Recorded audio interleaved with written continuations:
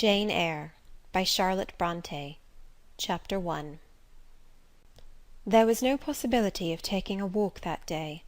We had been wandering, indeed, in the leafless shrubbery an hour in the morning; but since dinner Mrs. Reed, when there was no company, dined early.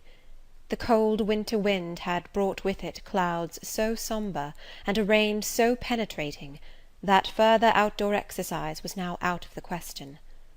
I was glad of it. I never liked long walks, especially on chilly afternoons. Dreadful to me was the coming home in the raw twilight, with nipped fingers and toes, and a heart saddened by the chidings of Bessie, the nurse, and humbled by the consciousness of my physical inferiority to Eliza, John, and Georgiana Reed. The said Eliza, John, and Georgiana were now clustered round their mamma in the drawing-room. She lay reclined on a sofa by the fireside, and with her darlings about her, for the time neither quarrelling nor crying, looked perfectly happy. Me she had dispensed from joining the group, saying, "She regretted to be under the necessity of keeping me at a distance, but that until she heard from Bessie, and could discover by her own observation that I was endeavouring in good earnest to acquire a more sociable and childlike disposition, a more attractive and sprightly manner, something lighter, franker, more natural, as it were, she really must exclude me from privileges intended only for contented, happy little children." "What does Bessie say I have done?" I asked. "Jane, I don't like cavillers or questioners. Besides, there is something truly forbidding in a child taking up her elders in that manner. Be seated somewhere, and until you can speak pleasantly, remain silent." A breakfast room adjoined the drawing room. I slipped in there. It contained a bookcase. I soon possessed myself of a volume, taking care that it should be one stored with pictures. I mounted into the window seat. Gathering up my feet, I sat cross-legged, like a Turk; and having drawn the red moreen curtain nearly close, I was shrined in double retirement. Folds of scarlet drapery shut in my view to the right hand; to the left were clear panes of glass, protecting, but not separating me from the drear November day. At intervals, while turning over the leaves of my book, I studied the aspect of that winter afternoon. Afar, it offered a pale blank of mist and cloud; near, a scene of wet lawn and storm-beat shrub, with ceaseless rain sweeping away wildly before a long and lamentable blast. I returned to my book. Bewick's History of British Birds. The letterpress thereof I cared little for, generally speaking; and yet there were certain introductory pages that, child as I was, I could not pass quite as a blank.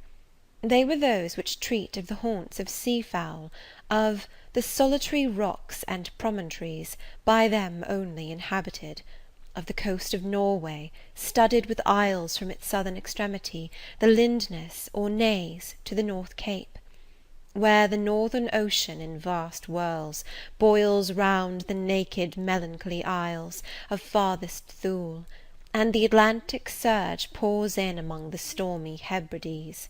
Nor could I pass unnoticed the suggestion of the bleak shores of Lapland, Siberia, Spitzbergen, Nova Zembla, Iceland, Greenland, with the vast sweep of the Arctic zone, and those forlorn regions of dreary space, that reservoir of frost and snow, where firm fields of ice, the accumulation of centuries of winters, glazed in alpine heights above heights, surround the pole, and concentrate the multiplied rigours of extreme cold.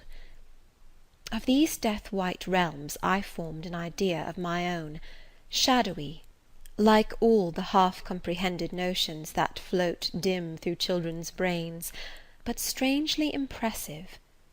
The words in these introductory pages connected themselves with the succeeding vignettes, and gave significance to the rock standing at Boulogne in a sea of billow and spray, to the broken boat stranded on a desolate coast, to the cold and ghastly moon glancing through bars of cloud at a wreck just sinking.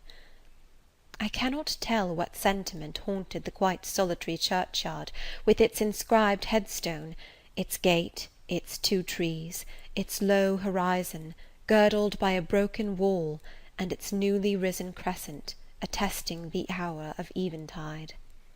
The two ships becalmed on a torpid sea I believed to be marine phantoms. The fiend pinning down the thief's pack behind him I passed over quickly. It was an object of terror. So was the black horned thing, seated aloof on a rock, surveying a distant crowd surrounding a gallows. Each picture told a story, mysterious often to my undeveloped understanding and imperfect feelings, yet ever profoundly interesting. As interesting as the tales Bessie sometimes narrated on winter evenings, when she chanced to be in a good humour, and when, having brought her ironing table to the nursery hearth, she allowed us to sit about it, and while she got up Mrs. Reed's lace frills, and crimped her nightcap borders, fed our eager attention with passages of love and adventure taken from old fairy tales and other ballads. Or, as at a later period I discovered, from the pages of Pamela and Henry Earl of Morland. With Buick on my knee I was then happy at least in my way. I feared nothing but interruption, and that came too soon. The breakfast-room door opened. "Beau! Madam Mope!" cried the voice of John Reed. Then he paused, he found the room apparently empty. "Where the dickens is she?" he continued. "Lizzy! Georgy!" calling to his sisters. "Joan is not here. Tell mamma she is run out into the rain. Bad animal!" It is well I drew the curtain, thought I, and I wished fervently he might not discover my hiding place. Nor would John Reed have found it out himself, he was not quick either of vision or conception.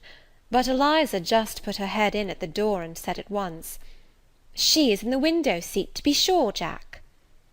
And I came out immediately, for I trembled at the idea of being dragged forth by the said Jack. "What do you want?" I asked, with awkward diffidence. "Say, what do you want, Master Reed?" was the answer. "I want you to come here." And seating himself in an arm-chair, he intimated by a gesture that I was to approach and stand before him. John Reed was a schoolboy of 14 years old, 4 years older than I, for I was but 10, large and stout for his age, with a dingy and unwholesome skin, thick lineaments in a spacious visage, heavy limbs, and large extremities. He gorged himself habitually at table, which made him bilious, and gave him a dim and bleared eye and flabby cheeks. He ought now to have been at school, but his mamma had taken him home for a month or two, on account of his delicate health. Mr. Miles, the master, affirmed that he would do very well if he had fewer cakes and sweetmeats sent him from home; but the mother's heart turned from an opinion so harsh, and inclined rather to the more refined idea that John's sallowness was owing to over-application, and perhaps to pining after home. John had not much affection for his mother and sisters, and an antipathy to me. He bullied and punished me, not 2 or 3 times in the week, nor once or twice in the day, but continually. Every nerve I had feared him, and every morsel of flesh in my bones shrank when he came near. There were moments when I was bewildered by the terror he inspired, because I had no appeal whatever against either his menaces or his inflictions. The servants did not like to offend their young master by taking my part against him, and Mrs. Reed was blind and deaf on the subject. She never saw him strike or heard him abuse me, though he did both now and then in her very presence, more frequently, however, behind her back. Habitually obedient to John, I came up to his chair. He spent some 3 minutes in thrusting out his tongue at me as far as he could without damaging the roots. I knew he would soon strike, and while dreading the blow, I mused on the disgusting and ugly appearance of him who would presently deal it. I wonder if he read that notion in my face, for all at once, without speaking, he struck suddenly and strongly. I tottered, and on regaining my equilibrium, retired back a step or 2 from his chair. "That is for your impudence in answering mamma a while since," said he, "and for your sneaking way of getting behind curtains, and for the look you had in your eyes 2 minutes since, you rat." A accustomed to John Reed's abuse, I never had an idea of replying to it. My care was how to endure the blow which would certainly follow the insult. "What were you doing behind the curtain?" he asked. "I was reading." "Show the book." I returned to the window, and fetched it thence. "You have no business to take our books. You are a dependent, mamma says. You have no money. Your father left you none. You ought to beg, and not to live here with gentlemen's children like us, and eat the same meals we do, and wear clothes at our mamma's expense. Now I'll teach you to rummage my bookshelves, for they are mine. All the house belongs to me, or will do in a few years. Go and stand by the door, out of the way of the mirror and windows." I did so, not at first aware what was his intention; but when I saw him lift and poise the book, and stand in act to hurl it, I instinctively started aside with a cry of alarm. Not soon enough, however. The volume was flung, it hit me, and I fell, striking my head against the door and cutting it. The cut bled, the pain was sharp, my terror had passed its climax, other feelings succeeded.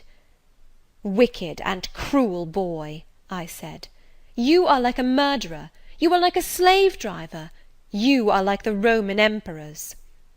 I had read Goldsmith's History of Rome, and had formed my opinion of Nero, Caligula, etc. Also I had drawn parallels in silence, which I never thought thus to have declared aloud. "What? What?" he cried. "Did she say that to me? Did you hear her, Eliza and Georgiana? Won't I tell mamma? But first—" He ran headlong at me.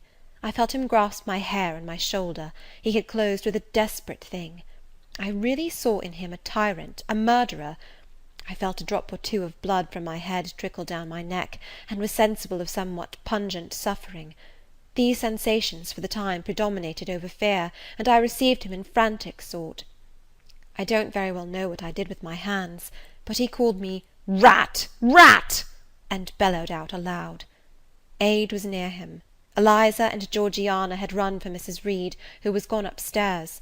She now came upon the scene, followed by Bessie and her maid Abbot. We were parted. I heard the words, "Dear, dear, what a fury to fly at Master John!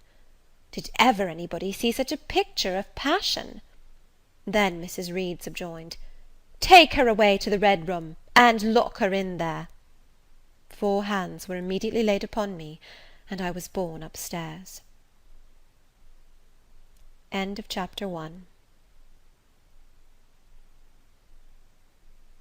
Chapter 2.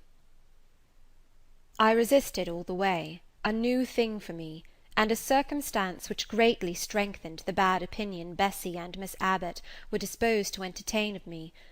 The fact is, I was a trifle beside myself, or rather out of myself, as the French would say. I was conscious that a moment's mutiny had already rendered me liable to strange penalties, and, like any other rebel slave, I felt resolved in my desperation to go all lengths. "Hold her arms, Miss Abbot, she's like a mad cat." "For shame, for shame!" cried the lady's maid. "What shocking conduct, Miss Eyre, to strike a young gentleman, your benefactress's son, your young master!" "Master? How is he my master? Am I a servant?" "No, you are less than a servant, for you do nothing for your keep. There, sit down, and think over your wickedness." They had got me by this time into the apartment indicated by Mrs. Reed, and had thrust me upon a stool. My impulse was to rise from it like a spring. Their 2 pair of hands arrested me instantly. "If you don't sit still, you must be tied down," said Bessie. "Miss Abbot, lend me your garters. She would break mine directly." Miss Abbot turned to divest a stout leg of the necessary ligature. This preparation for bonds, and the additional ignominy it inferred, took a little of the excitement out of me. "Don't take them off," I cried. "I will not stir." In guarantee whereof I attached myself to my seat by my hands. "Mind you don't," said Bessie; and when she had ascertained that I was really subsiding, she loosened her hold of me. Then she and Miss Abbot stood with folded arms, looking darkly and doubtfully on my face, as incredulous of my sanity. "She never did so before," at last said Bessie, turning to Abigail. "But it was always in her," was the reply. "I've told Mrs. often my opinion about the child, and Mrs. agreed with me. She's an underhand little thing. I never saw a girl of her age with so much cover."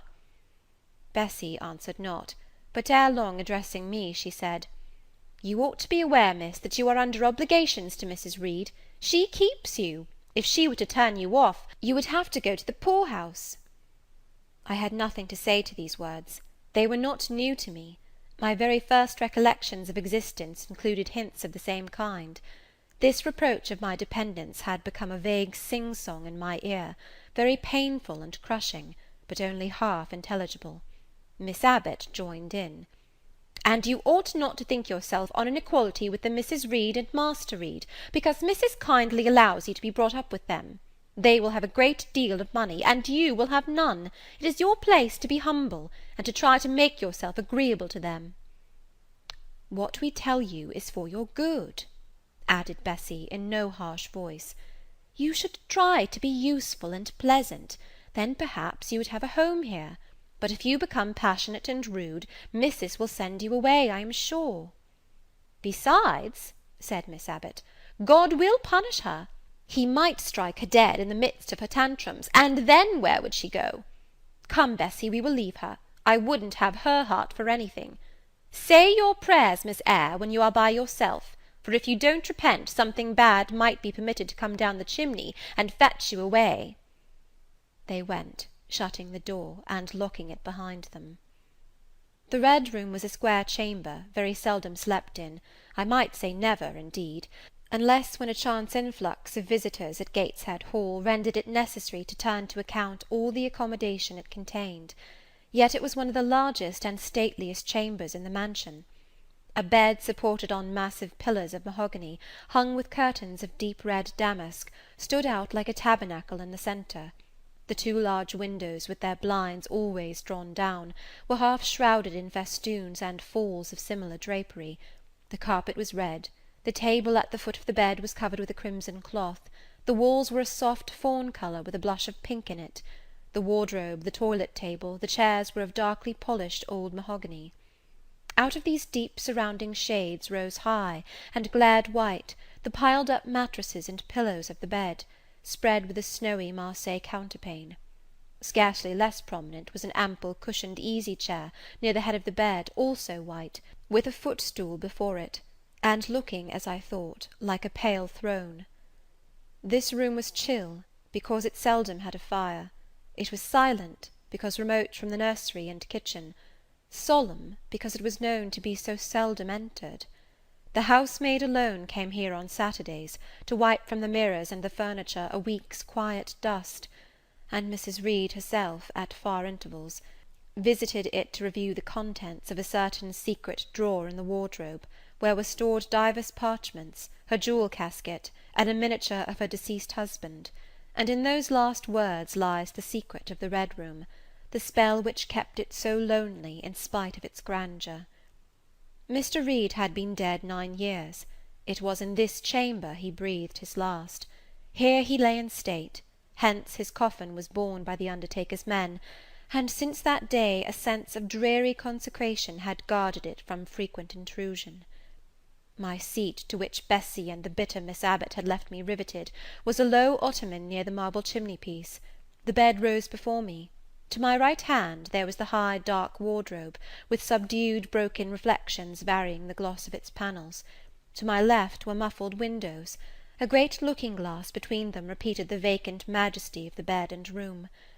I was not quite sure whether they had locked the door, and when I dared move I got up and went to see. Alas! Yes, no jail was ever more secure. Returning, I had to cross before the looking-glass. My fascinated glance involuntarily explored the depth it revealed. All looked colder and darker in that visionary hollow than in reality. And the strange little figure there gazing at me, with a white face and arms specking the gloom, and glittering eyes of fear moving where all else was still, had the effect of a real spirit. I thought it like one of the tiny phantoms, half fairy, half imp, Bessie's evening stories represented as coming out of lone ferny dells and moors, and appearing before the eyes of belated travellers. I returned to my stool. Superstition was with me at that moment, but it was not yet her hour for complete victory. My blood was still warm, the mood of the revolted slave was still bracing me with its bitter vigour.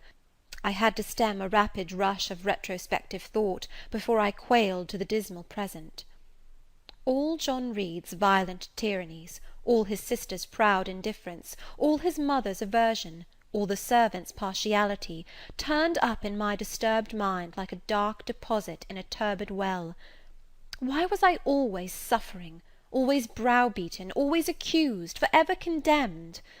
Why could I never please? Why was it useless to try to win any one's favour? Eliza, who was headstrong and selfish, was respected. Georgiana, who had a spoiled temper, a very acrid spite, a captious and insolent carriage, was universally indulged. Her beauty, her pink cheeks and golden curls, seemed to give delight to all who looked at her, and to purchase indemnity for every fault. John no one thwarted, much less punished, though he twisted the necks of the pigeons, killed the little pea-chicks, set the dogs at the sheep, stripped the hothouse vines of their fruit, and broke the buds off the choicest plants in the conservatory. He called his mother old girl too, sometimes reviled her for her dark skin, similar to his own, bluntly disregarded her wishes, not unfrequently tore and spoiled her silk attire, and he was still her own darling. I dared commit no fault, I strove to fulfil every duty, and I was termed naughty and tiresome, sullen and sneaking, from morning to noon, and from noon to night. My head still ached and bled with the blow and fall I had received. No one had reproved John for wantonly striking me, and because I had turned against him to avert farther irrational violence, I was loaded with general opprobrium.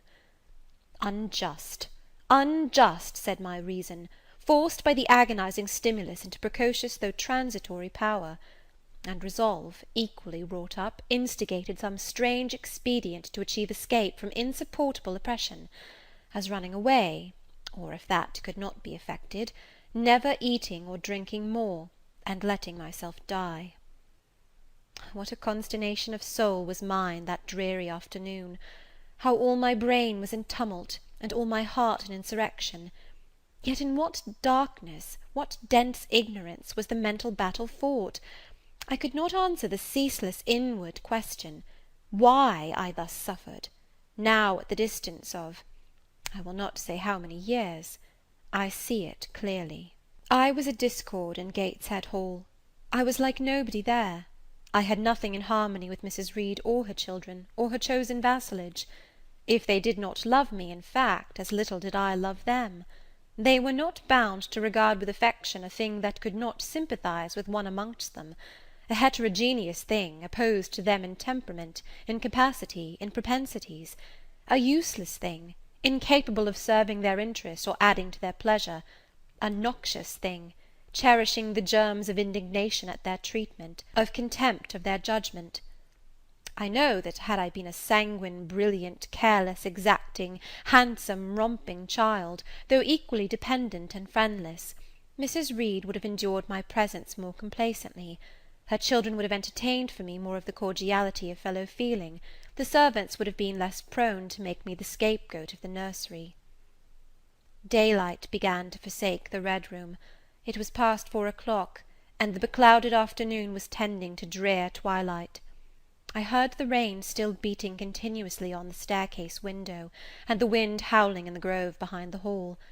I grew by degrees cold as a stone, and then my courage sank.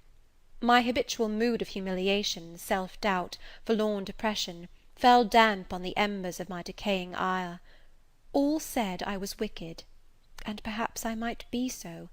What thought had I been but just conceiving of starving myself to death? That certainly was a crime, and was I fit to die? Or was the vault under the chancel of Gateshead Church an inviting bourne? In such vault, I had been told, did Mr. Reed lie buried, and, led by this thought to recall his idea, I dwelt on it with gathering dread. I could not remember him, but I knew that he was my own uncle, my mother's brother, that he had taken me when a parentless infant to his home, and that in his last moments he had required a promise of Mrs. Reed that she would rear and maintain me as one of her own children. Mrs. Reed probably considered she had kept this promise, and so she had, I dare say, as well as her nature would permit her. But how could she really like an interloper not of her race, and unconnected with her, after her husband's death, by any tie? It must have been most irksome to find herself bound by a hard-wrung pledge to stand in the stead of a parent to a strange child she could not love, and see an uncongenial alien permanently intruded on her own family group. A singular notion dawned upon me. I doubted not, never doubted, that if Mr. Reed had been alive he would have treated me kindly, and now, as I sat looking at the white bed and overshadowed walls, occasionally also turning a fascinated eye towards the dimly gleaming mirror, I began to recall what I had heard of dead men, troubled in their graves by the violation of their last wishes, revisiting the earth to punish the perjured and avenge the oppressed; and I thought Mr. Reed's spirit, harassed by the wrongs of his sister's child, might quit its abode, whether in the church vault or in the unknown world of the departed, and rise before me in this chamber. I wiped my tears and hushed my sobs, fearful lest any sign of violent grief might waken a preternatural voice to comfort me, or elicit from the gloom some haloed face, bending over me with strange pity. This idea, consolatory in theory, I felt would be terrible if realized. With all my might I endeavoured to stifle it, I endeavoured to be firm. Shaking my hair from my eyes, I lifted my head and tried to look boldly round the dark room. At this moment a light gleamed on the wall. Was it, I asked myself, a ray from the moon penetrating some aperture in the blind? No, moonlight was still, and this stirred. While I gazed, it glided up to the ceiling and quivered over my head. I can now conjecture readily that this streak of light was, in all likelihood, a gleam from a lantern carried by some one across the lawn. But then, prepared as my mind was for horror, shaken as my nerves were by agitation, I thought the swift darting beam was a herald of some coming vision from another world. My heart beat thick, my head grew hot, a sound filled my ears which I deemed the rushing of wings, something seemed near me, I was oppressed, suffocated, endurance broke down. I rushed to the door and shook the lock in desperate effort. Steps came running along the outer passage. The key turned. Bessie and Abbot entered. "Miss Eyre, are you ill?" said Bessie. "What a dreadful noise! It went quite through me," exclaimed Abbot. "Take me out! Let me go into the nursery!" was my cry. "What for? Are you hurt? Have you seen something?" again demanded Bessie. "Oh, I saw a light, and I thought a ghost would come." I had now got hold of Bessie's hand, and she did not snatch it from me. "She has screamed out on purpose," declared Abbot in some disgust. "And what a scream! If she had been in great pain, one would have excused it, but she only wanted to bring us all here. I know her naughty tricks." "What is all this?" demanded another voice peremptorily, and Mrs. Reed came along the corridor, her cap flying wide, her gown rustling stormily. "Abbot and Bessie, I believe I gave orders that Jane Eyre should be left in the red room till I came to her myself." "Miss Jane screamed so loud, ma'am," pleaded Bessie. "Let her go," was the only answer. "Loose Bessie's hand, child. You cannot succeed in getting out by these means, be assured. I abhor artifice, particularly in children. It is my duty to show you that tricks will not answer. You will now stay here an hour longer, and it is only on condition of perfect submission and stillness that I shall liberate you then." "Oh, aunt, have pity! Forgive me! I cannot endure it! Let me be punished some other way! I shall be killed if—" "Silence! This violence is all most repulsive." And so, no doubt, she felt it. I was a precocious actress in her eyes. She sincerely looked on me as a compound of virulent passions, mean spirit, and dangerous duplicity. Bessie and Abbot having retreated, Mrs. Reed, impatient of my now frantic anguish and wild sobs, abruptly thrust me back and locked me in without further parley. I heard her sweeping away, and soon after she was gone, I suppose I had a species of fit. Unconsciousness closed the scene. End of chapter 2.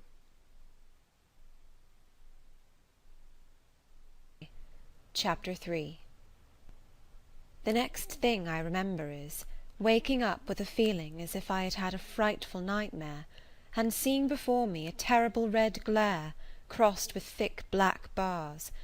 I heard voices, too, speaking with a hollow sound, and as if muffled by a rush of wind or water. Agitation, uncertainty, and an all-predominating sense of terror confused my faculties. Ere long I became aware that some one was handling me, lifting me up and supporting me in a sitting posture, and that more tenderly than I had ever been raised or upheld before. I rested my head against a pillow or an arm, and felt easy. In 5 minutes more the cloud of bewilderment dissolved. I knew quite well that I was in my own bed, and that the red glare was the nursery fire. It was night. A candle burnt on the table. Bessie stood at the bed foot with a basin in her hand, and a gentleman sat in a chair near my pillow, leaning over me. I felt an inexpressible relief, a soothing conviction of protection and security, when I knew that there was a stranger in the room, an individual not belonging to Gateshead, and not related to Mrs. Reed. Turning from Bessie, though her presence was far less obnoxious to me than that of Abbot, for instance, would have been, I scrutinized the face of the gentleman. I knew him.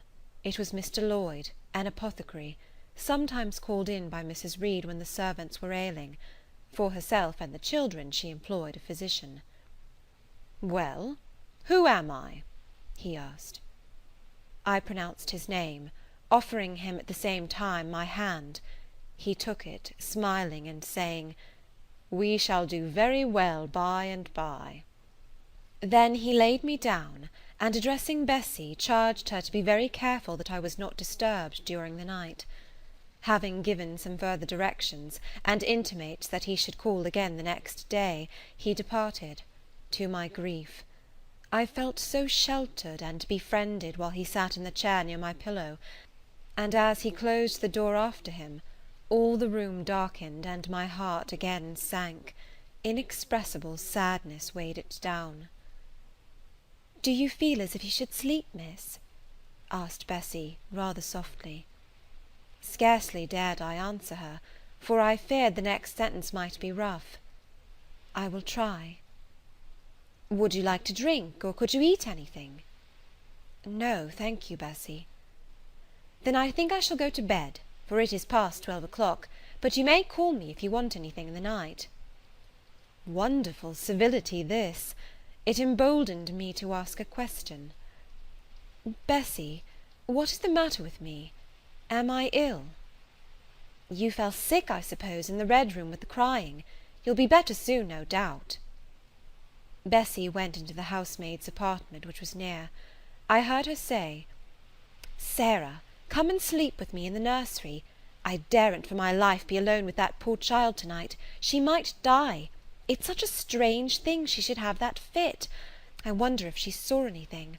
Missus was rather too hard." Sarah came back with her. They both went to bed.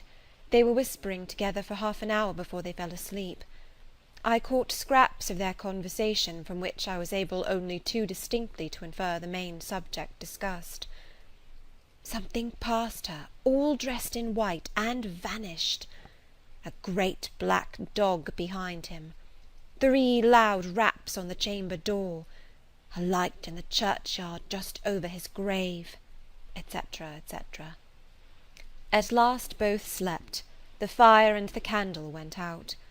For me, the watches of that long night passed in ghastly wakefulness, strained by dread, such dread as children only can feel. No severe or prolonged bodily illness followed this incident of the Red Room. It only gave my nerves a shock, of which I feel the reverberation to this day. Yes, Mrs. Reed, to you I owe some fearful pangs of mental suffering, but I ought to forgive you, for you knew not what you did. While rending my heartstrings, you thought you were only uprooting my bad propensities. Next day by noon I was up and dressed, and sat wrapped in a shawl by the nursery hearth.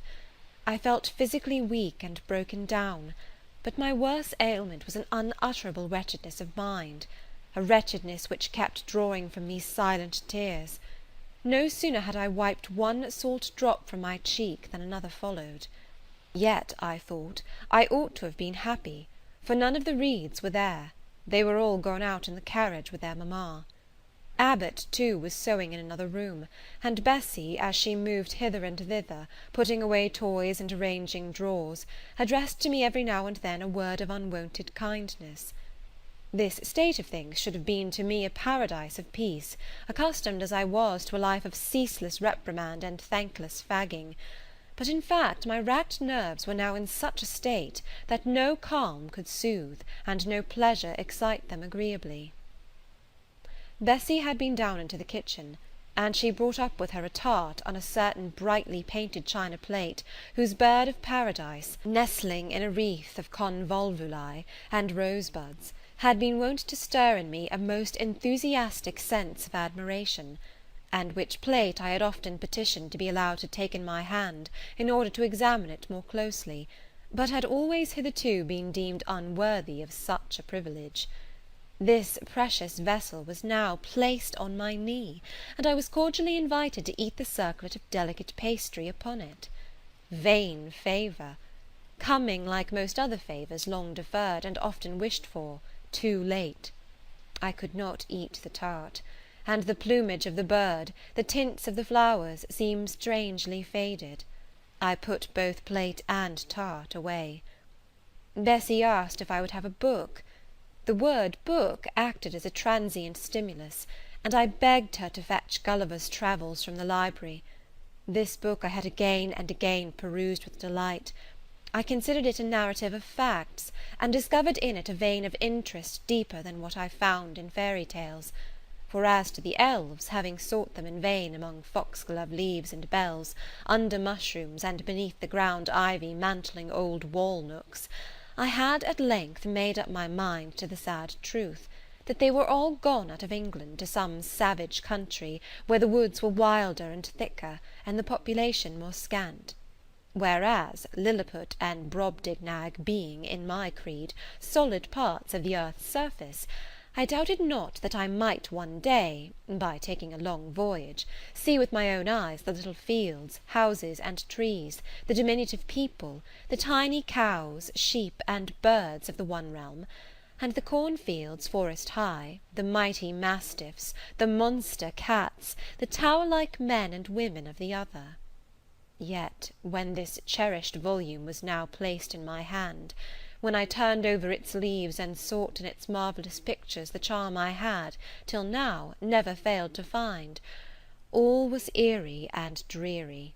The giants were gaunt goblins, the pygmies malevolent and fearful imps, Gulliver a most desolate wanderer in most dread and dangerous regions.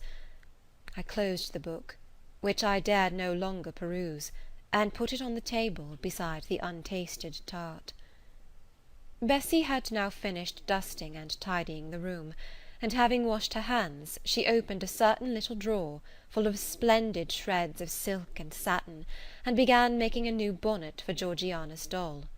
Meantime she sang. Her song was, "In the days when we went gypsying, a long time ago." I had often heard the song before, and always with lively delight, for Bessie had a sweet voice. At least I thought so. But now, though her voice was still sweet, I found in its melody an indescribable sadness. Sometimes, preoccupied with her work, she sang the refrain very low, very lingeringly. "A long time ago" came out like the saddest cadence of a funeral hymn. She passed into another ballad, this time a really doleful one. "My feet they are sore, and my limbs they are weary. Long is the way, and the mountains are wild. Soon will the twilight close moonless and dreary over the path of the poor orphan child. Why did they send me so far and so lonely, up where the moors spread and grey rocks are piled? Men are hard-hearted, and kind angels only watch o'er the steps of a poor orphan child. Yet distant and soft the night breeze is blowing, clouds there are none, and clear stars beam mild. God in his mercy protection is showing, comfort and hope to the poor orphan child. Even should I fall o'er the broken bridge passing, or stray in the marshes by false lights beguiled, still will my Father with promise and blessing take to his bosom the poor orphan child. There is a thought that for strength should avail me, though both of shelter and kindred despoiled. Heaven is a home, and a rest will not fail me. God is a friend to the poor orphan child. "Come, Miss Jane, don't cry," said Bessie as she finished. She might as well have said to the fire, "Don't burn," but how could she divine the morbid suffering to which I was a prey? In the course of the morning Mr. Lloyd came again. "What, already up?" said he, as he entered the nursery. "Well, nurse, how is she?" Bessie answered that I was doing very well. "Then she ought to look more cheerful. Come here, Miss Jane. Your name is Jane, is it not?" "Yes, sir, Jane Eyre." "Well, you have been crying, Miss Jane Eyre. Can you tell me what about? Have you any pain?" "No, sir." "Oh, I dare say she is crying because she could not go out with missus in the carriage," interposed Bessie. "Surely not. Why, she is too old for such pettishness." I thought so too, and my self-esteem being wounded by the false charge, I answered promptly, "I never cried for such a thing in my life. I hate going out in the carriage. I cry because I am miserable." "Oh, fie, miss," said Bessie. The good apothecary appeared a little puzzled. I was standing before him. He fixed his eyes on me very steadily. His eyes were small and grey, not very bright, but I dare say I should think them shrewd now. He had a hard-featured, yet good-natured looking face. Having considered me at leisure, he said, "What made you ill yesterday?" "She had a fall," said Bessie, again putting in her word. "Fall? Why, that is like a baby again. Can't she manage to walk at her age? She must be 8 or 9 years old." "I was knocked down," was the blunt explanation, jerked out of me by another pang of mortified pride. "But that did not make me ill," I added, while Mr. Lloyd helped himself to a pinch of snuff. As he was returning the books to his waistcoat pocket, a loud bell rang for the servants' dinner. He knew what it was. "That's for you, nurse," said he. "You can go down. I'll give Miss Jane a lecture till you come back." Bessie would rather have stayed, but she was obliged to go, because punctuality at meals was rigidly enforced at Gateshead Hall. "The fall did not make you ill. What did then?" pursued Mr. Lloyd, when Bessie was gone. "I was shut up in a room where there is a ghost, till after dark." I saw Mr. Lloyd smile and frown at the same time. "Ghost? What, you are a baby after all? You are afraid of ghosts?" "Of Mr. Reed's ghost I am. He died in that room, and was laid out there. Neither Bessie nor any one else will go into it at night if they can help it, and it was cruel to shut me up alone without a candle. So cruel, I think I shall never forget it." "Nonsense! And is it that makes you so miserable? Are you afraid now in daylight?" "No, but night will come again before long, and besides, I am unhappy, very unhappy, for other things." "What other things? Can you tell me some of them?" How much I wished to reply fully to this question! How difficult it was to frame any answer! Children can feel, but they cannot analyze their feelings, and if the analysis is partially effected in thought, they know not how to express the result of the process in words. Fearful, however, of losing this first and only opportunity of relieving my grief by imparting it, I, after a disturbed pause, contrived to frame a meagre, though, as far as it went, true response. "For one thing, I have no father or mother, brothers or sisters." "You have a kind aunt and cousins." Again I paused, then bunglingly announced, But John Reed knocked me down, and my aunt shut me up in the Red Room."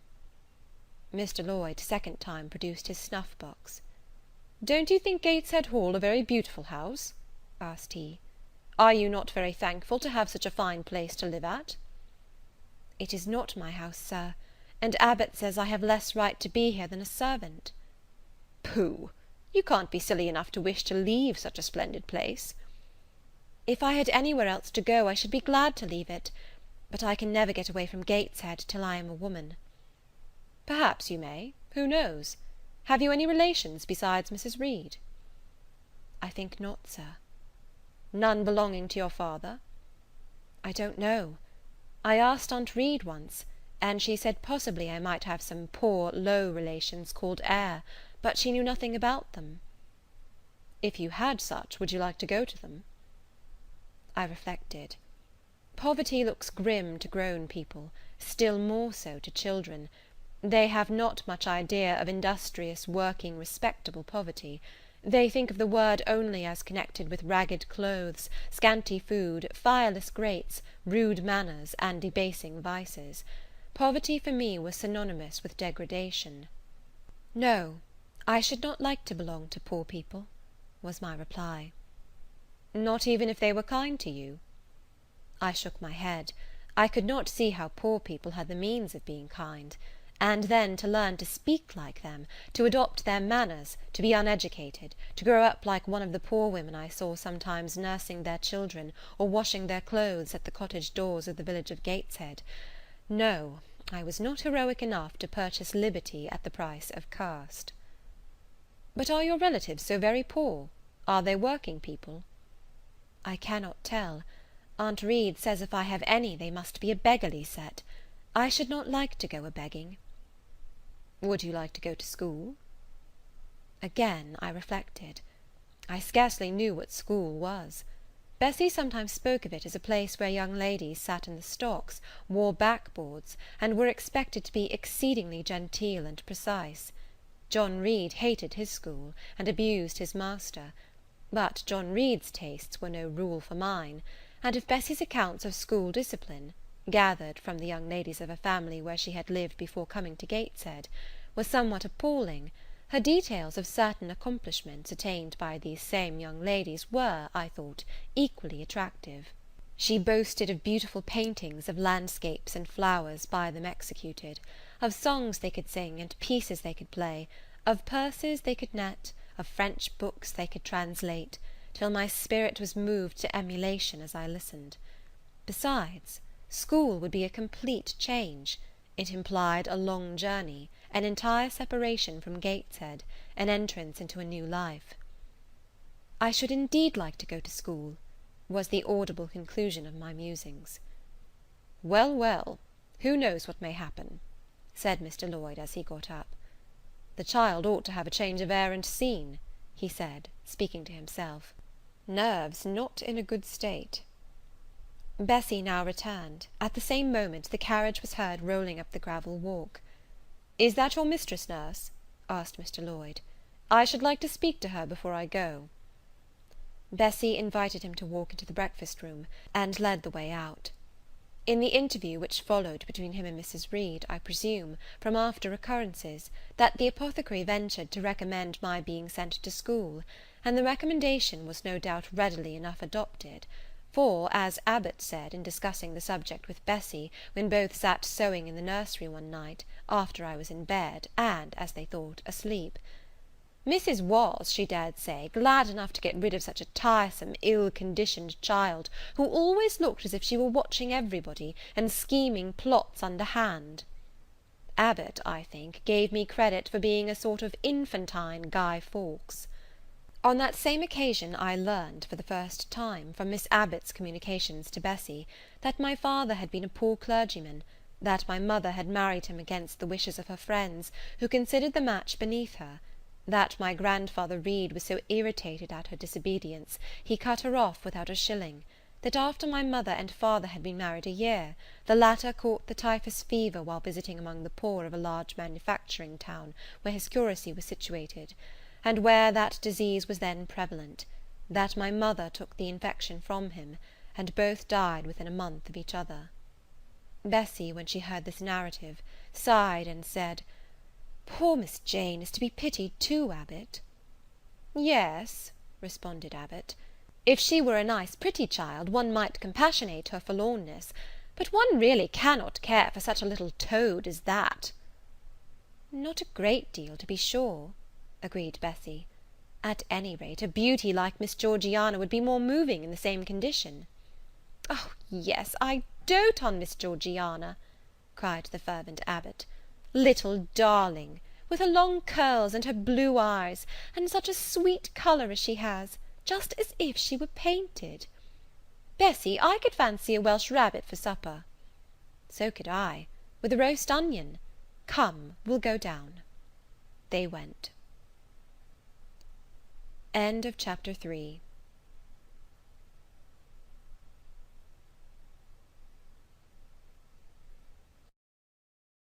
Chapter 4.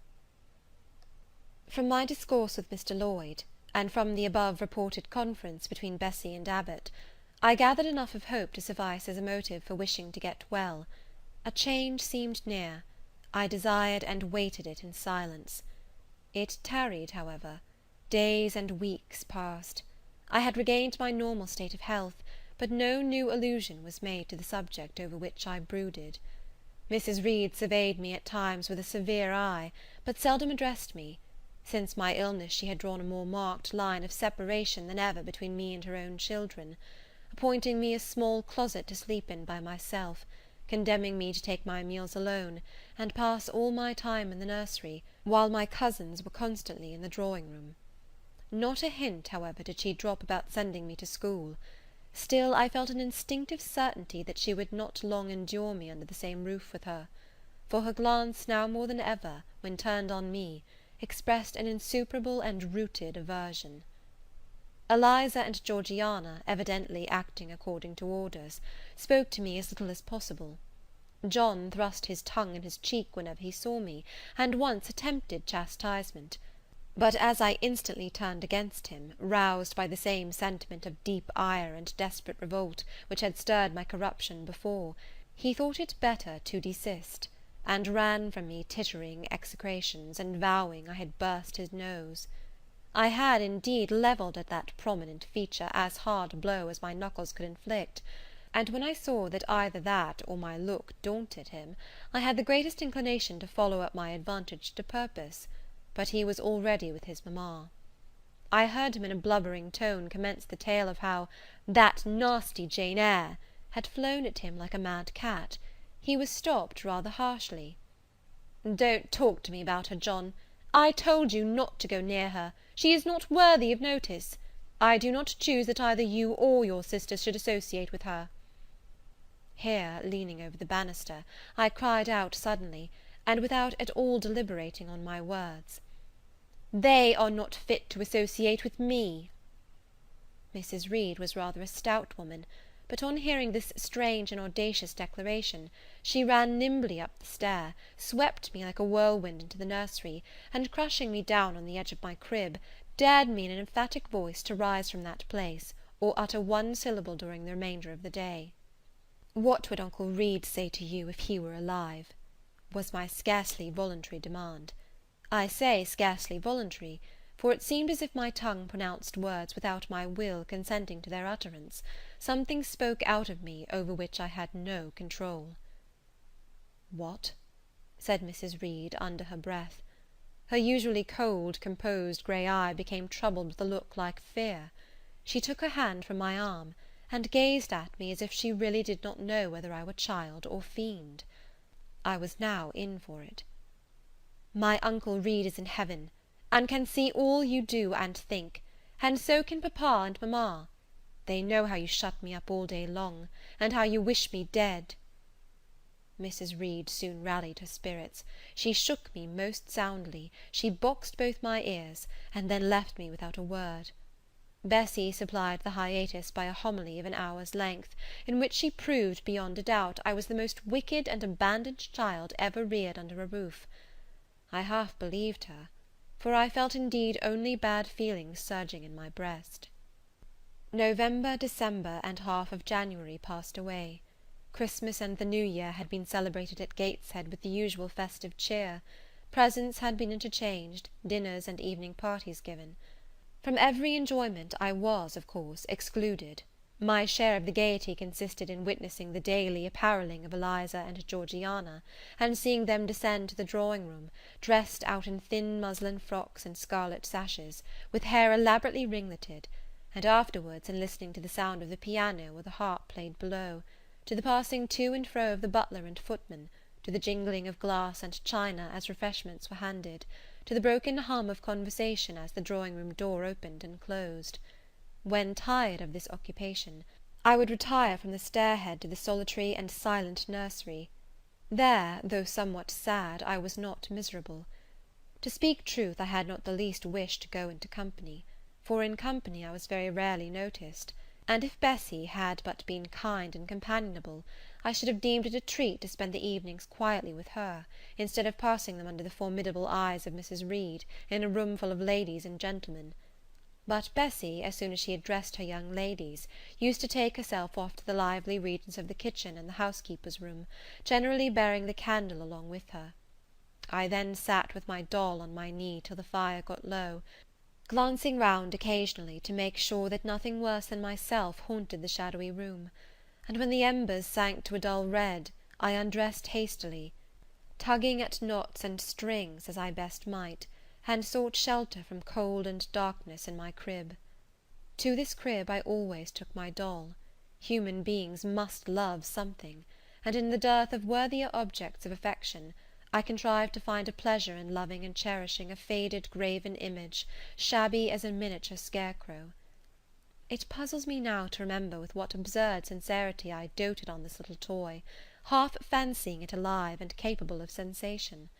I could not sleep unless it was folded in my night-gown, and when it lay there safe and warm, I was comparatively happy, believing it to be happy likewise.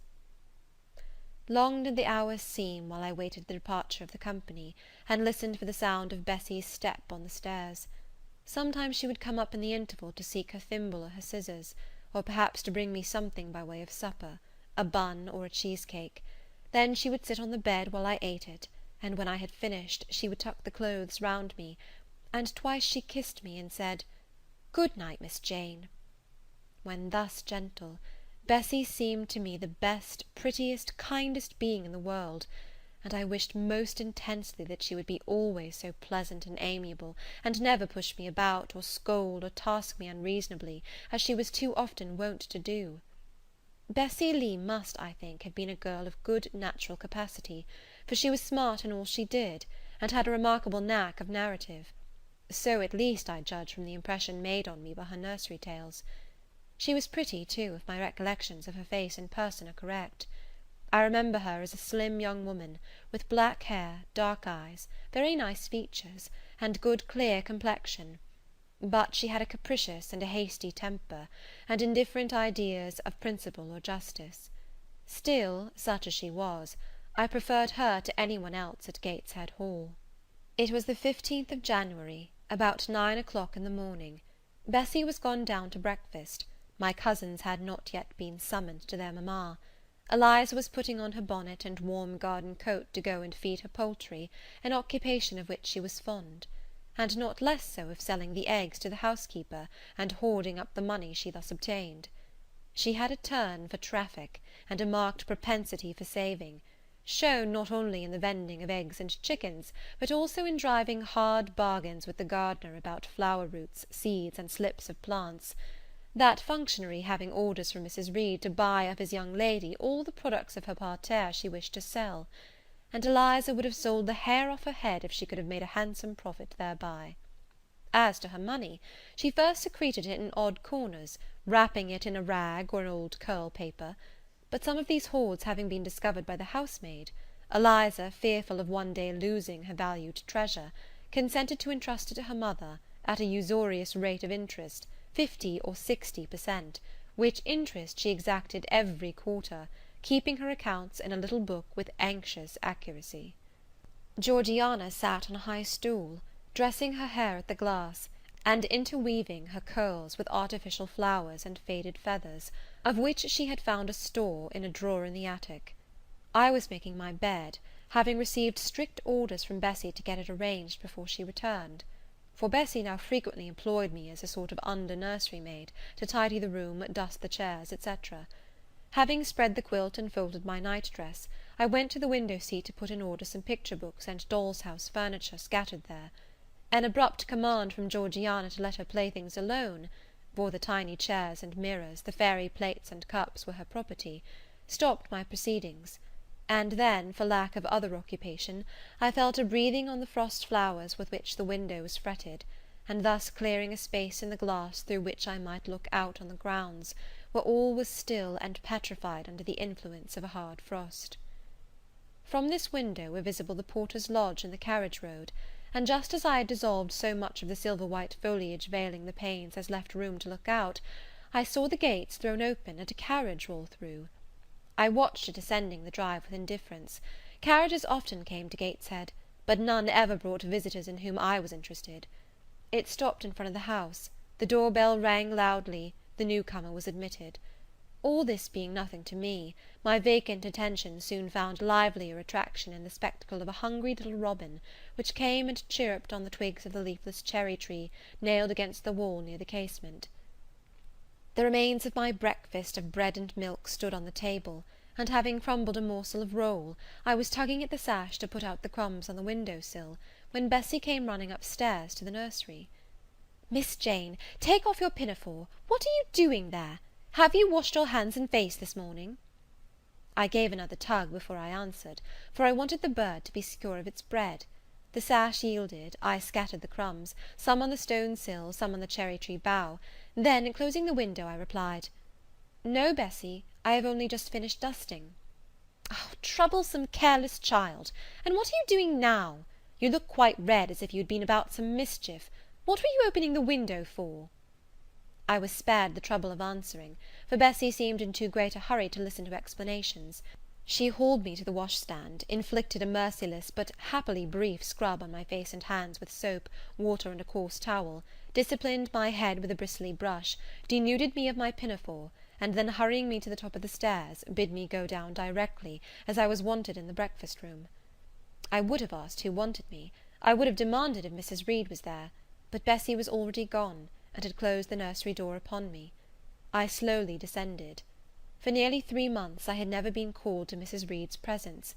Restricted so long to the nursery, the breakfast, dining, and drawing-rooms were become for me awful regions, on which it dismayed me to intrude.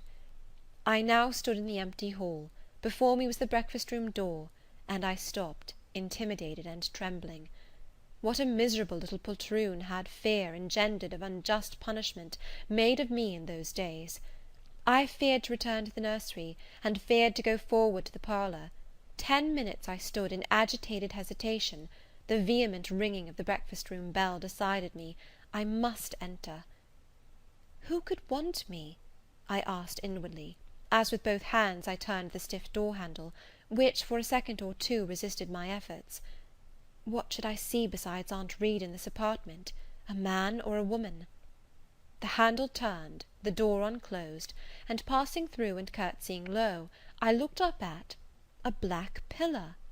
Such, at least, appeared to me at first sight the straight, narrow, sable-clad shape standing erect on the rug. The grim face at the top was like a carved mask, placed above the shaft by way of capital. Mrs. Reed occupied her usual seat by the fireside. She made a signal to me to approach. I did so, and she introduced me to the stony stranger with the words, "This is the little girl respecting whom I applied to you." He, for it was a man, turned his head slowly towards where I stood, and having examined me with the 2 inquisitive-looking grey eyes which twinkled under a pair of bushy brows, said solemnly, and in a bass voice, "Her size is small. What is her age?" 10 years. "So much," was the doubtful answer, and he prolonged his scrutiny for some minutes. Presently he addressed me. "Your name, little girl?" "Jane Eyre, sir." In uttering these words I looked up. He seemed to me a tall gentleman, but then I was very little. His features were large, and they and all the lines of his frame were equally harsh and prim. "Well, Jane Eyre, and are you a good child?" Impossible to reply to this in the affirmative. My little world held a contrary opinion. I was silent. Mrs. Reed answered for me by an expressive shake of the head, adding soon, "Perhaps the less said on that subject the better, Mr. Brocklehurst." "Sorry, indeed, to hear it. She and I must have some talk." And, bending from the perpendicular, he installed his person in the arm-chair opposite Mrs. Reed's. "Come here," he said. I stepped across the rug. He placed me square and straight before him. What a face he had, now that it was almost on a level with mine! What a great nose! And what a mouth! And what large prominent teeth! "No sight so sad as that of a naughty child," he began, "especially a naughty little girl. Do you know where the wicked go after death?" "They go to hell," was my ready and orthodox answer. "And what is hell? Can you tell me that?" "A pit full of fire." "And should you like to fall into that pit, and then be burning there for ever?" "No, sir." "What must you do to avoid it?" I deliberated a moment. My answer, when it did come, was objectionable. "I must keep in good health, and not die." "How can you keep in good health? Children younger than you die daily. I buried a little child of 5 years old only a day or two since, a good little child, whose soul is now in heaven. It is to be feared the same could not be said of you, were you to be called hence." Not being in a condition to remove his doubt, I only cast my eyes down on the 2 large feet planted on the rug, and sighed, wishing myself far enough away. "I hope that sigh is from the heart, and that you repent of ever having been the occasion of discomfort to your excellent benefactress." Benefactress, benefactress, said I, inwardly. They all call Mrs. Reed my benefactress. If so, a benefactress is a disagreeable thing. "Do you say your prayers night and morning?" continued my interrogator. "Yes, sir." "Do you read your Bible?" "Sometimes." "With pleasure? Are you fond of it?" "I like Revelations, and the book of Daniel, and Genesis and Samuel, and a little bit of Exodus, and some parts of Kings and Chronicles, and Job and Jonah." "And the Psalms? I hope you like them?" "No, sir." "No? Oh, shocking! I have a little boy younger than you who knows 6 Psalms by heart, and when you ask him which he would rather have, a gingerbread nut to eat, or a verse of Psalm to learn, he says, 'Oh, the verse of a Psalm! Angels sing Psalms,' says he. 'I wish to be a little angel here below.' He then gets 2 nuts in recompense for his infant piety." "Psalms are not interesting," I remarked. "That proves you have a wicked heart, and you must pray to God to change it, to give you a new and clean one, to take away your heart of stone, and give you a heart of flesh." I was about to propound a question, touching the manner in which that operation of changing my heart was to be performed, when Mrs. Reed interposed, telling me to sit down. She then proceeded to carry on the conversation herself. "Mr. Brocklehurst, I believe I intimated in the letter which I wrote to you 3 weeks ago, that this little girl has not quite the character and disposition I could wish. Should you admit her into Lowood School, I should be glad if the superintendent and teachers were requested to keep a strict eye on her, and above all to guard her against her worst fault, a tendency to deceit.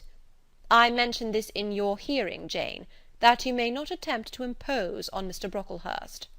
Well might I dread, well might I dislike Mrs. Reed, for it was her nature to wound me cruelly. Never was I happy in her presence. However carefully I obeyed, however strenuously I strove to please her, my efforts were still repulsed and repaid by such sentences as the above. Now, uttered before a stranger, the accusation cut me to the heart. I dimly perceived that she was already obliterating hope from the new phase of existence which she destined me to enter. I felt, though I could not have expressed the feeling, that she was sowing aversion and unkindness along my future path. I saw myself transformed under Mr. Brocklehurst's eye into an artful, noxious child; and what could I do to remedy the injury? Nothing, indeed, thought I, as I struggled to repress a sob, and hastily wiped away some tears, the impotent evidences of my anguish. "Deceit is, indeed, a sad fault in a child," said Mr. Brocklehurst. "It is akin to falsehood, and all liars will have their portion in the lake burning with fire and brimstone. She shall, however, be watched, Mrs. Reed. I will speak to Miss Temple and the teachers." "I should wish her to be brought up in a manner suiting her prospects," continued my benefactress, "to be made useful, to be kept humble. As for the vacations, she will, with your permission, spend them always at Lowood." "Your decisions are perfectly judicious, madam," returned Mr. Brocklehurst. "Humility is a Christian grace, and one peculiarly appropriate to the pupils of Lowood. I, therefore, direct that especial care shall be bestowed on its cultivation amongst them. I have studied how best to mortify in them the worldly sentiment of pride, and only the other day I had a pleasing proof of my success. My second daughter, Augusta, went with her mamma to visit the school, and on her return she exclaimed, "Oh, dear, papa, how quiet and plain all the girls at Lowood look, with their hair combed behind their ears, and their long pinafores, and the little holland pockets outside their frocks. They are almost like poor people's children. And," said she, "they looked at my dress and mamma's as if they had never seen a silk gown before." "This is the state of things I quite approve," returned Mrs. Reed. "Had I sought all England over, I could scarcely have found a system more exactly fitting a child like Jane Eyre. Consistency, my dear Mr. Brocklehurst. I advocate consistency in all things." "Consistency, madam, is the first of Christian duties, and it has been observed in every arrangement connected with the establishment of Lowood. Plain fare, simple attire, unsophisticated accommodations, hardy and active habits. Such is the order of the day in the house and its inhabitants." "Quite right, sir. I may then depend upon this child being received as a pupil at Lowood, and there being trained in conformity to her position and prospects?" "Madam, you may. She shall be placed in that nursery of chosen plants, and I trust she will show herself grateful for the inestimable privilege of her election." "I will send to them as soon as possible, Mr. Brocklehurst, for I assure you I feel anxious to be relieved of a responsibility that was becoming too irksome." No doubt, madam. And now I wish you good morning. I shall return to Brocklehurst Hall in the course of a week or two. My good friend, the Archdeacon, will not permit me to leave him sooner. I shall send Miss Temple notice that she is to expect a new girl, so that there will be no difficulty about receiving her. Good-bye." "Good-bye, Mr. Brocklehurst. Remember me to Mrs. and Miss Brocklehurst, and to Augusta and Theodore, and Master Broughton Brocklehurst." "I will, madam. Little girl, here is a book entitled The Child's Guide. Read it with prayer, especially that part containing an account of the awfully sudden death of Martha G., a naughty child addicted to falsehood and deceit." With these words, Mr. Brocklehurst put into my hand a thin pamphlet sewn in a cover, and having rung for his carriage, he departed. Mrs. Reed and I were left alone. Some minutes passed in silence. She was sewing. I was watching her. Mrs. Reed might be at that time some 6 or 7 and 30. She was a woman of robust frame, square-shouldered and strong-limbed, not tall, and though stout, not obese. She had a somewhat large face, the underjaw being much developed and very solid. Her brow was low, her chin large and prominent, mouth and nose sufficiently regular. Under her light eyebrows glimmered an eye devoid of ruth. Her skin was dark and opaque, her hair nearly flaxen. Her constitution was sound as a bell. Illness never came near her. She was an exact, clever manager. Her household and tenantry were thoroughly under her control. Her children only at times defied her authority and laughed to scorn. She dressed well, and had a presence and port calculated to set off handsome attire. Sitting on a low stool a few yards from her armchair, I examined her figure, I perused her features. In my hand I held the tract containing the sudden death of the liar, to which narrative my attention had been pointed as to an appropriate warning. What had just passed, what Mrs. Reed had said concerning me to Mr. Brocklehurst, the whole tenor of their conversation, was recent, raw, and stinging in my mind.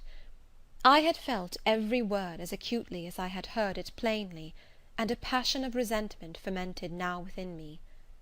Mrs. Reed looked up from her work, her eye settled on mine, her fingers at the same time suspended their nimble movements. "Go out of the room, return to the nursery," was her mandate. My look, or something else, must have struck her as offensive, for she spoke with extreme though suppressed irritation. I got up, I went to the door, I came back again, I walked to the window, across the room, then close up to her. Speak I must. I had been trodden on severely, and must turn. But how? What strength had I to dart retaliation at my antagonist? I gathered my energies, and launched them in this blunt sentence. I am not deceitful. If I were, I should say I loved you. But I declare I do not love you. I dislike you the worst of anybody in the world except John Reed. And this book about the liar you may give to your girl, Georgiana, for it is she who tells lies, and not I. Mrs. Reed's hands still lay on her work, inactive. Her eye of ice continued to dwell freezingly on mine. "What more have you to say?" she asked, rather in the tone in which a person might address an opponent of adult age, than such as ordinarily used to a child. That eye of hers, that voice, stirred every antipathy I had. Shaking from head to foot, thrilled with ungovernable excitement, I continued, "I am glad you are no relation of mine. I will never call you aunt again as long as I live. I will never come to see you when I am grown up; and if any one asks me how I liked you, and how you treated me, I will say the very thought of you makes me sick, and that you treated me with miserable cruelty." "How dare you affirm that, Jane Eyre?" "How dare I, Mrs. Reed? How dare I? Because it is the truth. You think I have no feelings, and that I can do without one bit of love or kindness; but I cannot live so. And you have no pity. I shall remember how you thrust me back, roughly and violently thrust me back, into the Red Room, and locked me up there, to my dying day; though I was in agony, though I cried out, while suffocating with distress, have mercy, Aunt Reed! And that punishment you made me suffer because your wicked boy struck me, knocked me down for nothing. I will tell anybody who asks me questions this exact tale. People think you a good woman, but you are bad, hard-hearted. You are deceitful." Ere I had finished this reply, my soul began to expand, to exult, with the strangest sense of freedom, of triumph, I ever felt. It seemed as if an invisible bond had burst, and that I had struggled out into unhoped-for liberty. Not without cause with this sentiment. Mrs. Reed looked frightened. Her work had slipped from her knee. She was lifting up her hands, rocking herself to and fro, and even twisting her face as if she would cry. "Jane, you are under a mistake. What is the matter with you? Why do you tremble so violently? Would you like to drink some water?" "No, Mrs. Reed." "Is there anything else you wish for, Jane? I assure you I desire to be your friend." "Not you. You told Mr. Brocklehurst I had a bad character, a deceitful disposition, and I'll let everybody at Lowood know what you are, and what you have done." "Jane, you don't understand these things. Children must be corrected for their faults." "Deceit is not my fault," I cried out in a high, savage voice. "But you are passionate, Jane, that you must allow. And now return to the nursery, there's a dear, and lie down a little." "I am not your dear. I cannot lie down. Send me to school soon, Mrs. Reed, for I hate to live here." "I will indeed send her to school soon," murmured Mrs. Reed sotto voce, and gathering up her work, she abruptly quitted the apartment. I was left there alone, winner of the field. It was the hardest battle I had fought, and the first victory I had gained. I stood a while on the rug where Mr. Brocklehurst had stood, and I enjoyed my conqueror's solitude. First I smiled to myself and felt elated, but this fierce pleasure subsided in me as fast as did the accelerated throb of my pulses. A child cannot quarrel with its elders as I had done, cannot give its furious feelings uncontrolled play as I had given mine, without experiencing afterwards the pang of remorse and the chill of reaction. A ridge of lighted heath, alive, glancing, devouring, would have been a meet emblem of my mind when I accused and menaced Mrs. Reed. The same ridge, black and blasted after the flames are dead, would have represented as meetly my subsequent condition, when half an hour's silence and reflection had shown me the madness of my conduct, and the dreariness of my hated and hating position. Something of vengeance I had tasted for the first time. As aromatic wine it seemed, on swallowing, warm and racy. Its after flavour, metallic and corroding, gave me a sensation as if I had been poisoned. Willingly would I now have gone and asked Mrs. Reed's pardon; but I knew, partly from experience and partly from instinct, that was the way to make her repulse me with double scorn, thereby re-exciting every turbulent impulse of my nature. I would fain exercise some better faculty than that of fierce speaking, fain find nourishment for some less fiendish feeling than that of sombre indignation. I took a book, some Arabian tales. I sat down and endeavoured to read. I could make no sense of the subject. My own thoughts swam always between me and the page I had usually found fascinating. I opened the glass door in the breakfast room. The shrubbery was quite still. The black frost reigned, unbroken by sun or breeze, through the grounds. I covered my head and arms with the skirt of my frock, and went out to walk in part of the plantation which was quite sequestered; but I found no pleasure in the silent trees, the falling fir cones, the congealed relics of autumn, russet leaves, swept by past winds in heaps, and now stiffened together. I leaned against a gate, and looked into an empty field where no sheep were feeding, where the short grass was nipped and blanched. It was a very grey day, a most opaque sky, onding on snaw, canopied all. Thence flakes fell in intervals, which settled on the hard path and on the hoary lea without melting. I stood, a wretched child enough, whispering to myself over and over again, "What shall I do? What shall I do?" All at once I heard a clear voice call, "Miss Jane, where are you? Come to lunch." It was Bessie, I knew well enough, but I did not stir. Her light step came tripping down the path. "You naughty little thing," she said, "why don't you come when you are called?" Bessie's presence, compared with the thoughts over which I had been brooding, seemed cheerful, even though, as usual, she was somewhat cross. The fact is, after my conflict with and victory over Mrs. Reed, I was not disposed to care much for the nursemaid's transitory anger, and I was disposed to bask in her youthful lightness of heart. I just put my 2 arms round her, and said, "Come, Bessie, don't scold." The action was more frank and fearless than any I was habituated to indulge in. Somehow it pleased her. "You are a strange child, Miss Jane," she said, as she looked down at me. "A little roving, solitary thing. And you are going to school, I suppose?" I nodded. "And won't you be sorry to leave poor Bessie?" "What does Bessie care for me? She's always scolding me." "Because you're such a queer, frightened, shy little thing. You should be bolder." "What, to get more knocks?" "Nonsense."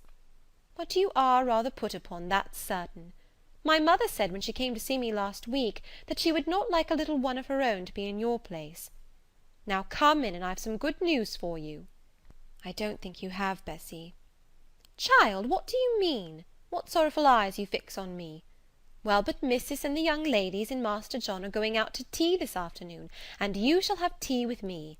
I'll ask cook to bake you a little cake, and then you shall help me look over your drawers, for I am soon to pack your trunk. Missis intends you to leave Gateshead in a day or 2, and you shall choose what toys you like to take with you." "Bessie, you must promise not to scold me any more till I go." "Well, I will; but mind you are a very good little girl, and don't be afraid of me. Don't start when I chance to speak rather sharply, it's so provoking." "I don't think I shall ever be afraid of you again, Bessie, because I have got used to you, and I shall soon have another set of people to dread." "If you dread them, they'll dislike you." "As you do, Bessie." "I don't dislike you, miss. I believe I am fonder of you than of all the others." "You don't show it." "You sharp little thing! You've got quite a new way of talking. What makes you so venturesome and hardy?" "Why, I shall soon be away from you, and besides—" I was going to say something about what had passed between me and Mrs. Reed, but on second thoughts I considered it better to remain silent on that head. "And so you're glad to leave me?" "Not at all, Bessy. Indeed, just now I'm rather sorry." "Just now, and rather! How coolly my little lady says it! I dare say now, if I were to ask you for a kiss, you wouldn't give it me. You'd say you'd rather not." "I'll kiss you, and welcome. Bend your head down." Bessie stooped, we mutually embraced, and I followed her into the house quite comforted. That afternoon lapsed in peace and harmony, and in the evening Bessie told me some of her most enchanting stories, and sang me some of her sweetest songs. Even for me, life had its gleams of sunshine. End of Chapter 4.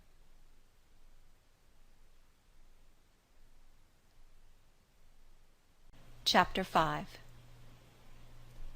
5 o'clock had hardly struck on the morning of the 19th of January, when Bessie brought a candle into my closet, and found me already up and nearly dressed. I had risen half an hour before her entrance, and had washed my face and put on my clothes by the light of a half moon just setting, whose rays streamed through the narrow window near my crib. I was to leave Gateshead that day by a coach, which passed the lodge gates at 6 a.m. Bessie was the only person yet risen. She had lit a fire in the nursery, where she now proceeded to make my breakfast. Few children can eat when excited with the thoughts of a journey, nor could I. Bessie, having pressed me in vain to take a few spoonfuls of the boiled milk and bread she had prepared for me, wrapped up some biscuits in a paper, and put them into my bag. Then she helped me on with my pelisse and bonnet, and, wrapping herself in a shawl, she and I left the nursery. As we passed Mrs. Reed's bedroom, she said, "Will you go in and bid Missus good-bye?" "No, Bessie. She came to my crib last night when you were gone down to supper, and said I need not disturb her in the morning, or my cousins either; and she told me to remember that she had always been my best friend, and to speak of her and be grateful to her accordingly." "What did you say, miss?" "Nothing. I covered my face with the bedclothes, and turned from her to the wall." "Oh, that was wrong, Miss Jane." "It was quite right, Bessie. Your missus has not been my friend, she has been my foe." "Oh, Miss Jane, don't say so." "Good-bye to Gateshead," cried I, as we passed through the hall and went out at the front door. The moon was set, and it was very dark. Bessie carried a lantern, whose light glanced on wet steps and gravel roads sodden by a recent thaw.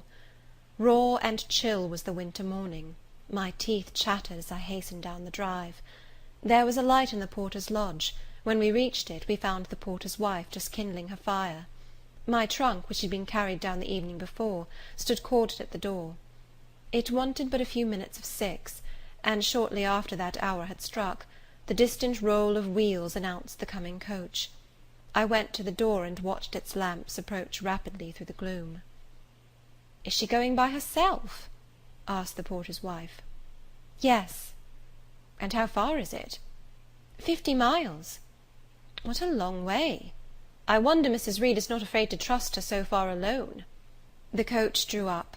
There it was at the gates, with its 4 horses, and its top laden with passengers. The guard and coachman loudly urged haste. My trunk was hoisted up. I was taken from Bessie's neck, to which I clung with kisses. "Be sure and take good care of her," cried she to the guard, as he lifted me into the inside. "Ay, ay," was the answer. The door was slapped to, a voice exclaimed, "All right," and on we drove. Thus was I severed from Bessie and Gateshead, thus whirled away to unknown, and, as I then deemed, remote and mysterious regions. I remember but little of the journey. I only know that the day seemed to me of a preternatural length, and that we appeared to travel over hundreds of miles of road. We passed through several towns, and in one, a very large one, the coach stopped. The horses were taken out, and the passengers alighted to dine. I was carried into an inn, where the guard wanted me to have some dinner; but as I had no appetite, he left me in an immense room with a fireplace at each end, a chandelier pendant from the ceiling, and a little red gallery high up against the wall filled with musical instruments. Here I walked about for a long time, feeling very strange, and mortally apprehensive of some one coming in and kidnapping me; for I believed in kidnappers, their exploits having frequently figured in Bessie's fireside chronicles. At last the guard returned. Once more I was stowed away in the coach. My protector mounted his own seat, sounded his hollow horn, and away we rattled over the stony street of L. The afternoon came on wet and somewhat misty. As it waned into dusk, I began to feel that we were getting very far indeed from Gateshead. We ceased to pass through towns, the country changed, great grey hills heaved up round the horizon. As twilight deepened, we descended a valley dark with wood, and long after night had overclouded the prospect, I heard a wild wind rushing amongst trees. Lulled by the sound, I at last dropped asleep. I had not long slumbered when the sudden cessation of motion awoke me. The coach door was open, and a person like a servant was standing at it. I saw her face and dress by the light of the lamps. "Is there a little girl called Jane Eyre here?" she asked. I answered yes, and was then lifted out. My trunk was handed down, and the coach instantly drove away. I was stiff with long sitting, and bewildered with the noise and motion of the coach. Gathering my faculties, I looked about me. Rain, wind, and darkness filled the air. Nevertheless, I dimly discerned a wall before me and a door open in it. Through this door I passed with my new guide. She shut and locked it behind her. There was now visible a house, or houses, for the building spread far, with many windows, and lights burning in some. We went up a broad pebbly path, splashing wet, and were admitted at a door. Then the servant led me through a passage into a room with a fire, where she left me alone. I stood and warmed my numbed fingers over the blaze. Then I looked round. There was no candle, but the uncertain light from the hearth showed, by intervals, papered walls, carpet, curtains, shining mahogany furniture. It was a parlour, not so spacious or splendid as the drawing-room at Gateshead, but comfortable enough. I was puzzling to make out the subject of a picture on the wall, when the door opened, and an individual carrying a light entered. Another followed close behind. The first was a tall lady with dark hair, dark eyes, and a pale and large forehead. Her figure was partly enveloped in a shawl. Her countenance was grave, her bearing erect. "The child is very young to be sent alone," said she, putting her candle down on the table. She considered me attentively for a minute or two, then further added, "She had better be put to bed soon. She looks tired. Are you tired?" she asked, placing her hand on my shoulder. "A little, ma'am." "And hungry too, no doubt. Let her have some supper before she goes to bed, Miss Miller. Is this the first time you have left your parents to come to school, my little girl?" I explained to her that I had no parents. She inquired how long they had been dead, then how old I was, what was my name, whether I could read, write, and sew a little. Then she touched my cheek gently with her forefinger, and saying, she hoped I should be a good child, dismissed me along with Miss Miller. The lady I had left might be about 29. The one who went with me appeared some years younger. The first impressed me by her voice, look, and air. Miss Miller was more ordinary, ruddy in complexion, though of a careworn countenance, hurried in gait and action, like one who had always a multiplicity of tasks on hand. She looked, indeed, what I afterwards found she really was, an under-teacher. Led by her, I passed from compartment to compartment, from passage to passage, of a large and irregular building, till, emerging from the total and somewhat dreary silence pervading that portion of the house we had traversed, we came upon the hum of many voices, and presently entered a wide long room, with great deal tables, 2 at each end, on each of which burnt a pair of candles, and seated all round on benches, a congregation of girls of every age, from 9 or 10 to 20. Seen by the dim light of the dips, their number to me appeared countless, though not in reality exceeding 80. They were uniformly dressed in brown stuff frocks of quaint fashion, and long holland pinafores. It was the hour of study. They were engaged in conning over their tomorrow's task, and the hum I had heard was the combined result of their whispered repetitions. Miss Miller signed to me to sit on a bench near the door. Then, walking up to the top of the long room, she cried out, "Monitors, collect the lesson books and put them away." 4 tall girls arose from different tables, and going round, gathered the books and removed them. Miss Miller again gave the word of command, "Monitors, fetch the supper trays." The tall girls went out and returned presently, each bearing a tray with portions of something, I knew not what, arranged thereon, and a pitcher of water and mug in the middle of each tray. The portions were handed round.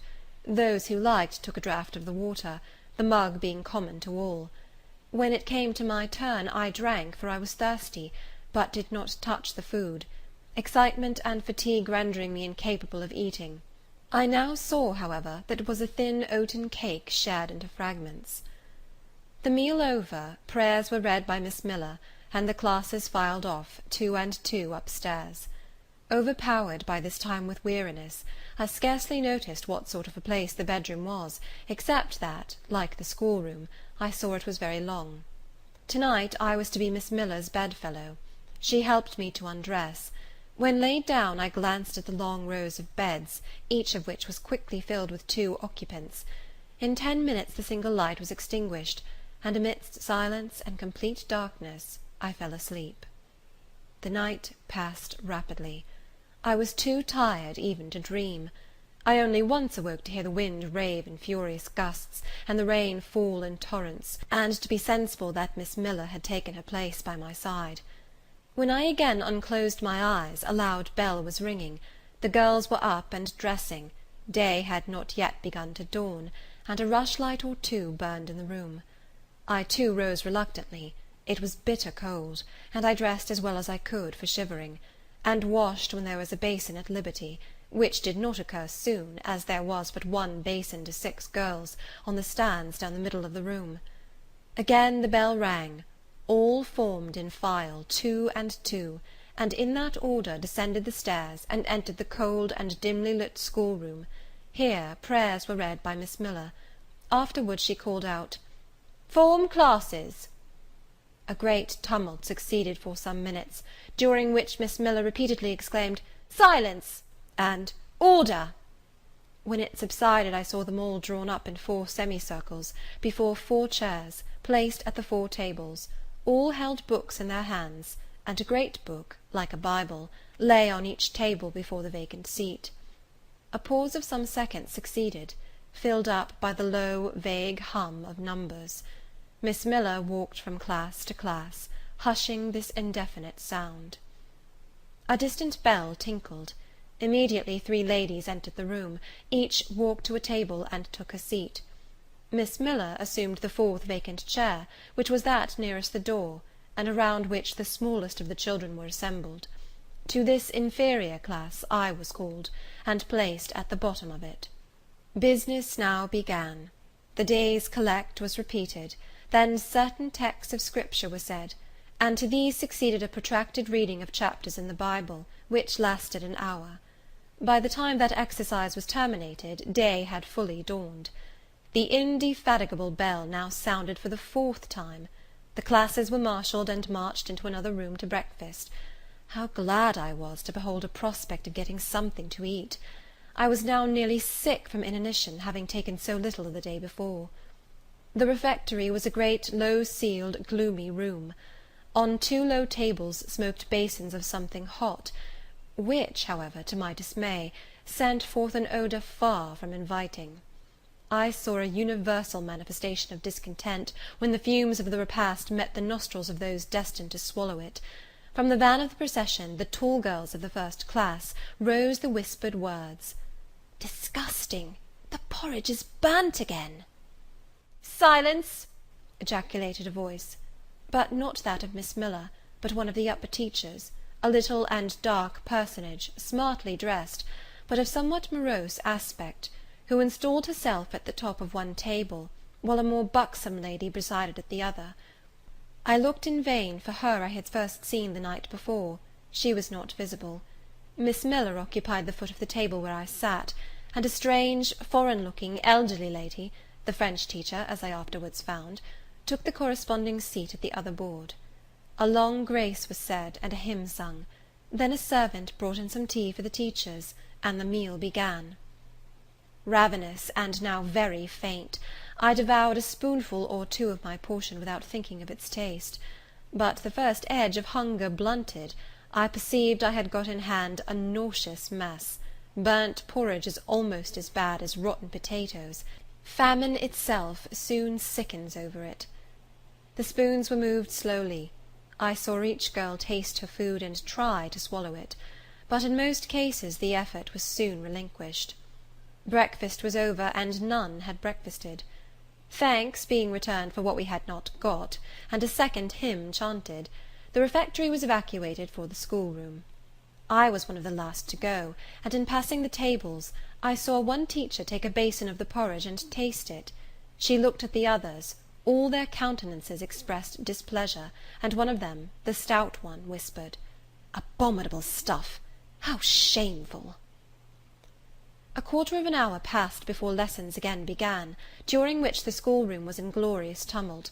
For that space of time it seemed to be permitted to talk loud and more freely, and they used their privilege. The whole conversation ran on the breakfast, which one and all abused roundly. Poor things! It was the sole consolation they had. Miss Miller was now the only teacher in the room. A group of great girls standing about her spoke with serious and sullen gestures. I heard the name of Mr. Brocklehurst pronounced by some lips, at which Miss Miller shook her head disapprovingly; but she made no great effort to check the general wrath. Doubtless she shared in it. A clock in the schoolroom struck 9. Miss Miller left her circle, and standing in the middle of the room, cried, "Silence! To your seats!" Discipline prevailed. In 5 minutes the confused throng was resolved into order, and comparative silence quelled the babbled clamour of tongues. The upper teachers now punctually resumed their posts, but still all seemed to wait. Ranged on benches down the sides of the room, the 80 girls sat motionless and erect. A quaint assemblage they appeared, all with plain locks combed from their faces, not a curl visible, in brown dresses, made high and surrounded by a narrow tucker about the throat, with little pockets of holland, shaped something like a Highlander's purse, tied in front of their frocks, and destined to serve the purpose of a work-bag; all, too, wearing woollen stockings and country-made shoes, fastened with brass buckles. About 20 of those clad in this costume were full-grown girls, or rather young women. It suited them ill, and gave an air of oddity even to the prettiest. I was still looking at them, and also at intervals examining the teachers, none of whom precisely pleased me, for the stout one was a little coarse, the dark one not a little fierce, the foreigner harsh and grotesque, and Miss Miller, poor thing, looked purple, weather-beaten, and overworked. When, as my eye wandered from face to face, the whole school rose simultaneously, as if moved by a common spring. What was the matter? I had heard no order given. I was puzzled. Ere I had gathered my wits, the classes were again seated; but as all eyes were now turned to one point, mine followed the general direction, and encountered the personage who had received me last night. She stood at the bottom of the long room, on the hearth, for there was a fire at each end. She surveyed the 2 rows of girls silently and gravely. Miss Miller, approaching, seemed to ask her a question, and having received her answer, went back to her place, and said aloud, "Monitor of the first class, fetch the globes." While the direction was being executed, the lady consulted moved slowly up the room. I suppose I have a considerable organ of veneration, for I retain yet the sense of admiring awe with which my eyes traced her steps. Seen now in broad daylight, she looked tall, fair, and shapely. Brown eyes with benignant light in their irids, and a fine pencilling of long lashes round, relieved the whiteness of her large front. On each of her temples her hair, of a very dark brown, was clustered in round curls, according to the fashion of those times, when neither smooth bands nor long ringlets were in vogue. Her dress, also in the mode of the day, was of purple cloth, relieved by a sort of Spanish trimming of a black velvet. A gold watch, watches were not so common then as now, shone at her girdle.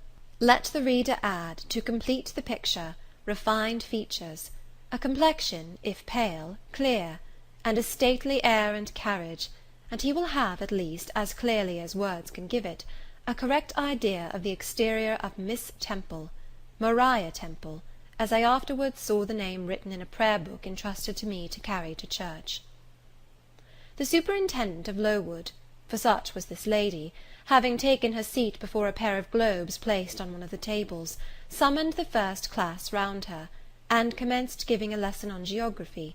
The lower classes were called by the teachers. Repetitions in history, grammar, etc., went on for an hour. Writing and arithmetic succeeded, and music lessons were given by Miss Temple to some of the elder girls. The duration of each lesson was measured by the clock, which at last struck 12. The superintendent rose. "I have a word to address to the pupils," said she. The tumult of cessation from lessons was already breaking forth, but it sank at her voice. She went on. "You had this morning a breakfast which you could not eat. You must be hungry. I have ordered that a lunch of bread and cheese shall be served to all." The teachers looked at her with a sort of surprise. "It is to be done on my responsibility," she added, in an explanatory tone to them, and immediately afterwards left the room. The bread and cheese was presently brought in and distributed, to the high delight and refreshment of the whole school. The order was now given, "To the garden." Each put on a coarse straw bonnet, with strings of coloured calico and a cloak of grey frieze. I was similarly equipped, and following the stream, I made my way into the open air. The garden was a wide enclosure, surrounded with walls so high as to exclude every glimpse of prospect. A covered verandah ran down one side, and broad walks bordered a middle space divided into scores of little beds. These beds were assigned as gardens for the pupils to cultivate, and each bed had an owner. When full of flowers they would doubtless look pretty, but now, at the latter end of January, all was wintry blight and brown decay. I shuddered as I stood and looked round me. It was an inclement day for outdoor exercise. Not positively rainy, but darkened by a drizzling yellow fog. All underfoot was still soaking wet with the floods of yesterday.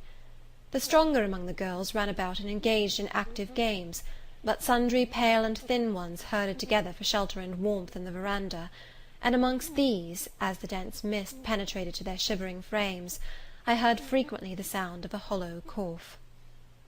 As yet I had spoken to no one, nor did anybody seem to take notice of me.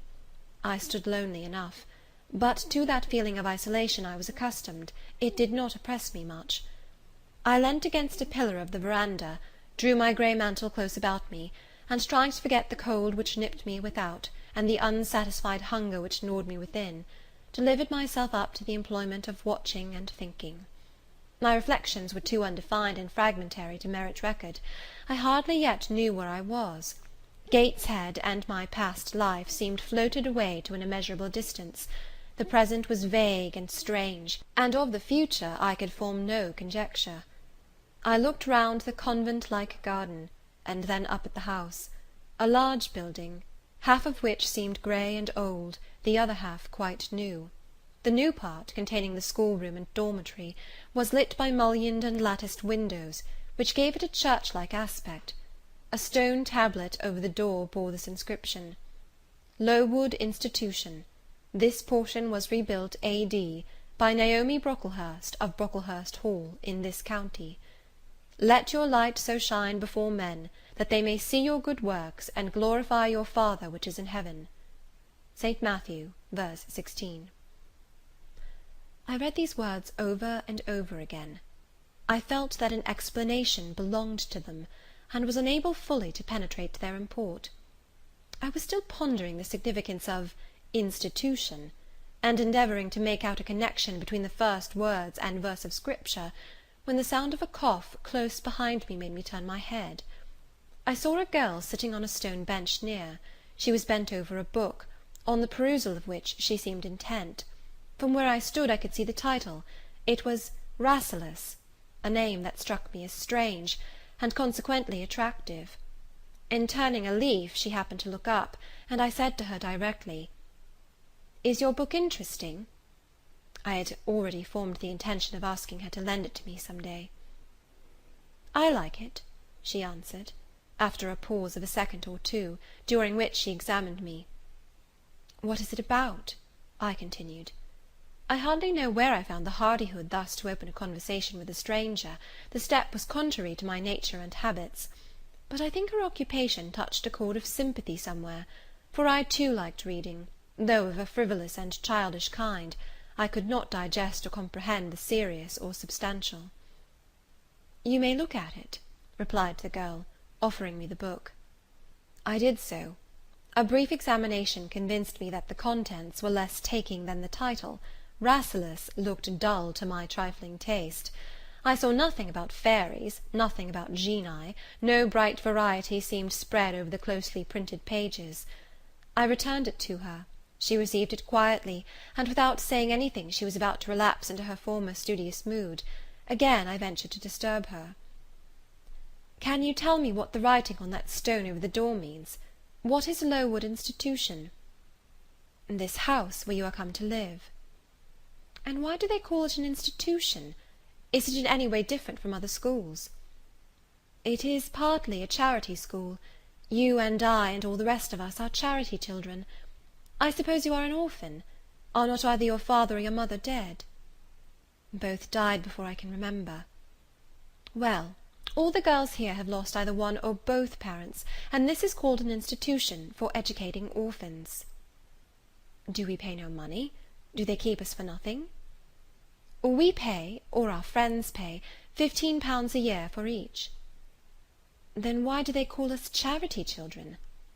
"Because £15 is not enough for board and teaching, and the deficiency is supplied by subscription." "Who subscribes?" "Different benevolent-minded ladies and gentlemen in this neighbourhood and in London." "Who is Naomi Brocklehurst?" "The lady who built the new part of this house, as that tablet records, and whose son overlooks and directs everything here." "Why?" "Because he is treasurer and manager of the establishment." "Then this house does not belong to that tall lady who wears a watch, and who said we were to have some bread and cheese?" "To Miss Temple? Oh, no, I wish it did. She has to answer to Mr. Brocklehurst for all she does. Mr. Brocklehurst buys all our food and all our clothes." "Does he live here?" "No, 2 miles off, at a large hall." "Is he a good man?" "He is a clergyman, and is said to do a great deal of good." "Did you say that tall lady was called Miss Temple?" "Yes." "And what are the other teachers called?" "The one with red cheeks is called Miss Smith. She attends to the work, and cuts out, for we make our own clothes, our frocks and pelisses, and everything. And the little one with black hair is Miss Scatcherd.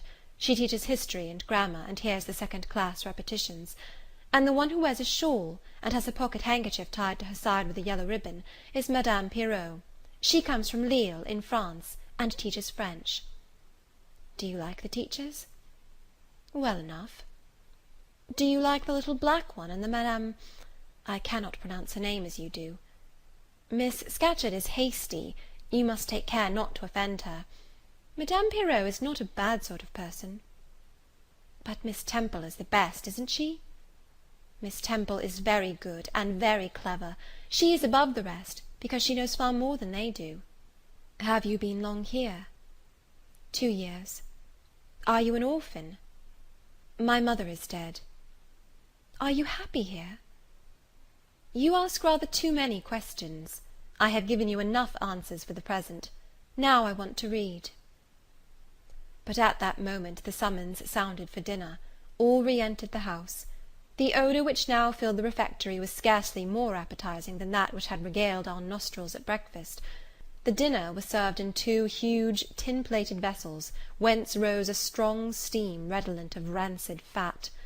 I found the mess to consist of indifferent potatoes and strange shreds of rusty meat, mixed and cooked together.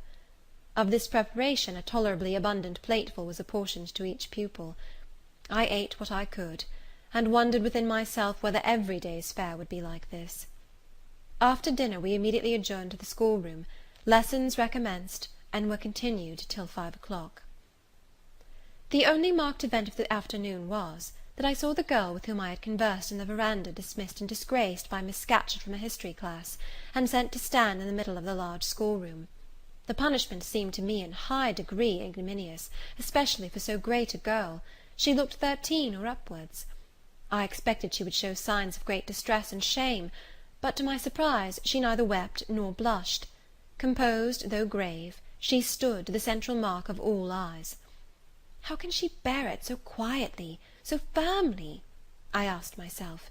Were I in her place, it seems to me I should wish the earth to open and swallow me up. She looks as if she were thinking of something beyond her punishment, beyond her situation, of something not round her, nor before her. I have heard of daydreams. Is she in a daydream now? Her eyes are fixed on the floor, but I am sure they do not see it. Her sight seems turned in, gone down into her heart. She is looking at what she can remember, I believe, not at what is really present. I wonder what sort of a girl she is, whether good or naughty. Soon after 5 p.m. we had another meal, consisting of a small mug of coffee and half a slice of brown bread. I devoured my bread and drank my coffee with relish, but I should have been glad of as much more. I was still hungry. Half an hour's recreation succeeded, then study, then the glass of water and the piece of oatcake, prayers, and bed. Such was my first day at Lowood. End of chapter 5.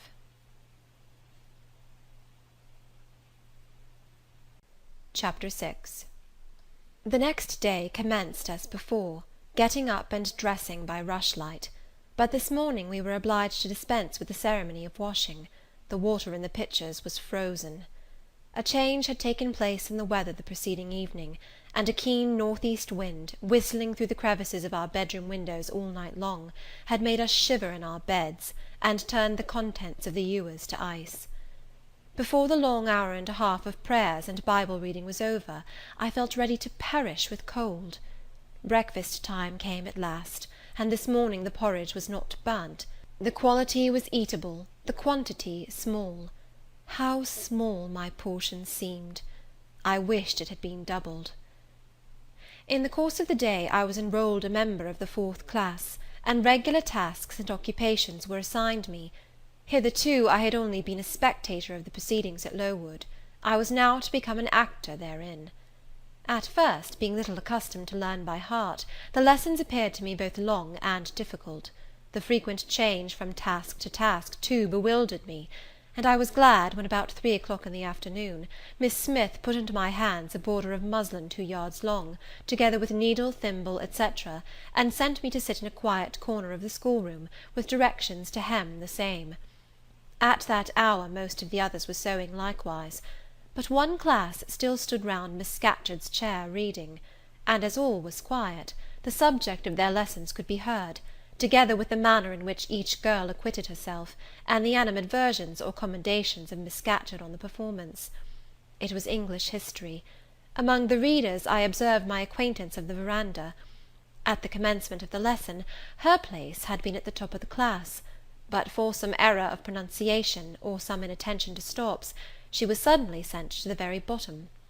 Even in that obscure position, Miss Scatcherd continued to make her an object of constant notice. She was continually addressing to her such phrases as the following: "Burns," such it seems was her name; the girls here were all called by their surnames, as boys are elsewhere. "Burns, you are standing on the side of your shoe. Turn your toes out immediately." "Burns, you poke your chin most unpleasantly. Draw it in." "Burns, I insist on your holding your head up. I will not have you before me in that attitude," etc., etc. A chapter having been read through twice, the books were closed and the girls examined. The lesson had comprised part of the reign of Charles I, and there were sundry questions about tonnage and poundage and ship money, which most of them appeared unable to answer. Still, every little difficulty was solved instantly when it reached Burns. Her memory seemed to have retained the substance of the whole lesson, and she was ready with answers on every point. I kept expecting that Miss Scatcherd would praise her attention, but instead of that she suddenly cried out, "You dirty, disagreeable girl! You have never cleaned your nails this morning." Burns made no answer. I wondered at her silence. Why, thought I, does she not explain that she could neither clean her nails nor wash her face, as the water was frozen? My attention was now called off by Miss Smith desiring me to hold a skein of thread while she was winding it. She talked to me from time to time, asking whether I had ever been at school before, whether I could mark, stitch, knit, etc. Till she dismissed me, I could not pursue my observations on Miss Scatcherd's movements.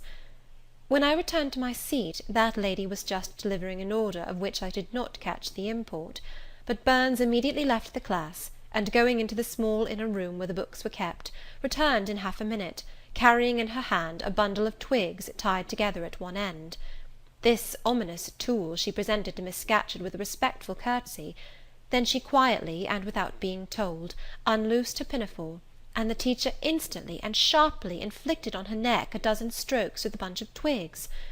Not a tear rose to Burns's eye, and while I paused from my sewing, because my fingers quivered at this spectacle with a sentiment of unavailing and impotent anger, not a feature of her pensive face altered its ordinary expression. "Hardened girl!" exclaimed Miss Scatcherd, "nothing can correct you of your slatternly habits. Carry the rod away." Burns obeyed. I looked at her narrowly as she emerged from the book closet. She was just putting back her handkerchief into her pocket, and the trace of a tear glistened on her thin cheek. The play hour in the evening I thought the pleasantest fraction of the day at Lowood. The bit of bread, the draught of coffee swallowed at 5 o'clock had revived vitality, if it had not satisfied hunger. The long restraint of the day was slackened. The schoolroom felt warmer than in the morning, its fires being allowed to burn a little more brightly, to supply, in some measure, the place of candles, not yet introduced. The ruddy gloaming, the licensed uproar, the confusion of many voices, gave one a welcome sense of liberty. On the evening of the day on which I had seen Miss Scatcherd flog her pupil, Burns, I wandered as usual among the forms and tables and laughing groups without a companion, yet not feeling lonely. When I passed the windows, I now and then lifted a blind and looked out. It snowed fast. A drift was already forming against the lower panes. Putting my ear close to the window, I could distinguish from the gleeful tumult within the disconsolate moan of the wind outside. Probably, if I had lately left a good home and kind parents, this would have been the hour when I should have most keenly regretted the separation. That wind would then have saddened my heart. This obscure chaos would have disturbed my peace. As it was, I derived from both a strange excitement, and, reckless and feverish, I wished the wind to howl more wildly, the gloom to deepen to darkness, and the confusion to rise to clamour.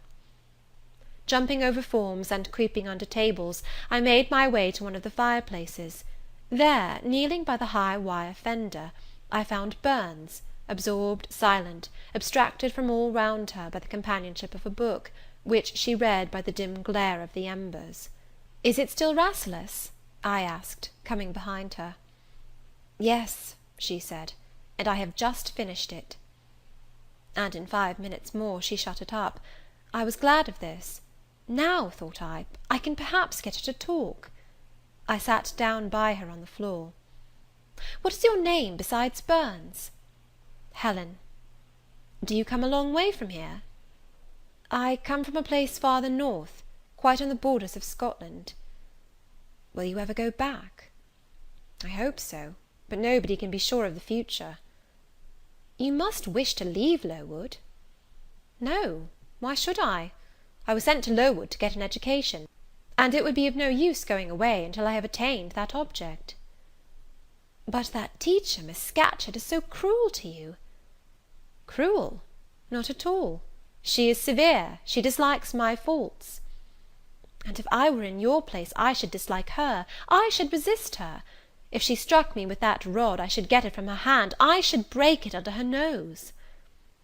"Probably you would do nothing of the sort. But if you did, Mr. Brocklehurst would expel you from the school. That would be a great grief to your relations. It is far better to endure patiently a smart which nobody feels but yourself, than to commit a hasty action whose evil consequences will extend to all connected with you. And besides, the Bible bids us return good for evil." "But then it seems disgraceful to be flogged, and to be sent to stand in the middle of a room full of people, and you are such a great girl.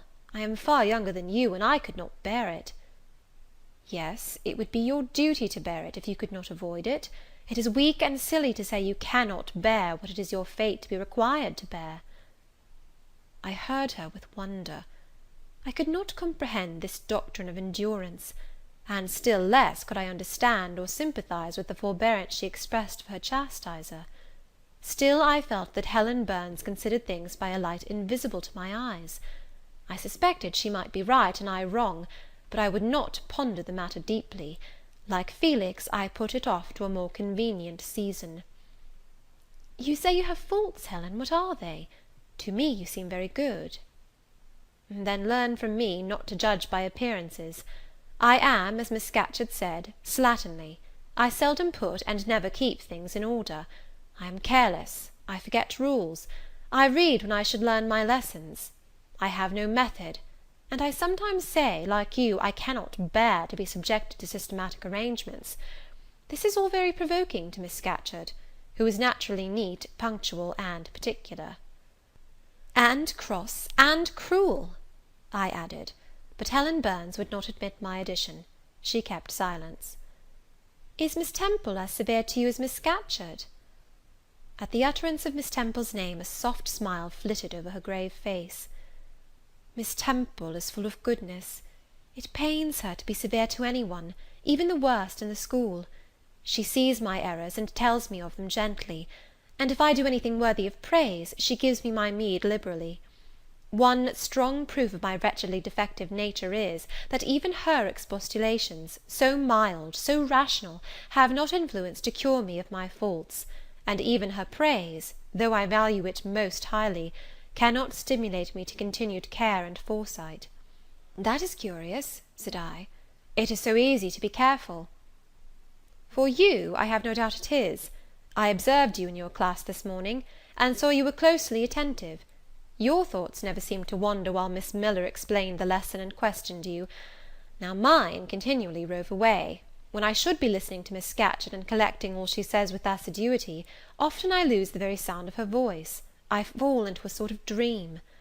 Sometimes I think I am in Northumberland, and that the noises I hear round me are the bubbling of a little brook which runs through Deepton near our house.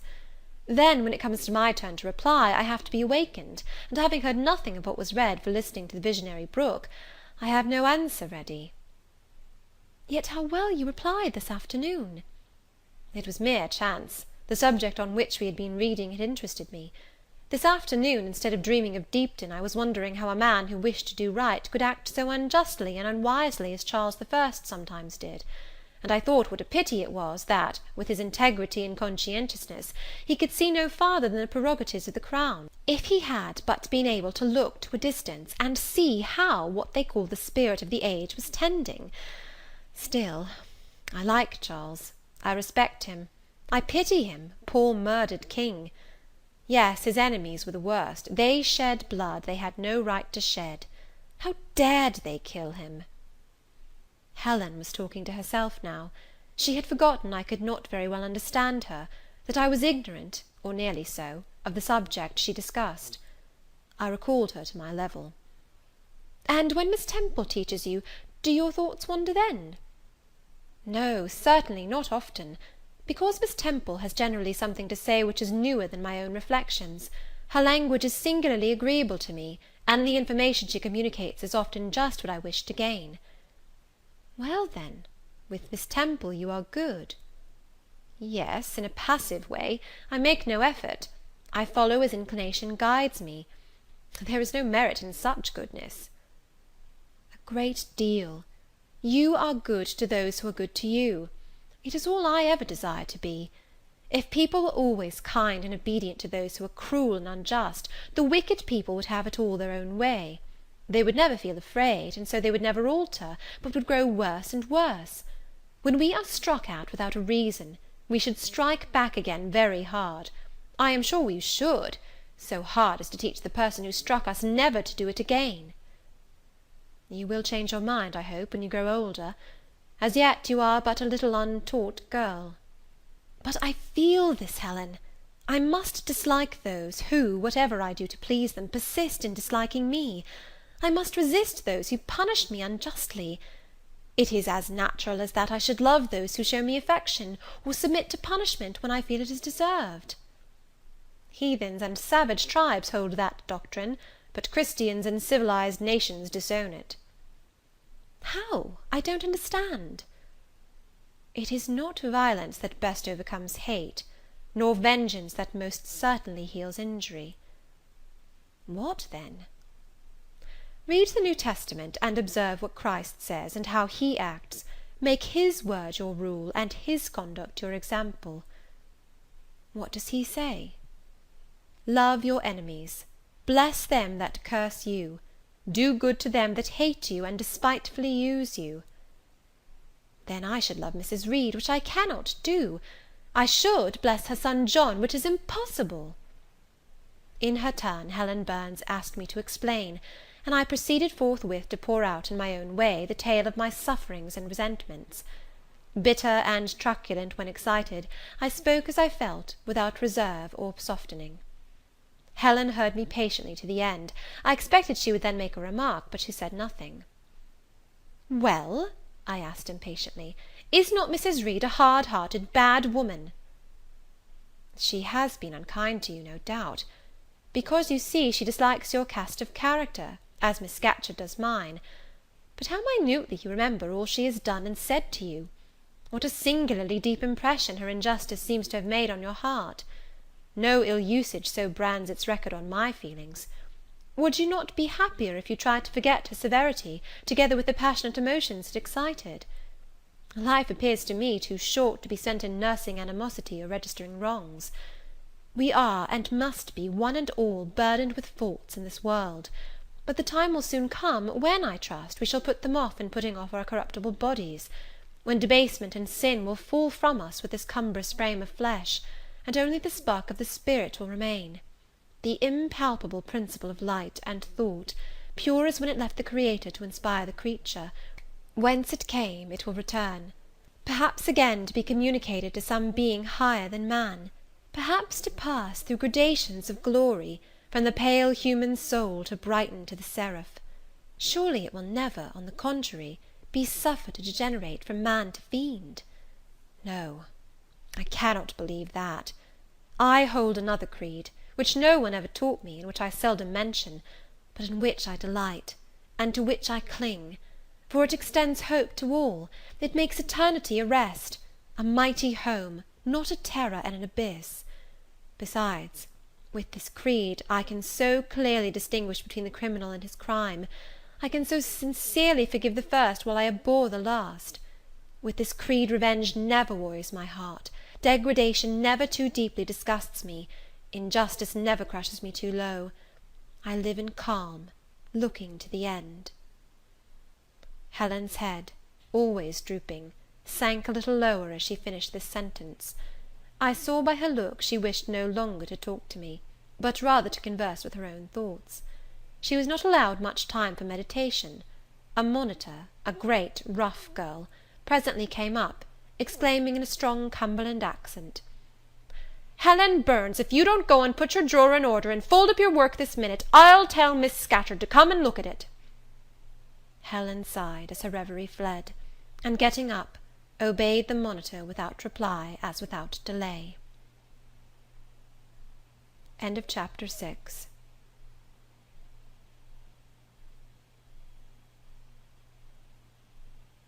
Chapter 7. My first quarter at Lowood seemed an age, and not the golden age either. It comprised an irksome struggle with difficulties in habituating myself to new rules and unwonted tasks. The fear of failure in these points harassed me worse than the physical hardships of my lot, though these were no trifles. During January, February, and part of March, the deep snows, and after their melting, the almost impassable roads, prevented our stirring beyond the garden walls, except to go to church; but within these limits we had to pass an hour every day in the open air. Our clothing was insufficient to protect us from the severe cold. We had no boots, the snow got into our shoes and melted there, our ungloved hands became numbed and covered with chilblains, as were our feet. I remember well the distracting irritation I endured from this cause every evening, when my feet inflamed, and the torture of thrusting the swelled, raw, and stiff toes into my shoes in the morning. Then the scanty supply of food was distressing. With the keen appetites of growing children, we had scarcely sufficient to keep alive a delicate invalid. From this deficiency of nourishment resulted an abuse, which pressed hardly on the younger pupils. Whenever the famished great girls had an opportunity, they would coax or menace the little ones out of their portion. Many a time I have shared, between two claimants, the precious morsel of brown bread distributed at tea time, and after relinquishing to a third half the contents of my mug of coffee, I have swallowed the remainder with an accompaniment of secret tears, forced from me by the exigency of hunger. Sundays were dreary days in that wintry season. We had to walk 2 miles to Brocklebridge Church, where our patron officiated. We set out cold, we arrived at church colder. During the morning service we became almost paralyzed. It was too far to return to dinner, and an allowance of cold meat and bread, in the same penurious proportion observed in our ordinary meals, was served round between the services. At the close of the afternoon service we returned by an exposed and hilly road, where the bitter winter wind, blowing over a range of snowy summits to the north, almost flayed the skin from our faces. I can remember Miss Temple walking lightly and rapidly along our drooping line, her plaid cloak, which the frosty wind fluttered, gathered close about her, and encouraging us by precept and example to keep up our spirits and march forward, as she said, like stalwart soldiers. The other teachers, poor things, were generally themselves too much dejected to attempt the task of cheering others. How we longed for the light and heat of a blazing fire when we got back! But to the little ones at least this was denied. Each hearth in the schoolroom was immediately surrounded by a double row of great girls, and behind them the younger children crouched in groups, wrapping their starved arms in their pinafores. A little solace came at tea time in the shape of a double ration of bread, a whole instead of a half slice, with the delicious addition of a thin scrape of butter. It was the hebdomadal treat to which we all looked forward from Sabbath to Sabbath. I generally contrived to reserve a moiety of this bounteous repast for myself, but the remainder I was invariably obliged to part with.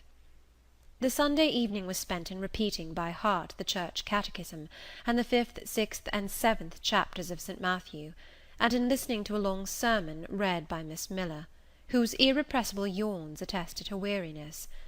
A frequent interlude of these performances was the enactment of the part of Eutychus by some half-dozen of little girls, who, overpowered with sleep, would fall down, if not out of the 3rd loft, yet off the 4th form, and be taken up half dead.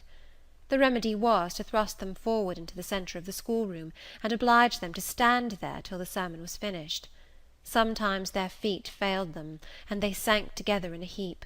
They were then propped up with the monitor's high stools. I have not yet alluded to the visits of Mr. Brocklehurst, and indeed that gentleman was from home during the great part of the first month after my arrival, perhaps prolonging his stay with his friend the Archdeacon. His absence was a relief to me. I need not say that I had my own reasons for dreading his coming, but come he did at last. One afternoon, I had then been 3 weeks at Lowood, as I was sitting with a slate in my hand, puzzling over a sum in long division, my eyes, raised in abstraction to the window, caught sight of a figure just passing. I recognized almost instinctively that gaunt outline, and when, 2 minutes after, all the school, teachers included, rose en masse, it was not necessary for me to look up in order to ascertain whose entrance they thus greeted. A long stride measured the schoolroom, and presently beside Miss Temple, who had herself risen, stood the same black column which had frowned on me so ominously from the hearthrug of Gateshead. I now glanced sideways at this piece of architecture. Yes, I was right. It was Mr. Brocklehurst, buttoned up in a surtout, and looking longer, narrower, and more rigid than ever. I had my own reasons for being dismayed at this apparition. Too well I remembered the perfidious hints given by Mrs. Reed about my disposition, etc. The the promise pledged by Mr. Brocklehurst to apprise Miss Temple and the teachers of my vicious nature. All along I had been dreading the fulfilment of this promise. I had been looking out daily for the coming man, whose information respecting my past life and conversation was to brand me as a bad child for ever. Now there he was. He stood at Miss Temple's side. He was speaking low in her ear.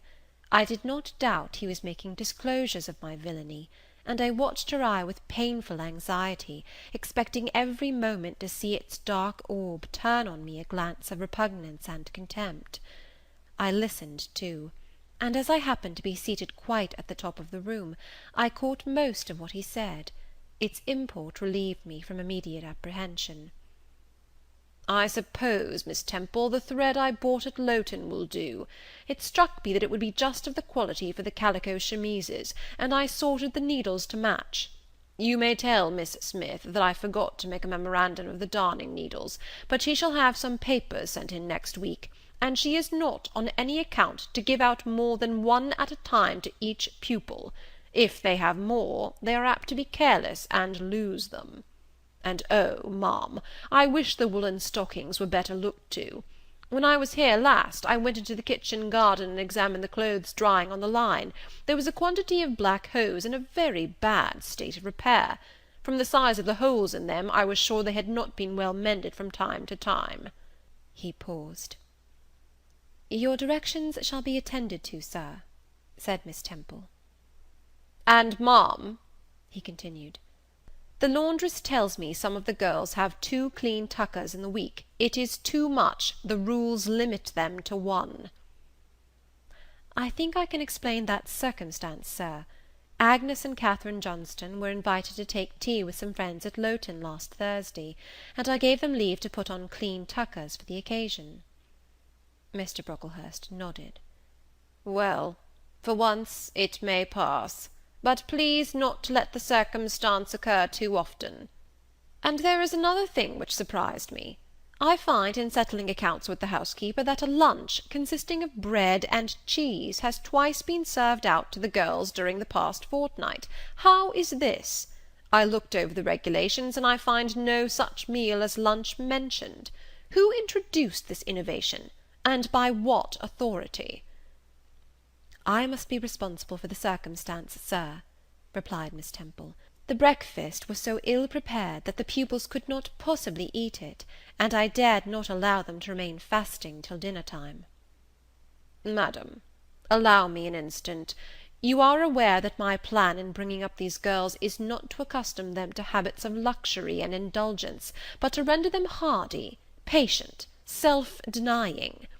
Should any little accidental disappointment of the appetite occur, such as the spoiling of a meal, the under or the over-dressing of a dish, the incident ought not to be neutralized by replacing with something more delicate the comfort lost, thus pampering the body, and obviating the aim of this institution. It ought to be improved to the spiritual edification of the pupils, by encouraging them to evince fortitude under temporary privation. A brief address on those occasions would not be mistimed, wherein a judicious instructor would take the opportunity of referring to the sufferings of the primitive Christians, to the torments of martyrs, to the exhortations of our blessed Lord himself, calling upon his disciples to take up their cross and follow him, to his warnings that man shall not live by bread alone, but by every word that proceedeth out of the mouth of God, to his divine consolations. If ye suffer hunger or thirst for my sake, happy are ye. Oh, madam, when you put bread and cheese instead of burnt porridge into these children's mouths, you may indeed feed their vile bodies, but you little think how you starve their immortal souls." Mr. Brocklehurst again paused, perhaps overcome by his feelings.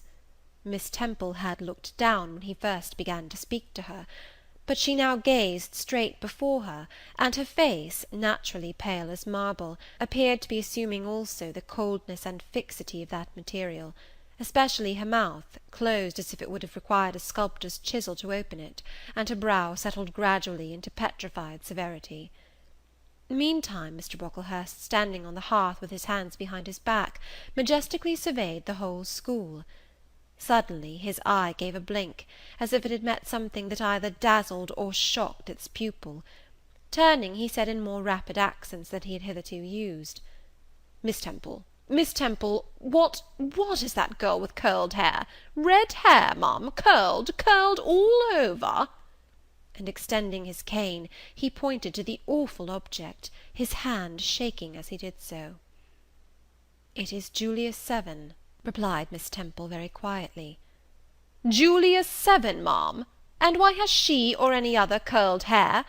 Why, in defiance of every precept and principle of this house, does she conform to the world so openly, here in an evangelical charitable establishment, as to wear her hair one mass of curls?" "Julia's hair curls naturally," returned Miss Temple, still more quietly. "Naturally? Yes, but we are not to conform to nature. I wish these girls to be the children of grace. And why that abundance? I have again and again intimated that I desire the hair to be arranged closely, modestly, plainly. Miss Temple, that girl's hair must be cut off entirely. I will send a barber to-morrow. And I see others who have far too much of the excrescence. That tall girl, tell her to turn round. Tell all the first form to rise up and direct their faces to the wall." Miss Temple passed her handkerchief over her lips, as if to smooth away the involuntary smile that curled them. She gave the order, however, and when the first class could take in what was required of them, they obeyed. Leaning a little back on my bench, I could see the looks and grimaces with which they commented on this manoeuvre. It was a pity Mr. Brocklehurst could not see them too. He would perhaps have felt that, whatever he might do with the outside of the cup and platter, the inside was further beyond his interference than he imagined. He scrutinized the reverse of these living medals some 5 minutes, then pronounced sentence. These words fell like the knell of doom. "All those top-knots must be cut off." Miss Temple seemed to remonstrate. "Madam," he pursued, "I have a master to serve whose kingdom is not of this world. My mission is to mortify in these girls the lusts of the flesh, to teach them to clothe themselves with shamefacedness and sobriety, not with braided hair and costly apparel. And each of the young persons before us has a string of hair twisted in plaits, which vanity itself might have woven. These, I repeat, must be cut off.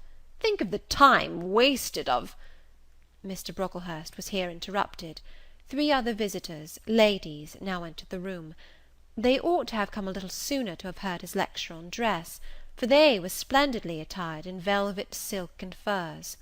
The 2 younger of the trio, fine girls of 16 and 17, had grey beaver hats, then in fashion, shaded with ostrich plumes, and from under the brim of this graceful head-dress fell a profusion of light tresses, elaborately curled. The elder lady was enveloped in a costly velvet shawl, trimmed with ermine, and she wore a false front of French curls. These ladies were deferentially received by Miss Temple as Mrs. and the Misses Brocklehurst, and conducted to seats of honour at the top of the room. It seems they had come in the carriage with their reverend relative, and had been conducting a rummaging scrutiny of the rooms upstairs, while he transacted business with the housekeeper, questioned the laundress, and lectured the superintendent. They now proceeded to address divers remarks and reproofs to Miss Smith, who was charged with the care of the linen and inspection of the dormitories.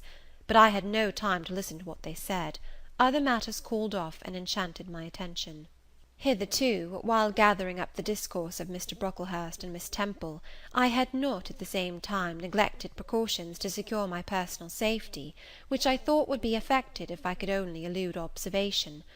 To this end, I had sat well back on the form, and, while seeming to be busy with my sum, had held my slate in such a manner as to conceal my face. I might have escaped notice, had not my treacherous slate somehow happened to slip from my hand, and, falling with an obtrusive crash, directly drawn every eye upon me. I knew it was all over now, and as I stooped to pick up the 2 fragments of slate, I rallied my forces for the worst. It came. "A careless girl," said Mr. Brocklehurst, and immediately after, "It is the new pupil, I perceive." And before I could draw breath, "I must not forget I have a word to say respecting her." Then aloud, how loud it seemed to me, Let the child who broke her slate come forward." Of my own accord I could not have stirred. I was paralyzed. But the two great girls, who sit on each side of me, set me on my legs, and pushed me towards the dread judge; and then Miss Temple gently assisted me to his very feet, and I caught her whispered counsel. "Don't be afraid, Jane. I saw it was an accident. You shall not be punished." The kind whisper went to my heart like a dagger. Another minute, and she will despise me for a hypocrite, thought I; and an impulse of fury against Reed, Brocklehurst and Company bounded in my pulses at the conviction. I was no Helen Burns. "Fetch that stool," said Mr. Brocklehurst, pointing to a very high one from which a monitor had just risen. It was brought. "Place the child upon it."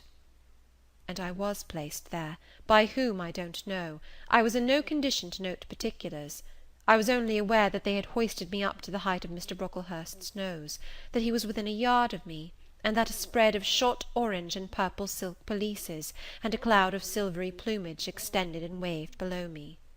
Mr. Brocklehurst hemmed. "Ladies," said he, turning to his family, "Miss Temple, teachers, and children, you all see this girl?" Of course they did, for I felt their eyes directed like burning glasses against my scorched skin. "You see she is yet young.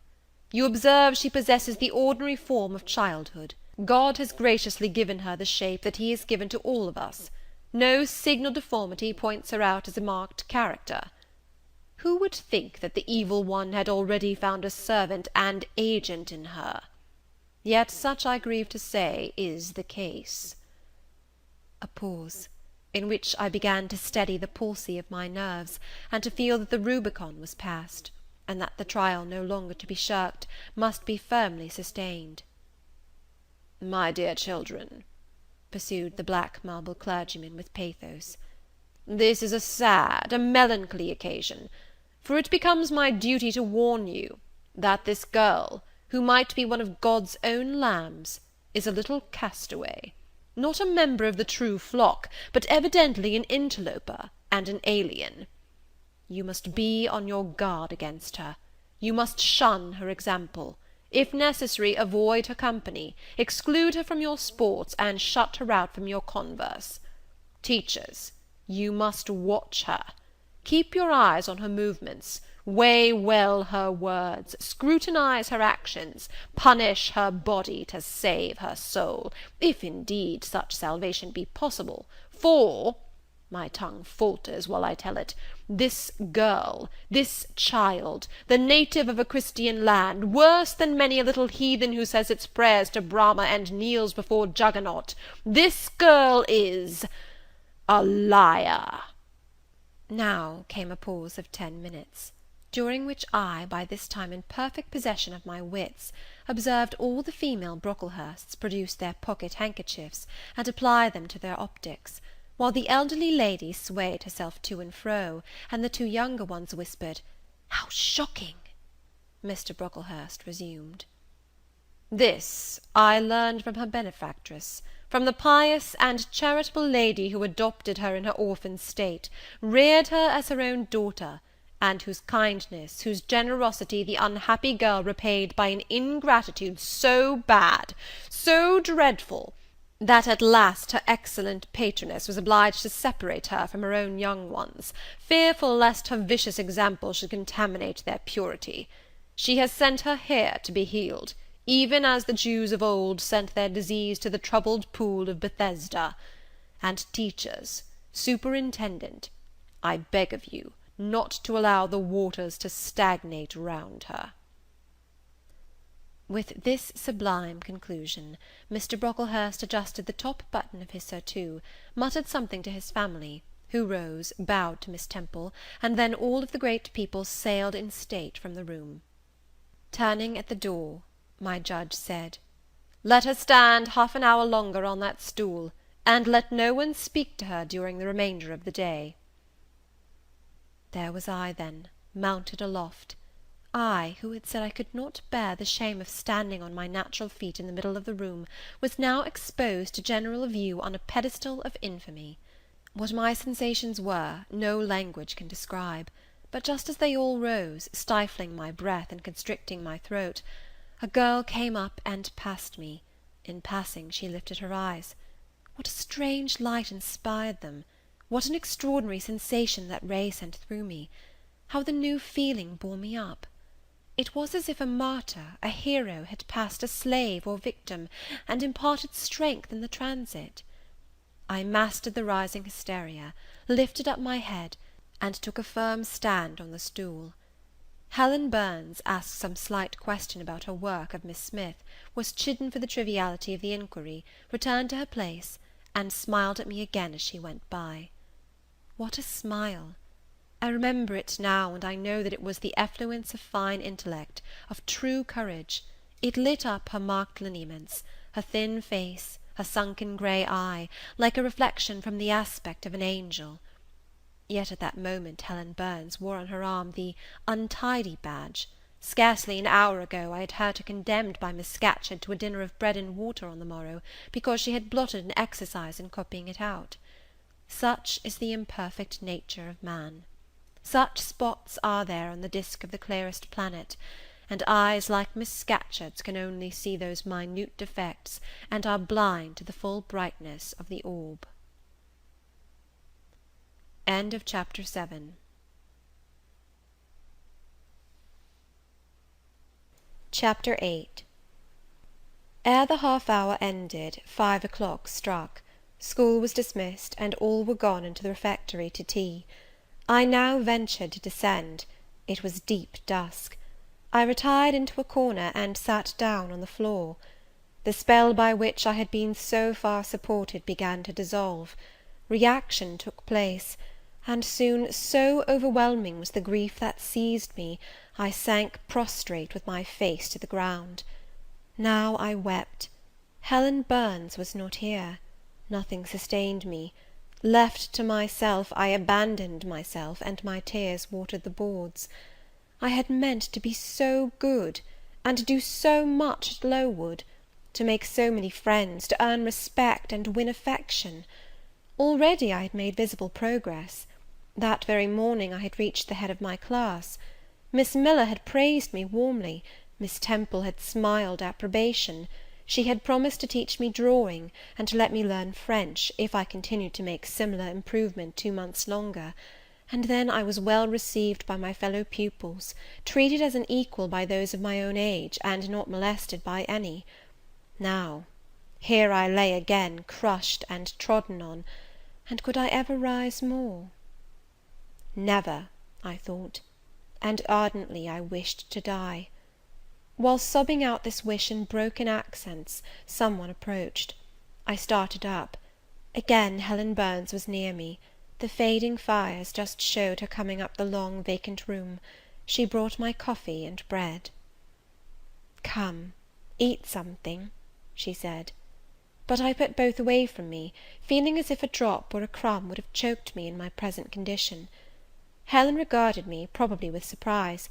I could not now abate my agitation, though I tried hard. I continued to weep aloud. She sat down on the ground near me, embraced her knees with her arms, and rested her head upon them. In that attitude she remained silent as an Indian. I was the first who spoke.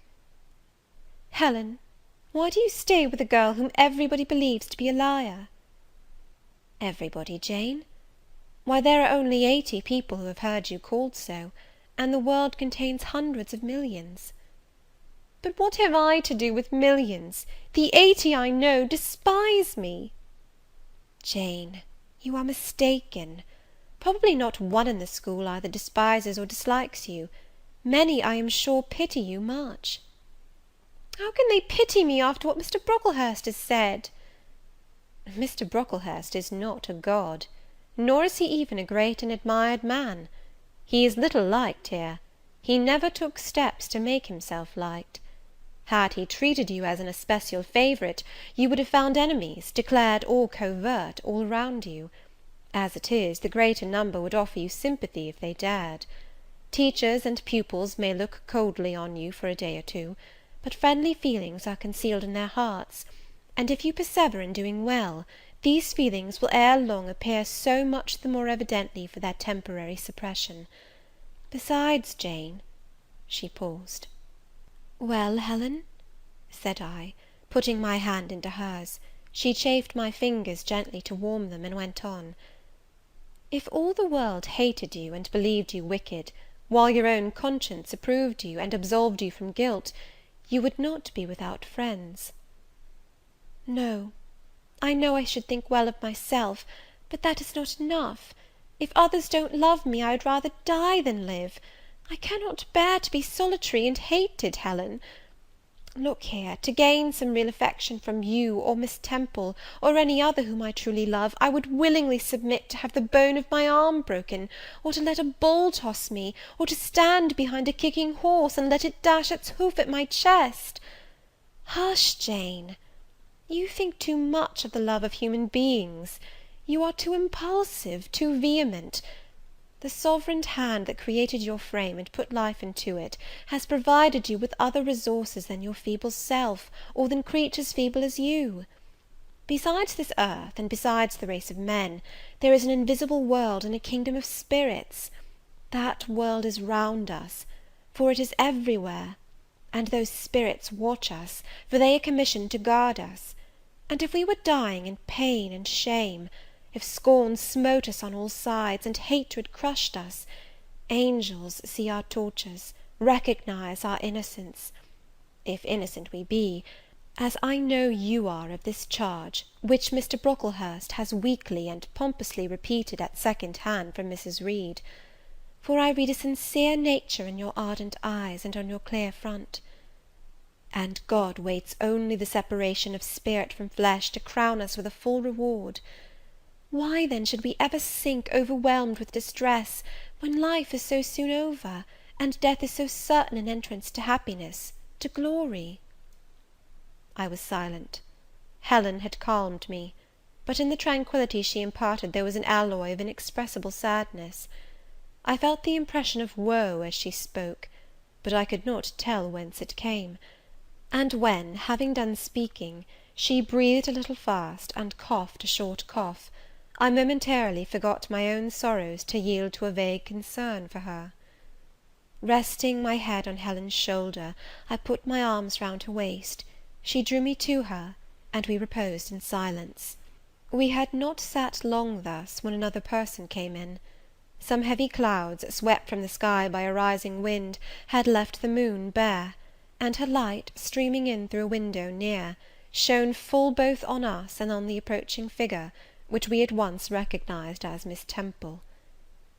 "I came on purpose to find you, Jane Eyre," said she.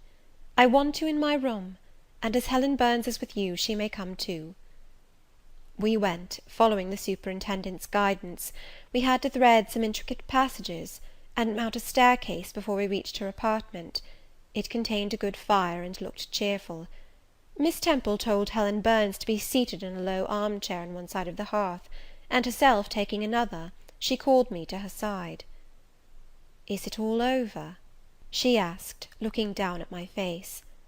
"Have you cried your grief away?" "I'm afraid I never shall do that." "Why?" "Because I have been wrongly accused, and you, Ma'am, and everybody else, will now think me wicked." "We shall think you what you prove yourself to be, my child. Continue to act as a good girl, and you will satisfy us." "Shall I, Miss Temple?" "You will," said she, passing her arm round me. "And now tell me, who was the lady whom Mr. Brocklehurst called your benefactress?" "Mrs. Reed, my uncle's wife. My uncle is dead, and he left me to her care." "Did she not then adopt you of her own accord?"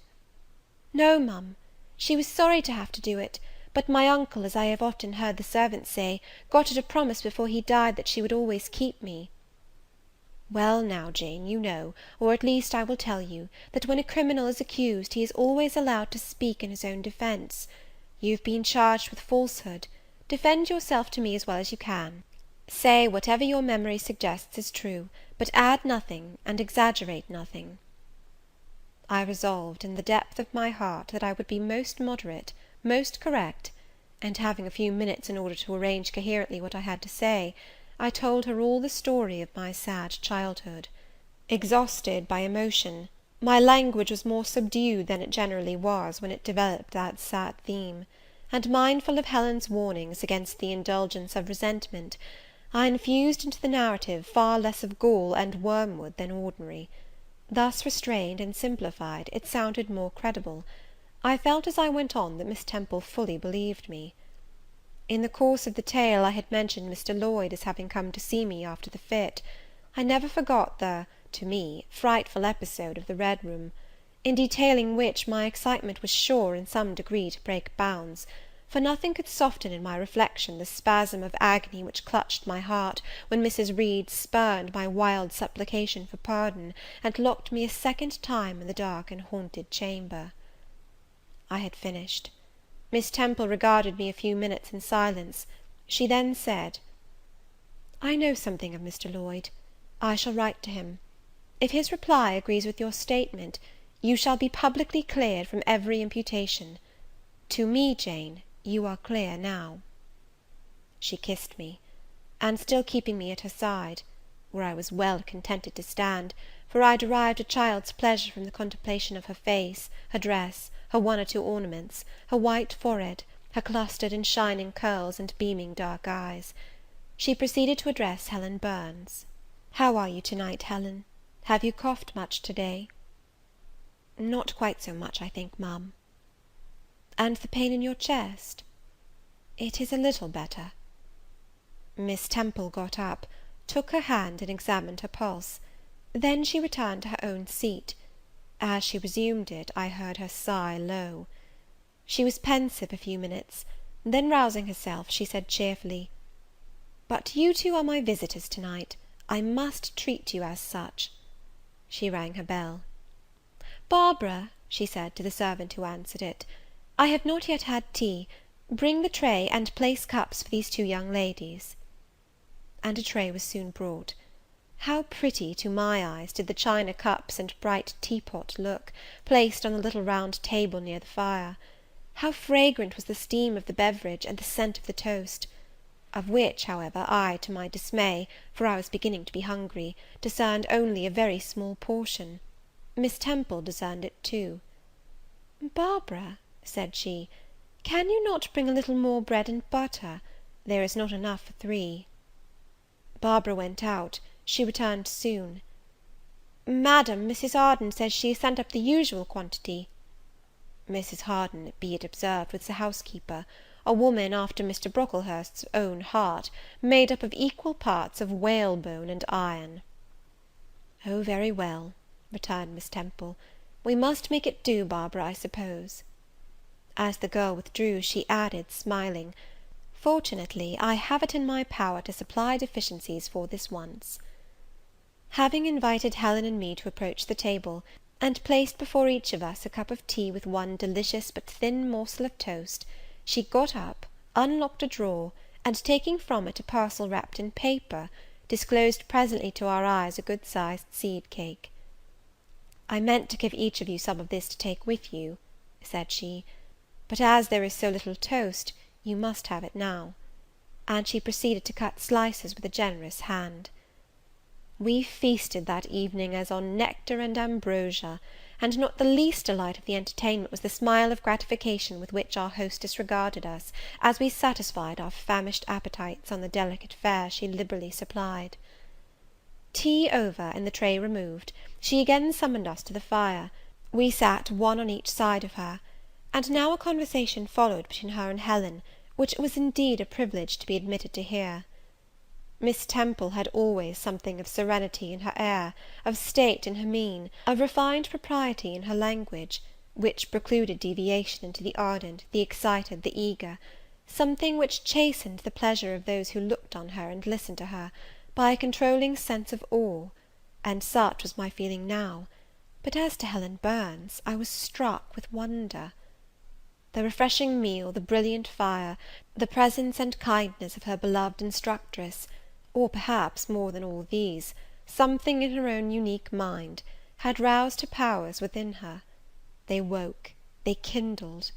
First they glowed in the bright tint of her cheek, which till this hour I had never seen but pale and bloodless; then they shone in the liquid lustre of her eyes, which had suddenly acquired a beauty more singular than that of Miss Temple's, a beauty neither of fine colour, nor long eyelash, nor pencilled brow, but of meaning, of movement, of radiance. Then her soul sat on her lips, and language flowed, from what source I cannot tell. Has a girl of 14 a heart large enough, vigorous enough, to hold the swelling spring of pure, full, fervid eloquence? Such was the characteristic of Helen's discourse on that, to me, memorable evening. Her spirit seemed hastening to live, within a very brief span, as much as many live during a protracted existence. They conversed of things I had never heard of nations and times past, of countries far away, of secrets of nature discovered or guessed at. They spoke of books, how many they had read, what stores of knowledge they possessed. Then they seemed so familiar with French names and French authors; but my amazement reached its climax when Miss Temple asked Helen if she sometimes snatched a moment to recall the Latin her father had taught her, and, taking a book from a shelf, bade her read and construe a page of Virgil; and Helen obeyed, my organ of veneration expanding at every sounding line. She had scarcely finished ere the bell announced bedtime. No delay could be admitted. Miss Temple embraced us both, saying, as she drew us to her heart, "God bless you, my children." Helen she held a little longer than me. She let her go more reluctantly. It was Helen her eye followed to the door; it was for her she a second time breathed a sad sigh; for her she wiped a tear from her cheek. On reaching the bedroom, we heard the voice of Miss Scatcherd. She was examining drawers; she had just pulled out Helen Burns, and when we entered, Helen was greeted with a sharp reprimand, and told that to-morrow she should have half a dozen of untidily folded articles pinned to her shoulder. "My things were indeed in shameful disorder," murmured Helen to me in a low voice. "I intended to have arranged them, but I forgot."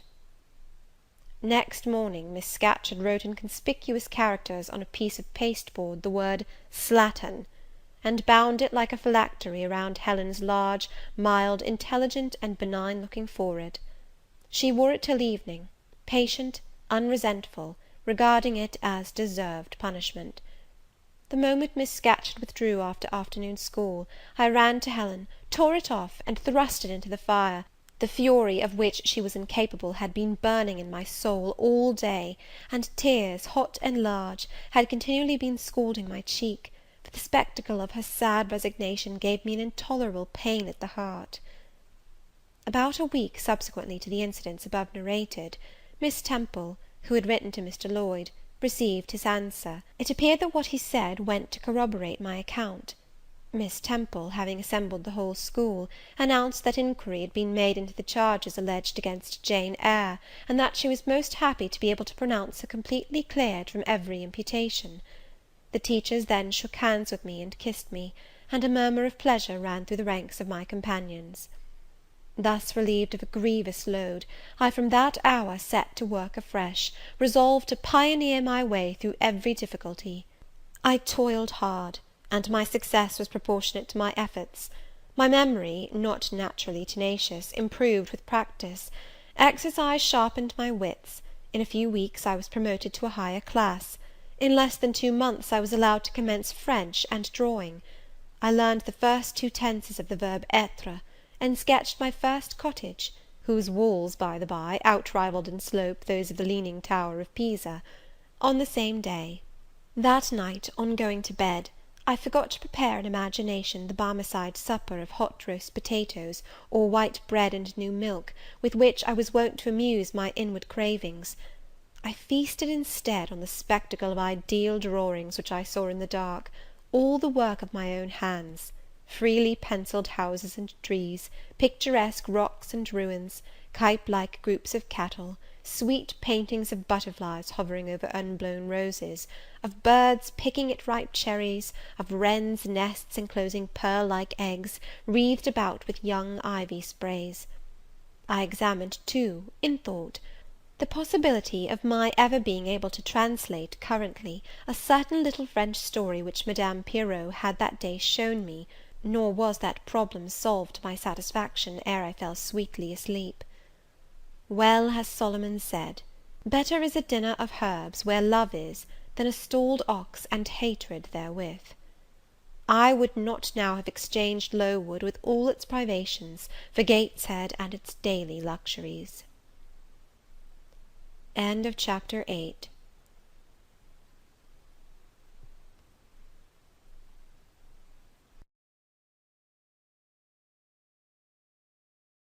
Chapter 9. But the privations, or rather the hardships of Lowood lessened. Spring drew on. She was indeed already come. The frosts of winter had ceased. Its snows were melted, its cutting winds ameliorated. My wretched feet, flayed and swollen to lameness by the sharp air of January, began to heal and subside under the gentler breathings of April. The nights and mornings no longer, by their Canadian temperature, froze the very blood in our veins. We could now endure the play hour passed in the garden. Sometimes on a sunny day it began even to be pleasant and genial, and a greenness grew over those brown beds, which, freshening daily, suggested the thought that hope traversed them at night, and left each morning brighter traces of her steps.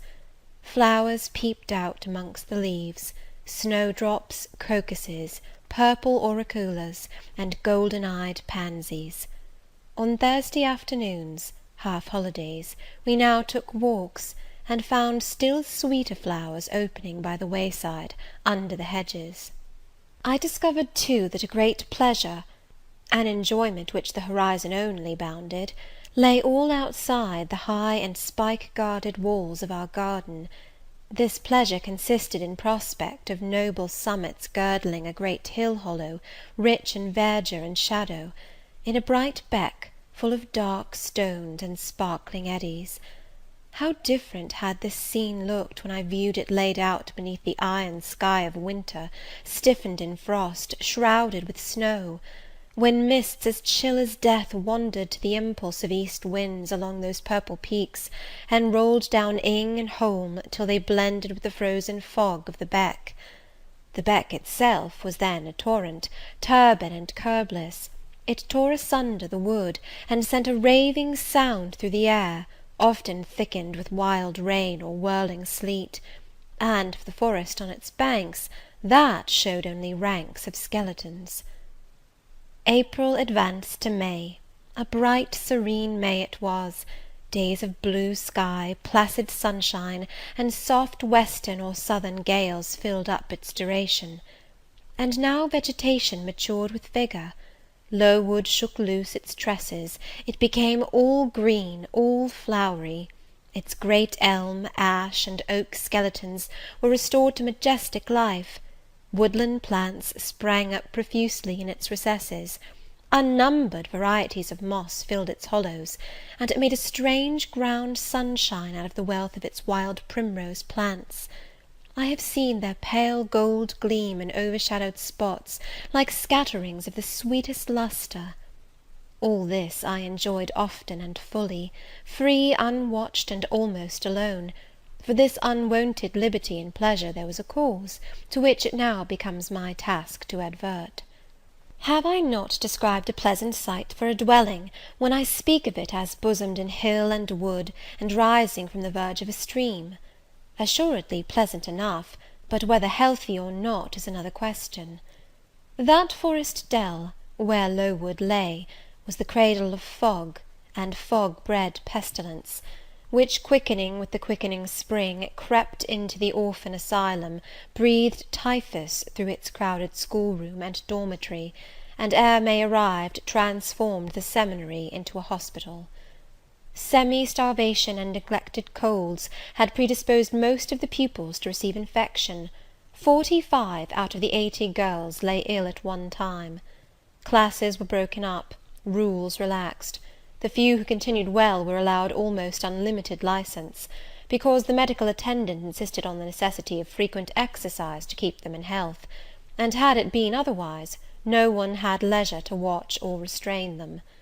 Miss Temple's whole attention was absorbed by the patients; she lived in the sick room, never quitting it except to snatch a few hours' rest at night. The teachers were fully occupied with packing up and making other necessary preparations for the departure of those girls who were fortunate enough to have friends and relations able and willing to remove them from the seat of contagion.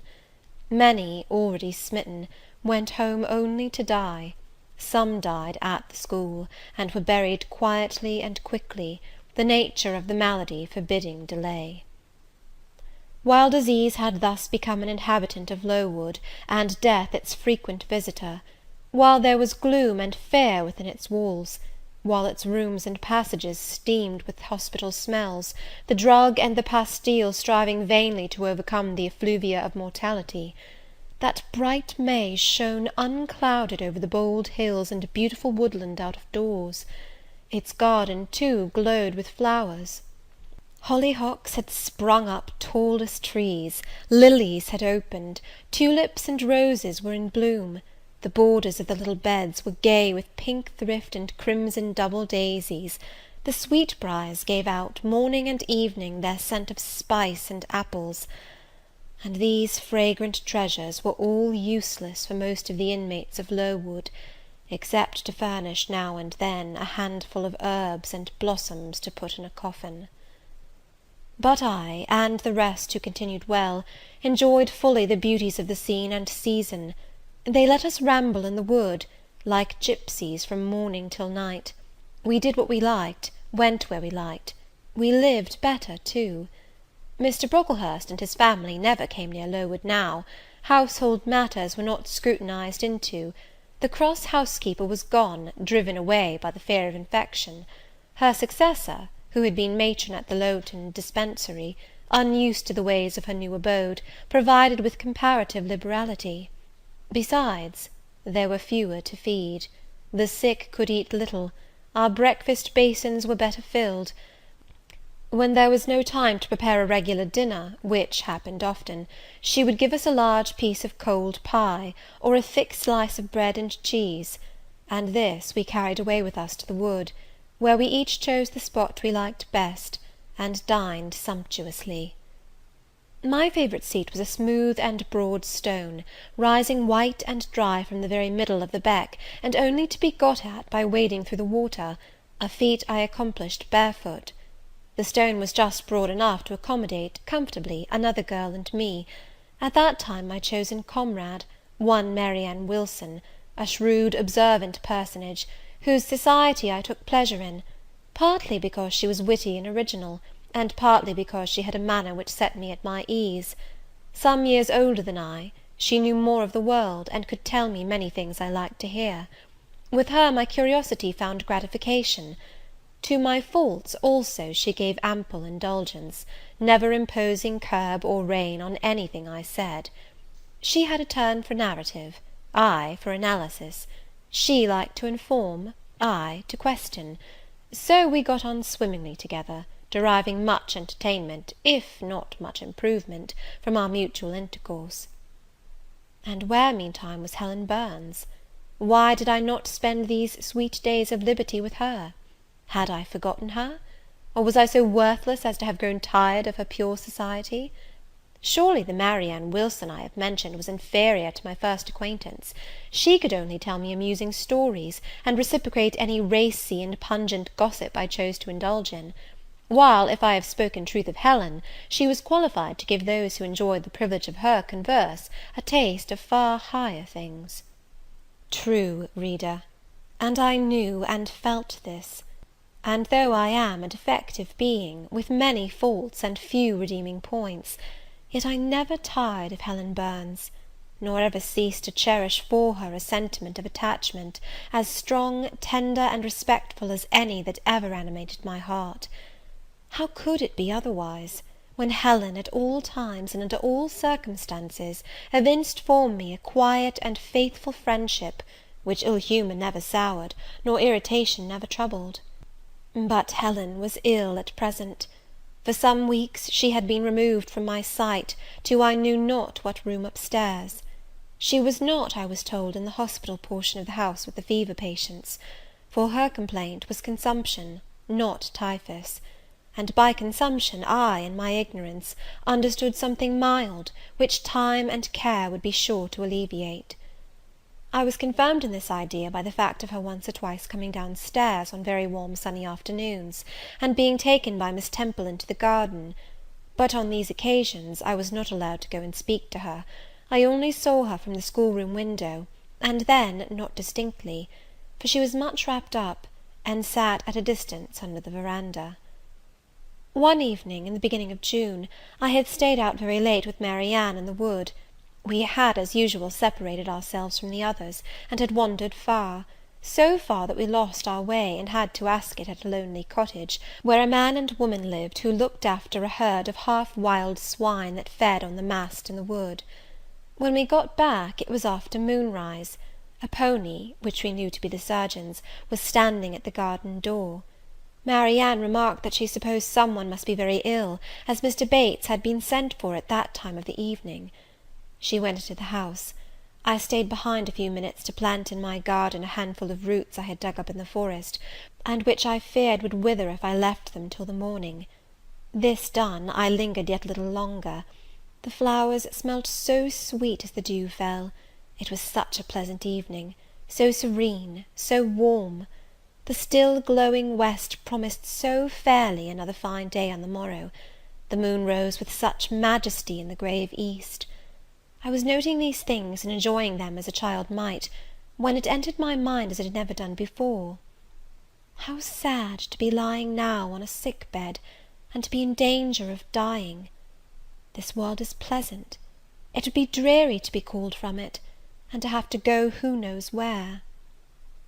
And then my mind made its first earnest effort to comprehend what had been infused into it concerning heaven and hell; and for the first time it recoiled, baffled; and for the first time, glancing behind, on each side, and before it, it saw all round an unfathomed gulf. It felt the one point where it stood, the present; all the rest was formless cloud and vacant depth, and it shuddered at the thought of tottering and plunging amid that chaos. While pondering this new idea, I heard the front door open. Mr. Bates came out, and with him was a nurse. After she had seen him mount his horse and depart, she was about to close the door, but I ran up to her. "How is Helen Burns?" "Very poorly," was the answer. "Is it her Mr. Bates has been to see?" "Yes." "And what does he say about her?" "He says she'll not be here long." This phrase, uttered in my hearing yesterday, would have only conveyed the notion that she was about to be removed to Northumberland, to her own home. I should not have suspected that it meant she was dying; but I knew instantly now. It opened clear on my comprehension that Helen Burns was numbering her last days in this world, and that she was going to be taken to the region of spirits, if such region there were. I experienced a shock of horror, then a strong thrill of grief, then a desire, a necessity to see her, and I asked in what room she lay. "She is in Miss Temple's room," said the nurse. "May I go up and speak to her?" "Oh, no, child, it is not likely; and now it is time for you to come in. You'll catch the fever if you stop out when the dew is falling." The nurse closed the front door. I went in by the side entrance which led to the schoolroom. I was just in time. It was 9 o'clock, and Miss Miller was calling the pupils to go to bed.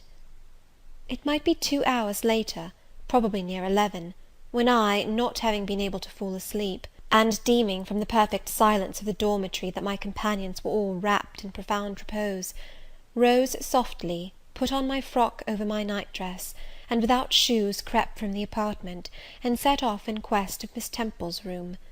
It was quite at the other end of the house, but I knew my way, and the light of the unclouded summer moon, entering here and there at passage windows, enabled me to find it without difficulty. An odour of camphor and burnt vinegar warned me when I came near the fever room, and I passed its door quickly, fearful lest the nurse who sat up all night should hear me. I dreaded being discovered and sent back, For I must see Helen, I must embrace her before she died, I must give her one last kiss, exchange with her one last word. Having descended a staircase, traversed a portion of the house below, and succeeded in opening and shutting without noise 2 doors, I reached another flight of steps. These I mounted, and then, just opposite to me, was Miss Temple's room. A light shone through the keyhole and from under the door. A profound stillness pervaded the vicinity. Coming near, I found the door slightly ajar, probably to admit some fresh air into the close abode of sickness. Indisposed to hesitate, and full of impatient impulses, soul and senses quivering with keen throes, I put it back and looked in. My eyes sought Helen, and feared to find death. Close by Miss Temple's bed, and half covered with its white curtains, there stood a little crib. I saw the outline of a form under the clothes, but the face was hid by the hangings. The nurse I had spoken to in the garden sat in an easy chair asleep, an unsnuffed candle burnt dimly on the table. Miss Temple was not to be seen. I knew afterwards that she had been called to a delirious patient in the fever room. I advanced, then paused by the crib's side. My hand was on the curtain, but I preferred speaking before I withdrew it. I still recoiled at the dread of seeing a corpse. "Helen," I whispered softly, "are you awake?" She stirred herself, put back the curtain, and I saw her face, pale, wasted, but quite composed. She looked so little changed that my fear was instantly dissipated. "Can it be you, Jane?" she asked, in her own gentle voice. "Oh," I thought, "she is not going to die! They are mistaken! She could not speak and look so calmly if she were." I got under her crib and kissed her. Her forehead was cold, and her cheek both cold and thin, and so were her hand and wrist, but she smiled as of old. "Why are you come here, Jane? It is past 11 o'clock. I heard it strike some minutes since." "I came to see you, Helen. I heard you were very ill, and I could not sleep till I had spoken to you." "You came to bid me good-bye, then. You are just in time, probably." "Are you going somewhere, Helen? Are you going home?" "Yes, to my long home, my last home." "No, no, Helen!" I stopped, distressed. While I tried to devour my tears, a fit of coughing seized Helen. It did not, however, wake the nurse. When it was over, she lay some minutes exhausted. Then she whispered, "Jane, your little feet are bare. Lie down and cover yourself with my quilt." I did so. She put her arm over me, and I nestled close to her. After a long silence, she resumed, still whispering, "I am very happy, Jane, and when you hear that I am dead, you must be sure and not grieve. There is nothing to grieve about. We all must die one day, and the illness which is removing me is not painful. It is gentle and gradual. My mind is at rest. I leave no one to regret me much. I have only a father, and he is lately married and will not miss me. By dying young I shall escape great sufferings. I had not qualities or talents to make my way very well in the world. I should have been continually at fault. But where are you going to, Helen? Can you see? Do you know?" "I believe. I have faith. I am going to God." "Where is God? What is God?" "My Maker and yours, who will never destroy what he created. I rely implicitly on his power, and confide wholly in his goodness. I count the hours till that eventful one arrives which shall restore me to him, reveal him to me." "You are sure, then, Helen, that there is such a place as heaven, and that our souls can get to it when we die?" "I am sure there is a future state. I believe God is good. I can resign my immortal part to him without any misgiving. God is my Father, God is my friend. I love him. I believe he loves me." "And shall I see you again, Helen, when I die?" "You will come to the same region of happiness, be received by the same mighty universal parent, no doubt, dear Jane." Again I questioned, but this time only in thought. Where is that region? Does it exist? and I clasped my arms closer round Helen. She seemed dearer to me than ever. I felt as if I could not let her go. I lay with my face hidden on her neck. Presently she said, in the sweetest tone, "How comfortable I am! The last fit of coughing has tired me a little. I feel as if I could sleep. But don't leave me, Jane. I like to have you near me. I'll stay with you, dear Helen. No one shall take me away. Are you warm, darling?" "Yes. Good night, Jane. Good night, Helen." She kissed me, and I her, and we both soon slumbered. When I awoke, it was day. An unusual movement roused me. I looked up. I was in somebody's arms. The nurse held me. She was carrying me through the passage back to the dormitory. I was not reprimanded for leaving my bed. People had something else to think about. No explanation was afforded then to my many questions. But a day or two afterwards I learned that Miss Temple, on returning to her own room at dawn, had found me laid in the little crib, my face against Helen Burns's shoulder, my arms round her neck. I was asleep, and Helen was dead. Her grave is in Brocklebridge churchyard. For 15 years after her death it was only covered by a grassy mound, but now a grey marble tablet marks the spot, inscribed with her name, and the word Resurgam. End of Chapter 9.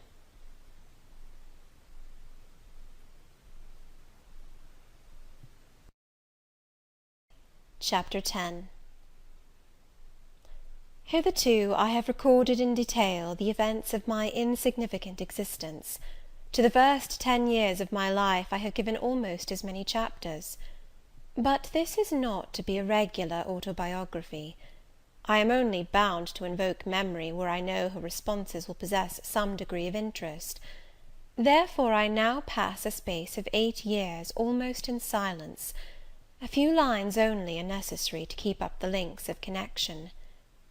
When the typhus fever had fulfilled its mission of devastation at Lowood, it gradually disappeared from thence, but not till its virulence and the number of its victims had drawn public attention on the school.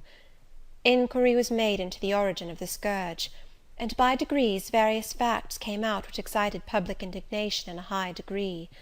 The unhealthy nature of the sight, the quantity and quality of the children's food, the brackish, fetid water used in its preparation, the pupils' wretched clothing and accommodations, all these things were discovered, and the discovery produced a result mortifying to Mr. Brocklehurst, but beneficial to the institution.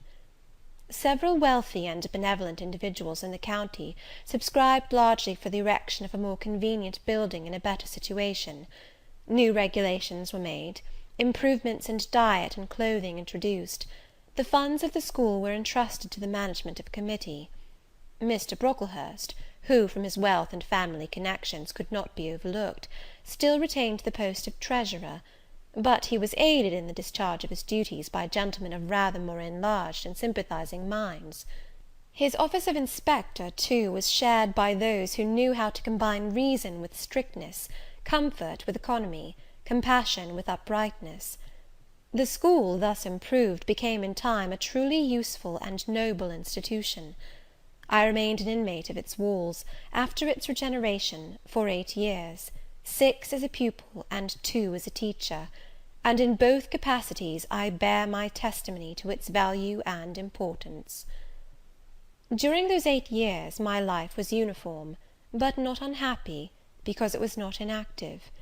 I had the means of an excellent education placed within my reach, a fondness for some of my studies, and a desire to excel in all, together with a great delight in pleasing my teachers, especially such as I loved, urged me on.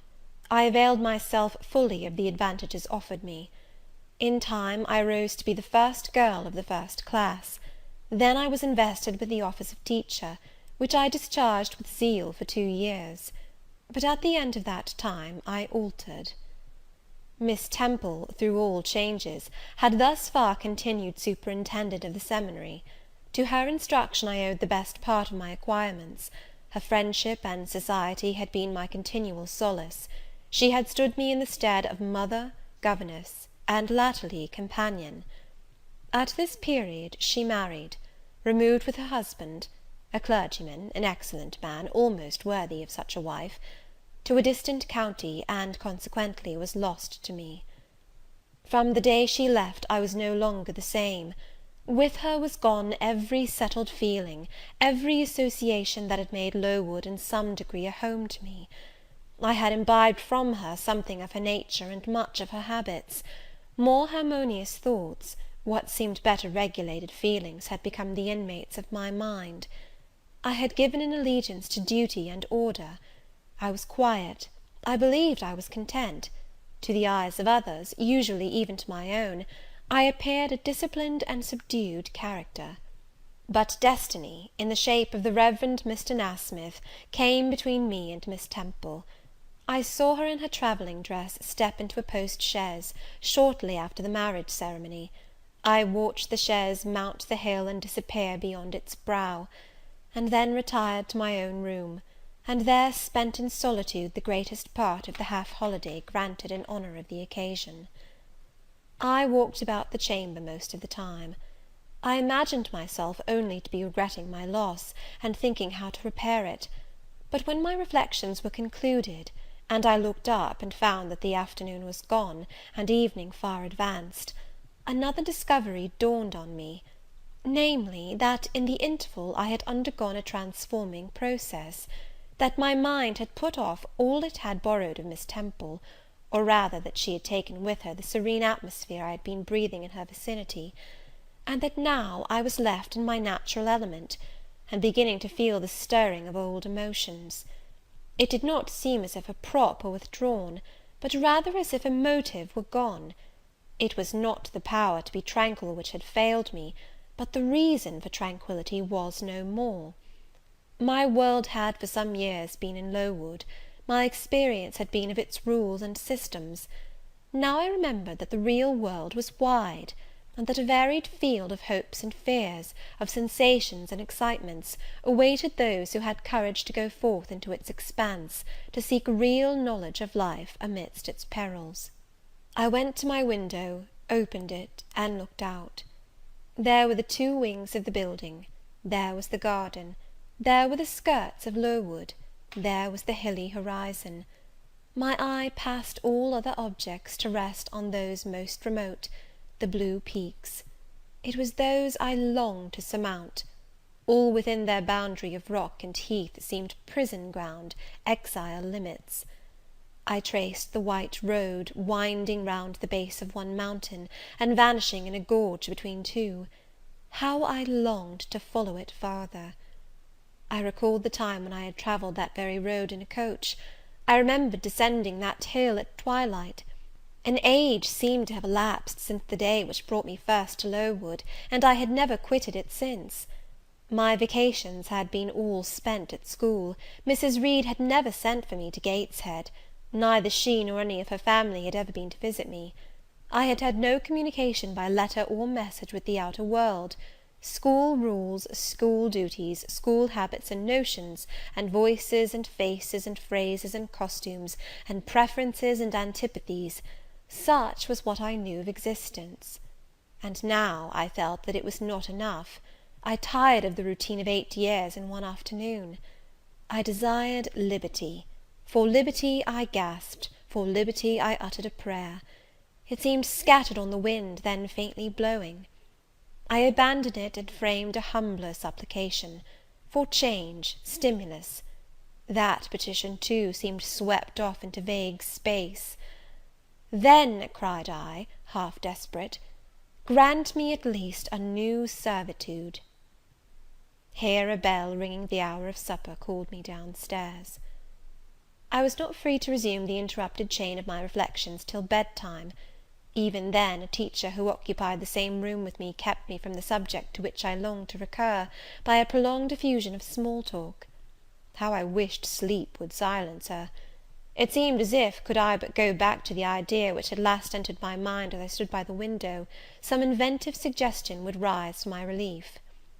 Miss Gryce snored at last. She was a heavy Welshwoman, and till now her habitual nasal strains had never been regarded by me in any other light than as a nuisance. To-night I hailed the first deep notes with satisfaction. I was debarrassed of interruption; my half-effaced thought instantly revived. A new servitude, there is something in that, I soliloquized. Mentally, be it understood, I did not talk aloud. I know there is, because it does not sound too sweet. It is not like such words as liberty, excitement, enjoyment; delightful sounds, truly, but no more than sounds for me, and so hollow and fleeting that it is mere waste of time to listen to them. But servitude, that must be matter of fact. Any one may serve. I have served here 8 years. Now all I want is to serve elsewhere. Can I not get so much of my own will? Is not the thing feasible? Yes, yes, the end is not so difficult, if I had only a brain active enough to ferret out the means of attaining it. I sat up in bed, by way of arousing this said brain. It was a chilly night. I covered my shoulders with a shawl, and then I proceeded to think again with all my might. What do I want? A new place, in a new house, amongst new faces, under new circumstances. I want this, because it is of no use wanting anything better. How do people do to get a new place? They apply to friends, I suppose. I have no friends. There are many others who have no friends, who must look about for themselves, and be their own helpers. And what is their resource? I could not tell. Nothing answered me. I then ordered my brain to find a response, and quickly. It worked and worked faster. I felt the pulses throb in my head and temples; but for nearly an hour it worked in chaos, and no result came of its efforts. Feverish with vain labour, I got up and took a turn in the room, undrew the curtains, noted a star or two, shivered with cold, and again crept to bed. A kind fairy, in my absence, had surely dropped the required suggestion on my pillow, for as I lay down it came quietly and naturally to my mind. Those who want situations advertise. You must advertise in the shire Herald. How? I know nothing about advertising. Replies rose smooth and prompt now. You must enclose the advertisement and the money to pay for it under a cover directed to the editor of the Herald. You must put it, the first opportunity you have, into the post at Lowton. Answers must be addressed to J.E. at the post office there. You can go and inquire in about a week after you send your letter, if any are come, and act accordingly. This scheme I went over twice, thrice. It was then digested in my mind. I had it in a clear, practical form. I felt satisfied, and fell asleep. With earliest day I was up. I had my advertisement written, enclosed, and directed before the bell rang to rouse the school. It ran thus: A young lady accustomed to tuition, had I not been a teacher 2 years, is desirous of meeting with a situation in a private family where the children are under 14. I thought that as I was barely 18, it would not do to undertake the guidance of pupils nearer my own age. She is qualified to teach the usual branches of a good English education, together with French, drawing, and music. In those days, reader, this now narrow catalogue of accomplishments would have been held tolerably comprehensive. Address, J.E., Post Office, Lowton, shire. This document remained locked in my drawer all day. After tea, I asked leave of the new superintendent to go to Lowton, in order to perform some small commissions for myself and 1 or 2 of my fellow teachers. Permission was readily granted. I went. It was a walk of 2 miles, and the evening was wet, but the days were still long. I visited a shop or two, slipped the letter into the post office, and came back through heavy rain, with streaming garments, but with a relieved heart. The succeeding week seemed long. It came to an end at last, however, like all sublunary things, and once more, towards the close of a pleasant autumn day, I found myself afoot on the road to Lowton. A picturesque track it was, by the way, lying along the side of the beck and through the sweetest curves of the dale; but that day I thought more of the letters that might or might not be awaiting me at the little burgh whither I was bound, than of the charms of lea and water. My ostensible errand on this occasion was to get measured for a pair of shoes, so I discharged that business first, and when it was done, I stepped across the clean and quiet little street from the shoemaker's to the post office. It was kept by an old dame, who wore horn spectacles on her nose, and black mittens on her hands. "Are there any letters for J.E.?" I asked. She peered at me over her spectacles, and then she opened a drawer and fumbled among its contents for a long time, so long that my hopes began to falter. At last, having held a document before her glasses for nearly 5 minutes, she presented it across the counter, accompanying the act by another inquisitive and mistrustful glance. It was for J.E. "Is there only one?" I demanded. "There are no more," said she, and I put it in my pocket, and turned my face homeward. I could not open it then; rules obliged me to be back by 8, and it was already 7:30. Various duties awaited me on my arrival. I had to sit with the girls during their hour of study; then it was my turn to read prayers, to see them to bed. Afterwards I supped with the other teachers. Even when we finally retired for the night, the inevitable Miss Gryce was still my companion. We had only a short end of a candle in our candlestick, and I dreaded lest she should talk till it was all burnt out.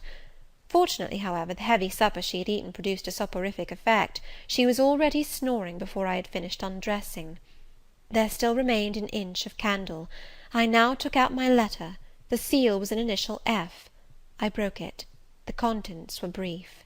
"If J.E., who advertised in the shire Herald of last Thursday, possesses the acquirements mentioned, and if she is in a position to give satisfactory references as to character and competency, a situation can be offered her where there is but one pupil, a little girl, under 10 years of age, and where the salary is £30 per annum. J.E. is requested to send references, name, address, and all particulars to the direction Mrs. Fairfax, Thornfield, near Millcote, shire." I examined the document long. The writing was old-fashioned, and rather uncertain, like that of an elderly lady. This circumstance was satisfactory. A private fear had haunted me, that in thus acting for myself and by my own guidance, I ran the risk of getting into some scrape; and, above all things, I wished the result of my endeavours to be respectable, proper, en règle. I now felt that an elderly lady was no bad ingredient in the business I had on hand. Mrs. Fairfax. I saw her in a black gown and widow's cap, frigid perhaps, but not uncivil, a model of elderly English respectability. Thornfield, that doubtless was the name of her house, a neat, orderly spot, I was sure, though I failed in my efforts to conceive a correct plan of the premises. Millcote, shire. I brushed up my recollections of the map of England. Yes, I saw it, both the shire and the town. Shire was 70 miles nearer London than the remote county where I now resided. That was a recommendation to me. I longed to go where there was life and movement. Millcote was a large manufacturing town on the banks of the Eyre. A busy place enough, doubtless, so much the better. It would be a complete change, at least. Not that my fancy was much captivated by the idea of long chimneys and clouds of smoke; but, I argued, Thornfield will probably be a good way from the town. Here the socket of the candle dropped, and the wick went out. Next day new steps were to be taken. My plans could no longer be confined to my own breast. I must impart them in order to achieve their success. Having sought and obtained an audience of the superintendent during the noontide recreation, I told her I had a prospect of getting a new situation, where the salary would be double what I now received, for at Lowood I only got £15 per annum, and requested she would break the matter for me to Mr. Brocklehurst, or some of the committee, and ascertain whether they would permit me to mention them as references. She obligingly consented to act as mediatrix in the matter. The next day she laid the affair before Mr. Brocklehurst, who said that Mrs. Reed must be written to, as she was my natural guardian. A note was accordingly addressed to the lady, who returned for answer that I might do as I pleased; she had long relinquished all interference in my affairs. This note went the round of the committee, and at last, after what appeared to me most tedious delay, formal leave was given me to better my condition if I could, and an assurance added, that as I had always conducted myself well, both as teacher and pupil, at Lowood, a testimonial of character and capacity, signed by the inspectors of that institution, should forthwith be furnished me. This testimonial I accordingly received in about a month, forwarded a copy of it to Mrs. Fairfax, got that lady's reply, stating that she was satisfied, and fixing that day fortnight as the period for my assuming the post of governess in her house. I now busied myself in preparations. The fortnight passed rapidly. I had not a very large wardrobe, though it was adequate to my wants, and the last day sufficed to pack my trunk, the same I had brought with me 8 years ago from Gateshead. The box was corded, the card nailed on. In half an hour the carrier was to call for it to take it to Lowton, whither I myself was to repair at an early hour the next morning to meet the coach. I had brushed my black stuff travelling dress, prepared my bonnet, gloves, and muff, sought in all my drawers to see that no article was left behind, and now, having nothing more to do, I sat down and tried to rest. I could not. Though I had been on foot all day, I could not now repose an instant. I was much too excited. A phase of my life was closing to night, a new one opening to morrow. Impossible to slumber in the interval. I must watch feverishly while the change was being accomplished. "Miss," said a servant who met me in the lobby, where I was wandering like a troubled spirit, "a person below wishes to see you." The carrier, no doubt, I thought, and ran down stairs without inquiry. I was passing the back parlour or teacher's sitting room, the door of which was half open, to go to the kitchen, when some one ran out. "It's her, I'm sure! I could have told her anywhere!" cried the individual who stopped my progress and took my hand. I looked. I saw a woman attired like a well-dressed servant, matronly, yet still young, very good-looking, with black hair and eyes, and lively complexion. "Well, who is it?" she asked, in a voice and with a smile I half recognized. "You've not quite forgotten me, I think, Miss Jane." In another second I was embracing and kissing her rapturously. "Bessy! Bessy! Bessy!" That was all I said, whereat she half laughed, half cried, and we both went into the parlour. By the fire stood a little fellow of 3 years old, in plaid frock and trousers. "That is my little boy," said Bessy directly. "Then you are married, Bessy?" "Yes, nearly 5 years since, to Robert Levin, the coachman, and I've a little girl besides Bobby there, that I've christened Jane." "And you don't live at Gateshead?" "I live at the lodge. The old porter has left." "Well, and how do they all get on? Tell me everything about them, Bessy. But sit down first, and, Bobby, come and sit at my knee, will you?" But Bobby preferred sidling over to his mother. "You're not grown so very tall, Miss Jane, nor so very stout," continued Mrs. Levin. "I dare say they've not kept you too well at school. Miss Reed is the head and shoulders taller than you are, and Miss Georgiana would make 2 of you in breadth." "Georgiana is handsome, I suppose, Bessy?" "Very. She went up to London last winter with her mamma, and there everybody admired her, and a young lord fell in love with her, but his relations were against the match, and what do you think? He and Miss Georgiana made it up to run away, but they were found out and stopped. It was Miss Reed that found them out. I believe she was envious, and now she and her sister lead a cat and dog life together. They are always quarrelling."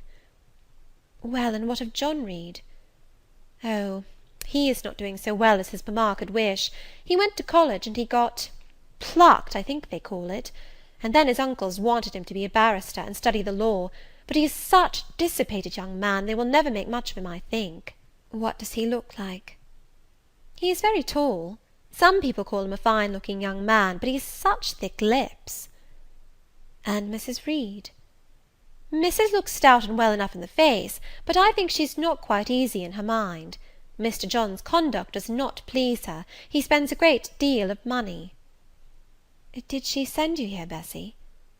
"No, indeed; but I have long wanted to see you, and when I heard that there had been a letter from you, and that you were going to another part of the country, I thought I'd just set off, and get a look at you before you were quite out of my reach." "I am afraid you are disappointed in me, Bessy." I said this laughing. I perceived that Bessy's glance, though it expressed regard, did in no shape denote admiration. "No, Miss Jane, not exactly. You are genteel enough, you look like a lady, and it is as much as I ever expected of you. You were no beauty as a child." I smiled at Bessy's frank answer. I felt that it was correct. but I confess I was not quite indifferent to its import. At 18 most people wish to please, and the conviction that they have not an exterior likely to second that desire brings anything but gratification. "I dare say you are clever, though," continued Bessie, by way of solace. "What can you do? Can you play on the piano?" "A little." There was one in the room. Bessie went and opened it, and then asked me to sit down and give her a tune. I played a waltz or two, and she was charmed. "The Miss Reeds could not play as well," said she exultingly. "I always said you would surpass them in learning. And can you draw?" "That is one of my paintings over the chimney piece." It was a landscape in water-colours, of which I had made a present to the superintendent, in acknowledgment of her obliging mediation with the committee on my behalf, and which she had framed and glazed. "Well, that is beautiful, Miss Jane. It is as fine a picture as any Miss Reed's drawing master could paint, let alone the young ladies themselves, who could not come near it. And have you learnt French?" "Yes, Bessie, I can both read it and speak it." "And you can work on muslin and canvas?" "I can." "Oh, you are quite a lady, Miss Jane. I knew you would be. You will get on whether your relations notice you or not. There was something I wanted to ask you. Have you ever heard anything from your father's kinsfolk, the Eyres?" "Never in my life." "Well, you know Missus always said they were poor and quite despicable; and they may be poor, but I believe they are as much gentry as the Reeds are; for one day, nearly 7 years ago, a Mr. Eyre came to Gateshead and wanted to see you. Missus said you were at school 50 miles off. He seemed so much disappointed, for he could not stay. He was going on a voyage to a foreign country, and the ship was to sail from London in a day or two. He looked quite a gentleman, and I believe he was your father's brother." "What foreign country was he going to, Bessie?" "An island thousands of miles off, where they make wine. The butler did tell me." "Madeira?" I suggested. "Yes, that is it, the very word." "So he went?" "Yes, he did not stay many minutes in the house. Missus was very high with him. She called him afterwards a sneaking tradesman. My Robert believes he was a wine merchant." "Very likely," I returned; "or perhaps clerk or agent to a wine merchant." Bessie and I conversed about old times an hour longer, and then she was obliged to leave me. I saw her again for a few minutes the next morning at Lowton, while I was waiting for the coach. We parted finally at the door of the Brocklehurst Arms there. Each went her separate way. She set off for the brow of Lowood Fell to meet the conveyance which was to take her back to Gateshead. I mounted the vehicle which was to bear me to new duties and a new life in the unknown environs of Millcote. End of Chapter 10.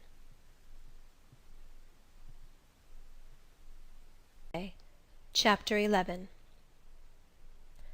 A new chapter in a novel is something like a new scene in a play; and when I draw up the curtain this time, reader, you must fancy you see a room in the George Inn at Millcote, with such large figured papering on the walls as inn-rooms have, such a carpet, such furniture, such ornaments on the mantelpiece, such prints, including a portrait of George III, and another of the Prince of Wales, and a representation of the death of Wolfe. All this is visible to you by the light of an oil lamp hanging from the ceiling, and by that of an excellent fire, near which I sit in my cloak and bonnet.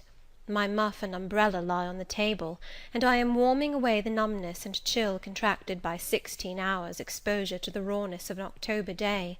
I left Lowton at 4 o'clock a.m., and the Millcote town clock is now just striking 8.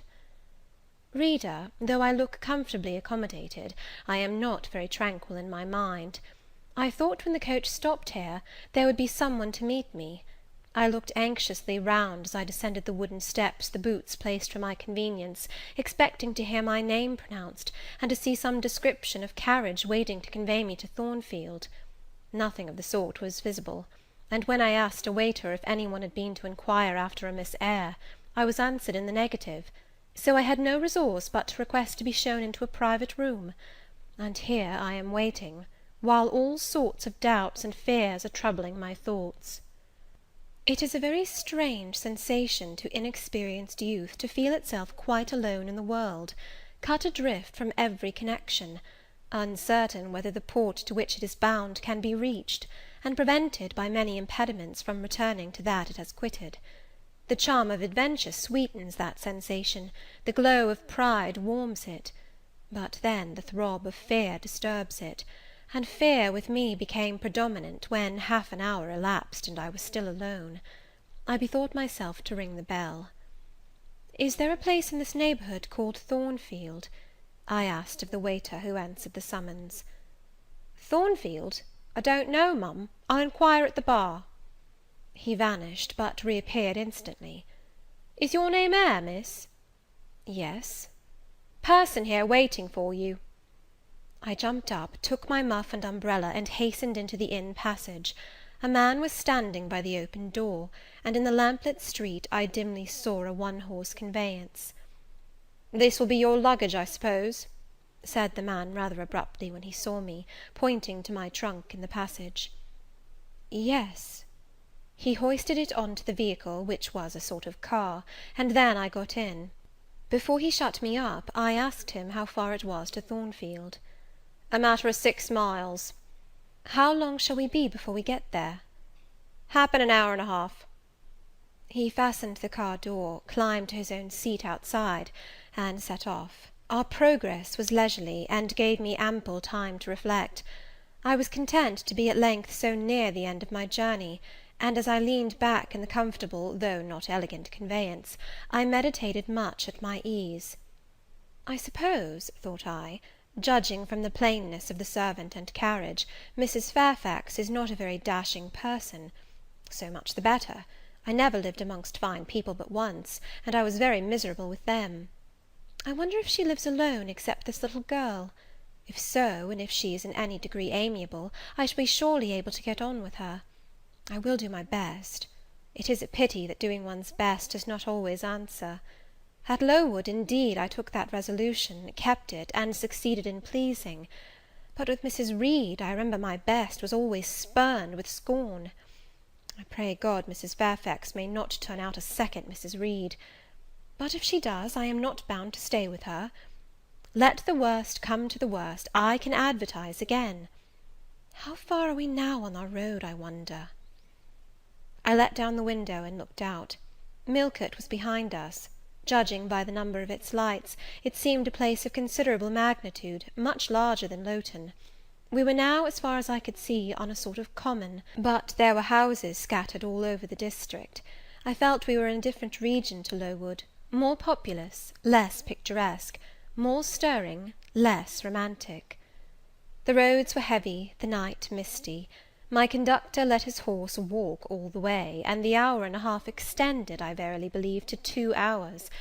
At last he turned in his seat and said, "You're known so far for Thornfield now."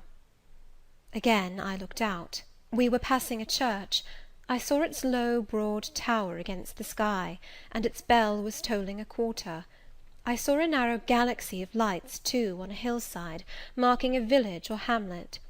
About 10 minutes after, the driver got down and opened a pair of gates. We passed through, and they clashed to behind us. We now slowly ascended a drive, and came upon the long front of a house. Candlelight gleamed from one curtained bow window, all the rest were dark. The car stopped at the front door. It was opened by a maidservant. I alighted and went in. "Will you walk this way, ma'am?" said the girl, and I followed her across a square hall with high doors all round. She ushered me into a room whose double illumination of fire and candle at first dazzled me, contrasting as it did with the darkness to which my eyes had been for 2 hours inured.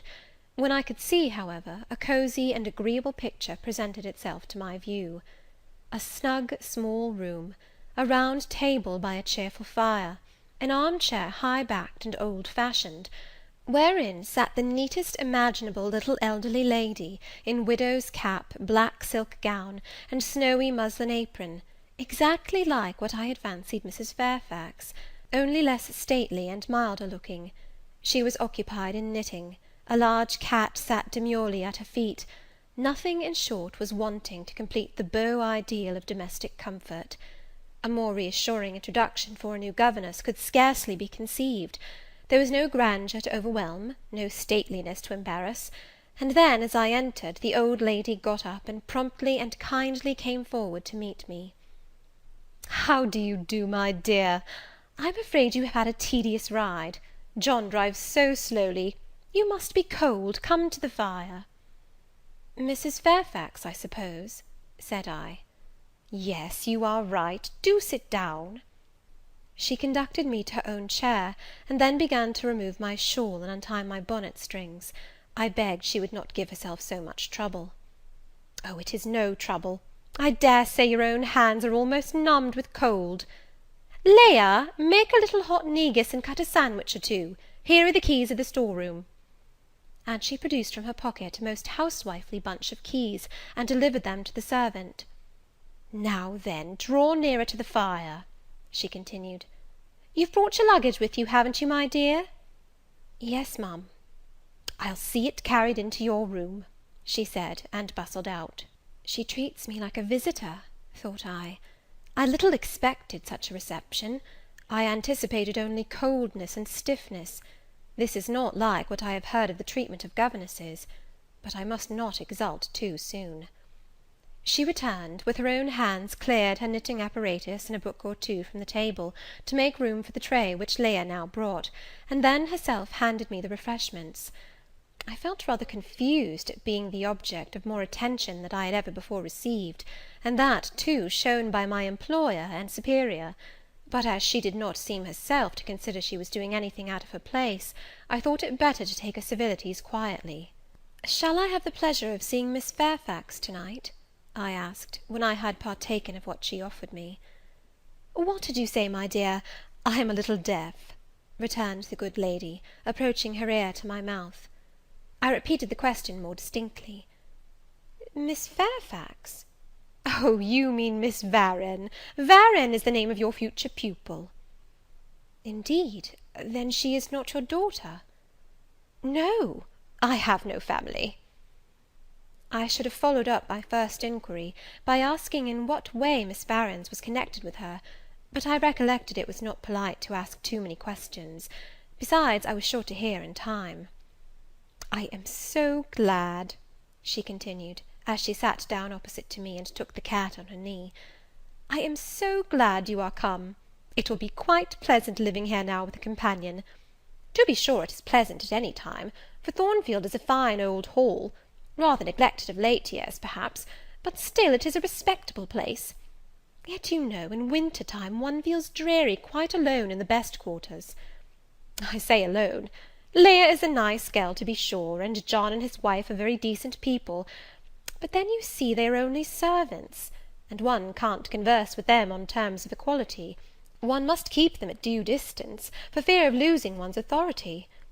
I'm sure last winter, it was a very severe one, if you recollect, and when it did not snow, it rained and blew, not a creature but the butcher and the postman came to the house from November till February, and I really got quite melancholy with sitting night after night alone.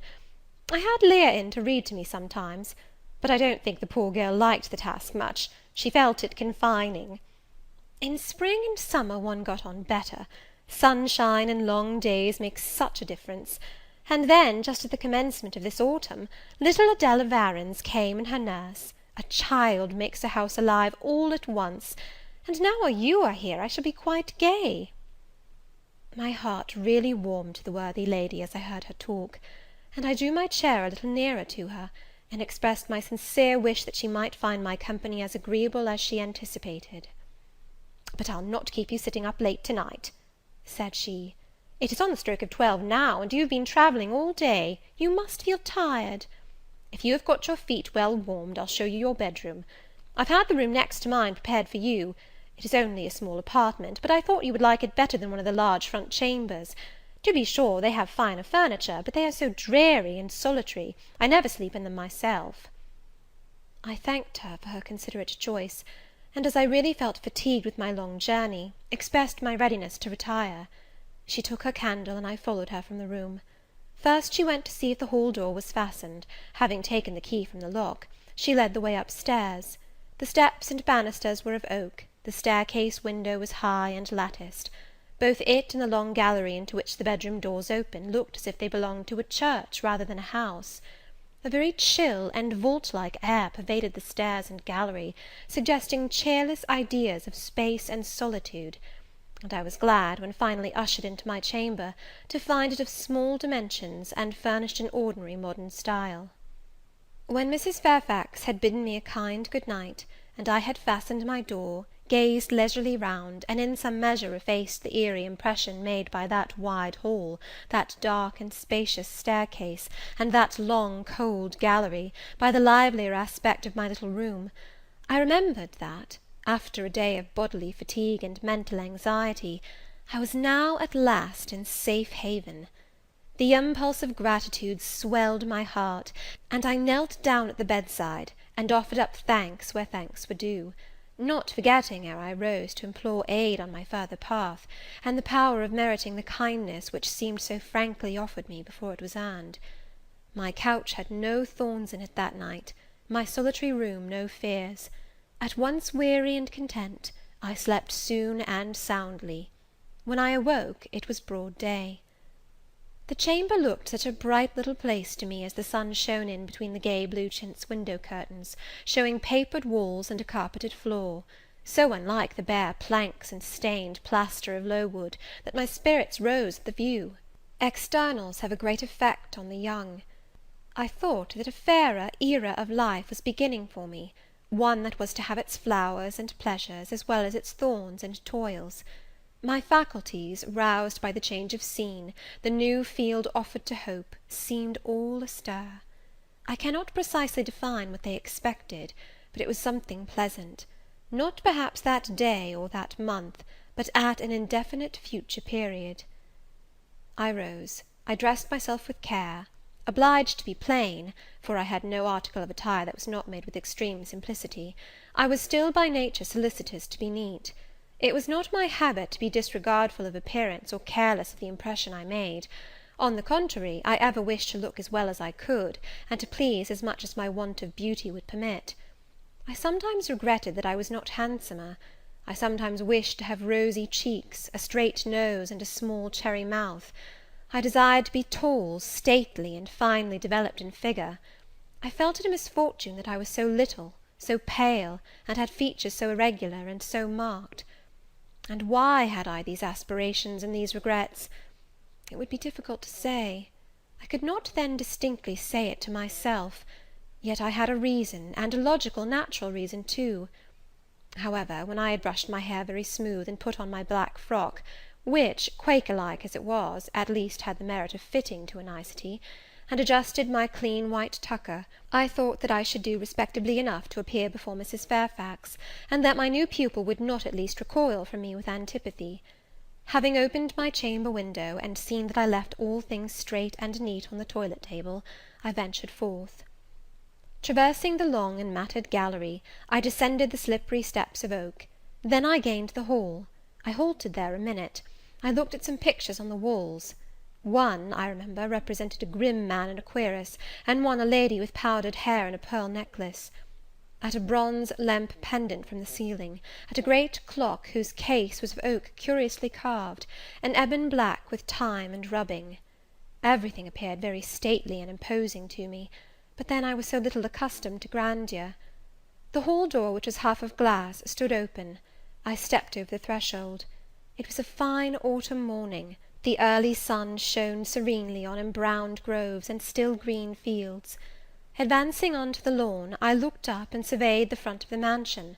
It was 3 stories high, of proportions not vast, though considerable, a gentleman's manor-house, not a nobleman's seat. Battlements round the top gave it a picturesque look. Its grey front stood out well from the background of a rookery, whose cawing tenants were now on the wing. They flew over the lawn and grounds to alight in a great meadow, from which these were separated by a sunk fence, and where an array of mighty old thorn trees, strong, knotty, and broad as oaks, at once explained the etymology of the mansion's designation. Farther off were hills, not so lofty as those round Lowood, nor so craggy, nor so like barriers of separation from the living world, but yet quiet and lonely hills enough, and seeming to embrace Thornfield with a seclusion I had not expected to find existent so near the stirring locality of Millcote.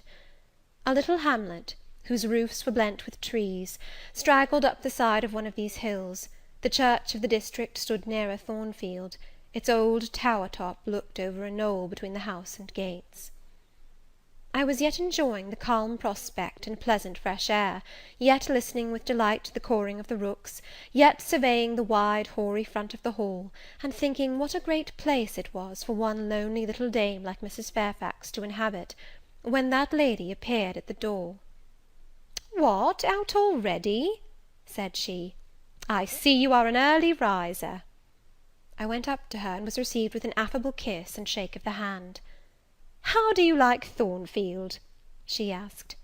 I told her I liked it very much. "Yes," she said, "it is a pretty place; but I fear it will be getting out of order, unless Mr. Rochester should take it into his head to come and reside here permanently, or at least visit it rather oftener. Great houses and fine grounds require the presence of the proprietor." "Mr. Rochester!" I exclaimed. "Who is he?" "The owner of Thornfield," she responded quietly. "Did you not know he was called Rochester?" Of course I did not. I had never heard of him before, but the old lady seemed to regard his existence as a universally understood fact, with which everybody must be acquainted by instinct. "I thought," I continued, "Thornfield belonged to you." "To me! Bless you, child, what an idea! To me! I am only the housekeeper, the manager. To be sure, I am distantly related to the Rochesters by the mother's side, or at least my husband was. He was a clergyman, incumbent of Hay, that little village yonder on the hill, and that church near the gates was his. The present Mr. Rochester's mother was a Fairfax, and second cousin to my husband. But I never presume on the connection; in fact, it is nothing to me. I consider myself quite in the light of an ordinary housekeeper. My employer is always civil, and I expect nothing more." "And the little girl, my pupil?" "She is Mr. Rochester's ward. He commissioned me to find a governess for her. He intended to have her brought up in Blankshire, I believe. Here she comes, with her bonne, as she calls her nurse." The enigma then was explained. This affable and kind little widow was no great dame, but a dependent like myself. I did not like her the worse for that. On the contrary, I felt better pleased than ever. The equality between her and me was real, not the mere result of condescension on her part. So much the better, my position was all the freer. As I was meditating on this discovery, a little girl, followed by her attendant, came running up the lawn. I looked at my pupil, who did not at first appear to notice me. She was quite a child, perhaps 7 or 8 years old, slightly built, with a pale, small-featured face, and a redundancy of hair falling in curls to her waist. "Good morning, Miss Adela," said Mrs. Fairfax. "Come and speak to the lady who is to teach you, and to make you a clever woman some day." She approached. "C'est là ma gouvernante," said she, pointing to me, and addressing her nurse, who answered, "Mais oui, certainement." "Are they foreigners?" I inquired, amazed at hearing the French language. "The nurse is a foreigner, and Adela was born on the continent, and I believe never left it until within 6 months ago. When she first came here she could speak no English. Now she can make shift to talk it a little. I don't understand her, she mixes it so with French, but you will make out her meaning very well, I dare say." Fortunately, I had had the advantage of being taught French by a French lady; and as I had always made a point of conversing with Madame Pirot as often as I could, and had, besides, during the last 7 years, learnt a portion of French by heart daily, applying myself to take pains with my accent, and imitating as closely as possible the pronunciation of my teacher, I had acquired a certain degree of readiness and correctness in the language, and was not likely to be much at a loss with Mademoiselle Adela. She came and shook hands with me when she heard that I was her governess, and as I led her into breakfast, I addressed some phrases to her in her own tongue. She replied briefly at first, but after we were seated at the table, and she had examined me some 10 minutes with her large hazel eyes, she suddenly commenced chattering fluently. "Ah," cried she in French, "you speak my language as well as Mr. Rochester does. I can talk to you as I can to him, and so can Sophie. She will be glad. Nobody here understands her. Madame Fairfax is all English. Sophie is my nurse. She came with me over the sea in a great ship with a chimney that smoked. How it did smoke! And I was sick, and so was Sophie, and so was Mr. Rochester. Mr. Rochester lay down on a sofa in a pretty room called the salon, and Sophie and I had little beds in another place. I nearly fell out of mine, it was like a shelf, and Mademoiselle, what is your name? Eyre, Jane Eyre. Eyre? Bah! I cannot say it. Well, our ship stopped in the morning, before it was quite daylight, at a great city, a huge city, with very dark houses, and all smoky, not at all like the pretty clean town I came from. And Mr. Rochester carried me in his arms over a plank to the land, and Sophie came after, and we all got into a coach, which took us to a beautiful large house, larger than this, and finer, called an hotel. We stayed there nearly a week. I and Sophie used to walk every day in a great green place full of trees, called the park, and there were many children there besides me, and a pond with beautiful birds in it that I fed with crumbs. Can you understand her when she runs on so fast? asked Mrs. Fairfax. I understood her very well, for I had been accustomed to the fluent tongue of Madame Pirot. I wish, continued the good lady, you would ask her a question or two about her parents. I wonder if she remembers them. Adele, I inquired, with whom did you live when you were in that pretty clean town you spoke of? I lived long ago with mamma, but she is gone to the Holy Virgin. Mamma used to teach me to dance and sing and to say verses. A great many gentlemen and ladies came to see mamma, and I used to dance before them, or to sit on their knees and sing to them. I liked it. Shall I let you hear me sing now? She had finished her breakfast, so I permitted her to give a specimen of her accomplishments. Descending from her chair, she came and placed herself on my knee. Then, folding her little hands demurely before her, shaking back her curls, and lifting her eyes to the ceiling, she commenced singing a song from some opera. It was the strain of a forsaken lady, who, after bewailing the perfidy of her lover, calls pride to her aid, desires her attendant to deck her in her brightest jewels and richest robes, and resolves to meet the false one that night at a ball, and prove to him, by the gaiety of her demeanour, how little his desertion has affected her. The subject seems strangely chosen for an infant singer, but I suppose the point of the exhibition lay in hearing the notes of love and jealousy warbled with the lisp of childhood, and in very bad taste that point was, at least I thought so. Adele sang the canzonette tunefully enough, and with the naïveté of her age. This achieved, she jumped from my knee, and said, "Now, mademoiselle, I will repeat you some poetry." Assuming an attitude, she began La Ligue des Rats, Fable de La Fontaine. She then declaimed the little piece with an attention to punctuation and emphasis, a flexibility of voice, and an appropriateness of gesture, very unusual indeed at her age, and which proved she had been very carefully trained. "Was it your mamma who taught you that piece?" I asked. "Yes, and she just used to say it in this way: Qu'avez-vous donc? Lui dit un de ces rats, parlez! She made me lift my hand so, to remind me to raise my voice at the question. Now shall I dance for you?" "No, that will do. But after your mamma went to the Holy Virgin, as you say, with whom did you live then?" "With Madame Frederic and her husband. She took care of me, but she is nothing related to me. I think she is poor, for she had not so fine a house as mamma. I was not long there. Mr. Rochester asked me if I would like to go and live with him in England, and I said yes, for I knew Mr. Rochester before I knew Madame Frederic, and he was always kind to me, and gave me pretty dresses and toys. But you see, he has not kept his word, for he has brought me to England, and now he is gone back again himself, and I never see him." After breakfast, Adele and I withdrew to the library, which room, it appears, Mr. Rochester had directed should be used as the schoolroom. Most of the books were locked up behind glass doors, but there was one bookcase left open, containing everything that could be needed in the way of elementary works, and several volumes of light literature, poetry, biography, travels, a few romances, etc. I suppose he had considered that these were all the governess would require for her private perusal, and indeed they contented me amply for the present. Compared with the scanty pickings I had now and then been able to glean at Lowood, they seemed to offer an abundant harvest of entertainment and information. In this room, too, there was a cabinet piano, quite new and of superior tone, also an easel for painting, and a pair of globes. I found my pupil sufficiently docile, though disinclined to apply. She had not been used to regular occupation of any kind. I felt it would be injudicious to confine her too much at first; so, when I had talked to her a great deal, and got her to learn a little, and when the morning had advanced to noon, I allowed her to return to her nurse. I then proposed to occupy myself till dinner time in drawing some little sketches for her use. As I was going up stairs to fetch my portfolio and pencils, Mrs. Fairfax called to me. "Your morning school hours are over now, I suppose?" said she. She was in a room the folding doors of which stood open. I went in when she addressed me.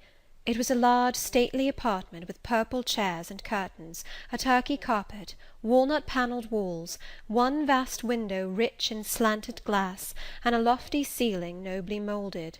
Mrs. Fairfax was dusting some vases of fine purple spar, which stood on a sideboard. "What a beautiful room!" I exclaimed, as I looked round, for I had never seen before any half so imposing. "Yes, this is the dining room. I have just opened the window to let in a little air and sunshine, for everything gets so damp in apartments that are seldom inhabited. The drawing room yonder feels like a vault." She pointed to a wide arch corresponding to the window, and hung like it with Tyrian-dyed curtain, now looped up. Mounting to it by two broad steps, and looking through, I thought I caught a glimpse of a fairy place, so bright to my novice eyes appeared the view beyond. Yet it was merely a very pretty drawing-room, and within it a boudoir, both spread with white carpets, on which seemed laid brilliant garlands of flowers, both sealed with snowy mouldings of white grapes and vine leaves, beneath which glowed in rich contrast crimson couches and ottomans, while the ornaments on the pale Parian mantelpiece were of sparkling Bohemian glass, ruby red, and between the windows large mirrors repeated the general blending of snow and fire. "In what order you keep these rooms, Mrs. Fairfax," said I. "No dust, no canvas coverings. Except that the air feels chilly, one would think they were inhabited daily." "Why, Miss Eyre, though Mr. Rochester's visits here are rare, they are always sudden and unexpected; and as I observed that it put him out to find everything swathed up, and to have a bustle of arrangement on his arrival, I thought it best to keep the rooms in readiness." "Is Mr. Rochester an exacting, fastidious sort of man?" "Not particularly so; but he has a gentleman's tastes and habits, and he expects to have things managed in conformity to them." "Do you like him? Is he generally liked?" "Oh, yes, the family have always been respected here. Almost all the land in this neighbourhood, as far as you can see, has belonged to the Rochesters, time out of mind." "Well, but leaving his land out of the question, do you like him? Is he liked for himself?" "I have no cause to do otherwise than like him, and I believe he is considered a just and liberal landlord by his tenants; but he has never lived much amongst them." "But he has no peculiarities? What, in short, is his character?" "Oh, his character is unimpeachable, I suppose. He is rather peculiar, perhaps. He has travelled a great deal, and seen a great deal of the world, I should think. I dare say he is clever, but I never had much conversation with him." "In what way is he peculiar?" "I don't know. It is not easy to describe. Nothing striking. But you feel it when he speaks to you. You cannot be always sure whether he is in jest or earnest, whether he is pleased or the contrary. You don't thoroughly understand him, in short. At least I don't. But it is of no consequence. He is a very good master." This was all the account I got from Mrs. Fairfax of her employer and mine. There are people who seem to have no notion of sketching a character, or observing and describing salient points, either in persons or things. The good lady evidently belonged to this class. My queries puzzled, but did not draw her out. Mr. Rochester was Mr. Rochester in her eyes, a gentleman, a landed proprietor, nothing more.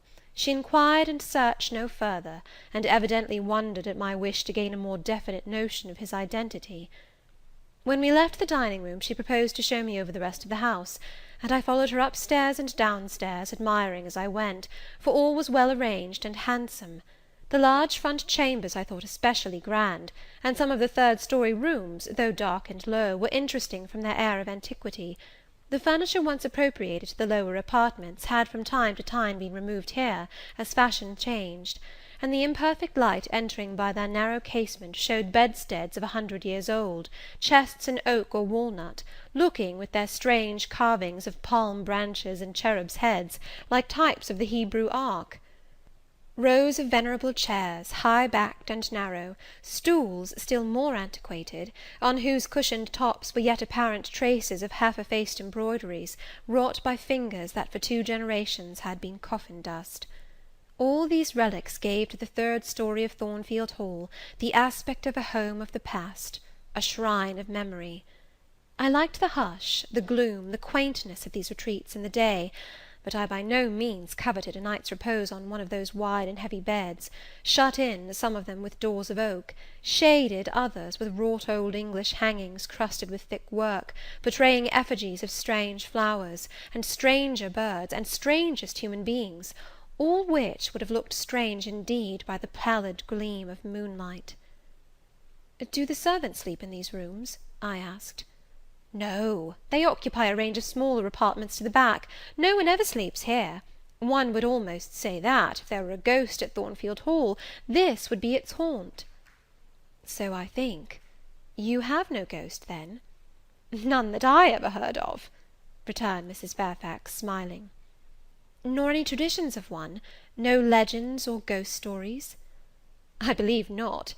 And yet it is said the Rochesters have been rather a violent than a quiet race in their time.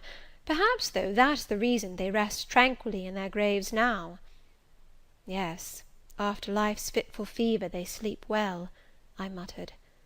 "Where are you going now, Mrs. Fairfax?" For she was moving away. "On to the Leads. Will you come and see the view from thence?"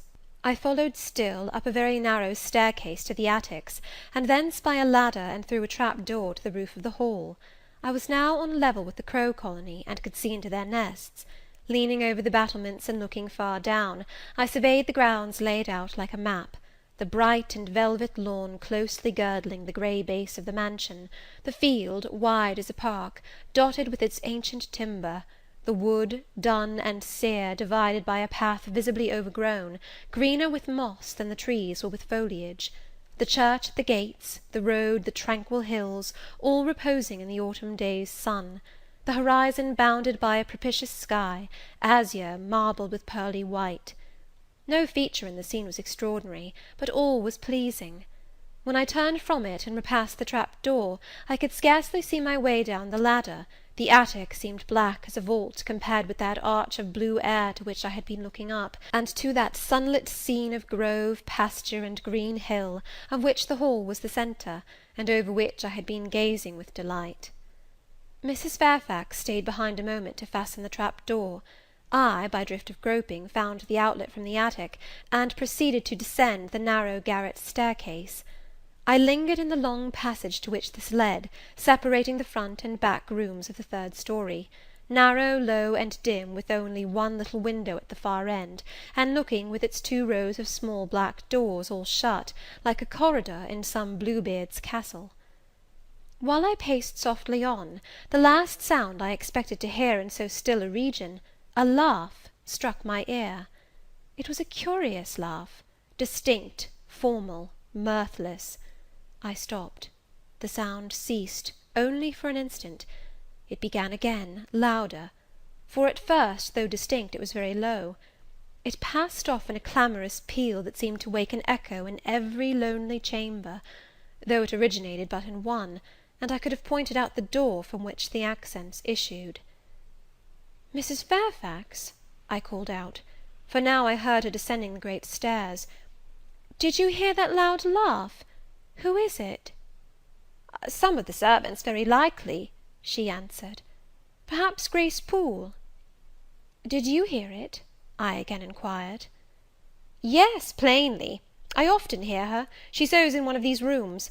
Sometimes Leah is with her. They are frequently noisy together." The laugh was repeated in its low syllabic tone, and terminated in an odd murmur. "Grace!" exclaimed Mrs. Fairfax. I really did not expect any Grace to answer, for though the laugh was as tragic, as preternatural a laugh as any I have heard, and, but that it was high noon, and that no circumstance of ghostliness accompanied the curious cachinnation, but that neither scene nor season favoured fear, I should have been superstitiously afraid. However, the event showed me I was a fool for entertaining a sense even of surprise. The door nearest me opened, and a servant came out, a woman of between 30 and 40, a set, square-made figure, red-haired, and with a hard, plain face. Any apparition less romantic or less ghostly could scarcely be conceived. "Too much noise, Grace," said Mrs. Fairfax. "Remember directions." Grace curtsied silently, and went in. "She is a person we have to sew and assist Leah in her housemaid's work," continued the widow; "not altogether unobjectionable in some points, but she does well enough. By the by, how have you got on with your new pupil this morning?" The conversation, thus turned on Adele, continued till we reached the light and cheerful region below. Adele came running to meet us in the hall, exclaiming, "Mesdames, vous êtes servies!" adding, "J'ai bien faim, moi!" We found dinner ready, and waiting for us in Mrs. Fairfax's room.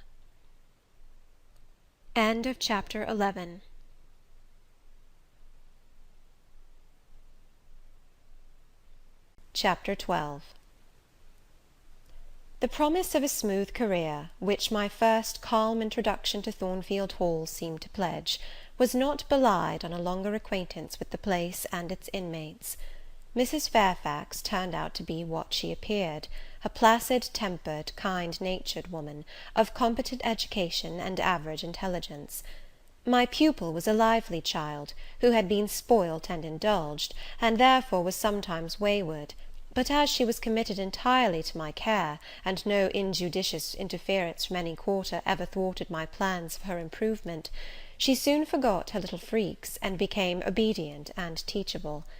She had no great talents, no marked traits of character, no peculiar development of feeling or taste which raised her 1 inch above the ordinary level of childhood; but neither had she any deficiency or vice which sunk her below it.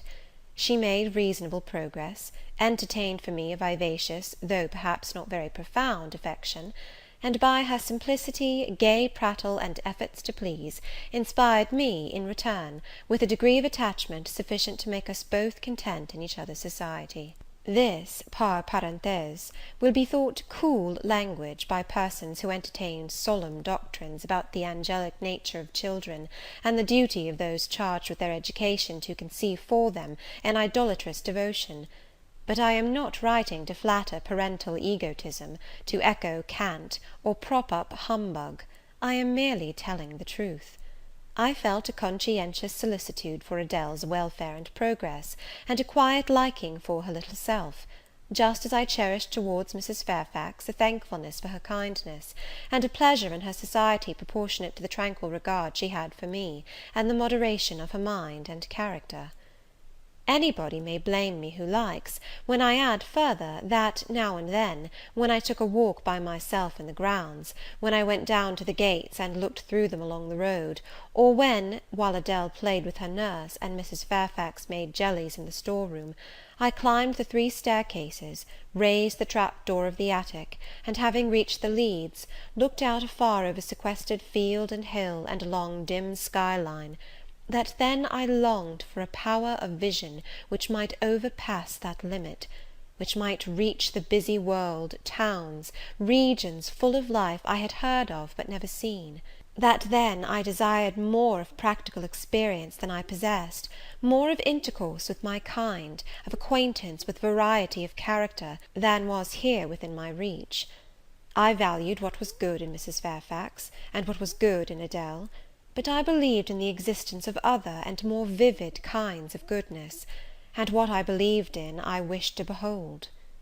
Who blames me? Many, no doubt, and I shall be called discontented. I could not help it. The restlessness was in my nature; it agitated me to pain sometimes.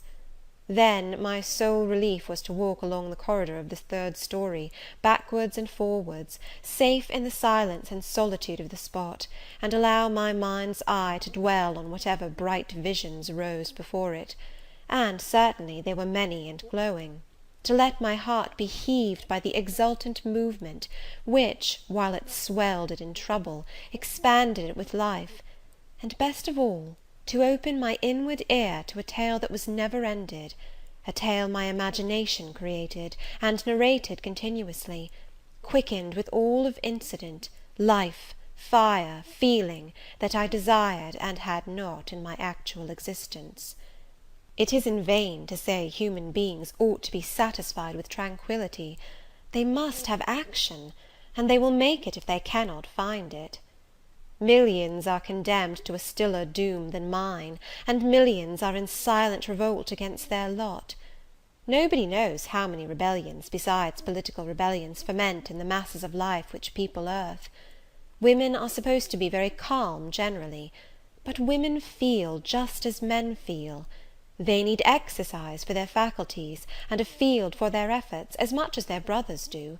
They suffer from too rigid a restraint, too absolute a stagnation, precisely as men would suffer; and it is narrow-minded in their more privileged fellow creatures to say that they ought to confine themselves to making puddings and knitting stockings, to playing on the piano and embroidering bags. It is thoughtless to condemn them, or laugh at them, if they seek to do more or learn more than custom has pronounced necessary for their sex. When thus alone, I not unfrequently heard Grace Poole's laugh, the same peal, the same low, slow ha, ha, which, when first heard, had thrilled me. I heard, too, her eccentric murmurs, stranger than her laugh. There were days when she was quite silent, but there were others when I could not account for the sounds she made. Sometimes I saw her. She would come out of her room with a basin, or a plate, or a tray in her hand, go down to the kitchen, and shortly return, generally, oh, romantic reader, forgive me for telling the plain truth, bearing a pot of porter. Her appearance always acted as a damper to the curiosity raised by her oral oddities. Hard-featured and staid, she had no point to which interest could attach. I made some attempts to draw her into conversation, but she seemed a person of few words. A monosyllabic reply usually cut short every effort of that sort. The other members of the household, viz., John and his wife, Leah the housemaid, and Sophy the French nurse, were decent people, but in no respect remarkable. With Sophy I used to talk French, and sometimes I asked her questions about her native country, but she was not of a descriptive or narrative turn, and generally gave such vapid and confused answers as were calculated rather to check than encourage inquiry. October, November, December passed away. One afternoon in January, Mrs. Fairfax had begged a holiday for Adele because she had a cold, and as Adele seconded the request with an ardour that reminded me how precious occasional holidays had been to me in my own childhood, I accorded it, deeming that I did well in showing pliability on the point. It was a fine calm day, though very cold. I was tired of sitting still in the library through a whole long morning. Mrs. Fairfax had just written a letter which was waiting to be posted, so I put on my bonnet and cloak, and volunteered to carry it to Hay. The distance, 2 miles, would be a pleasant winter afternoon walk. Having seen Adele comfortably seated in her little chair by Mrs. Fairfax's parlour fireside, and given her best wax doll, which I usually kept enveloped in a silver paper in a drawer, to play with, and a story book for change of amusement, and having replied to her, "Revenez bientôt, mon bon ami, ma chère Mademoiselle Jeannette," with a kiss, I set out. The ground was hard, the air was still, my road was lonely. I walked fast till I got warm, and then I walked slowly to enjoy and analyze the species of pleasure brooding for me in the hour and situation. It was 3 o'clock. The church bell tolled as I passed under the belfry. The charm of the hour lay in its approaching dimness, in the low gliding and pale beaming sun. I was a mile from Thornfield, in a lane noted for wild roses in summer, for nuts and blackberries in autumn, and even now possessing a few coral treasures and hips and haws, but whose best winter delight lay in its utter solitude and leafless repose. If a breath of air stirred, it made no sound here, for there was not a holly, not an evergreen to rustle, and the stripped hawthorn and hazel bushes were as still as the white, worn stones which causewayed the middle of the path. Far and wide, on each side, there were only fields, where no cattle now browsed, and the little brown birds, which stirred occasionally in the hedge, looked like single russet leaves that had forgotten to drop. This lane inclined uphill all the way to Hay. Having reached the middle, I sat down on a stile which led thence into a field. Gathering my mantle about me, and sheltering my hands in my muff, I did not feel the cold, though it froze keenly, as was attested by a sheet of ice covering the causeway, where a little brooklet, now congealed, had overflowed after a rapid thaw some days since. From my seat I could look down on Thornfield. The grey and battlemented hall was the principal object in the vale below me; its woods and dark rookery rose against the west. I lingered till the sun went down amongst the trees, and sank crimson and clear behind them. I then turned eastward. On the hill-top above me sat the rising moon.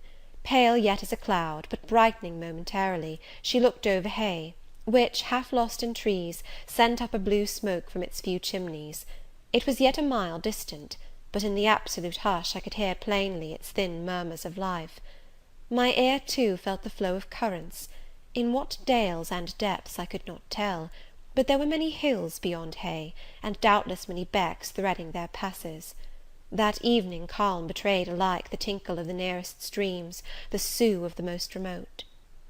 A rude noise broke on these fine ripplings and whisperings, at once so far away and so clear.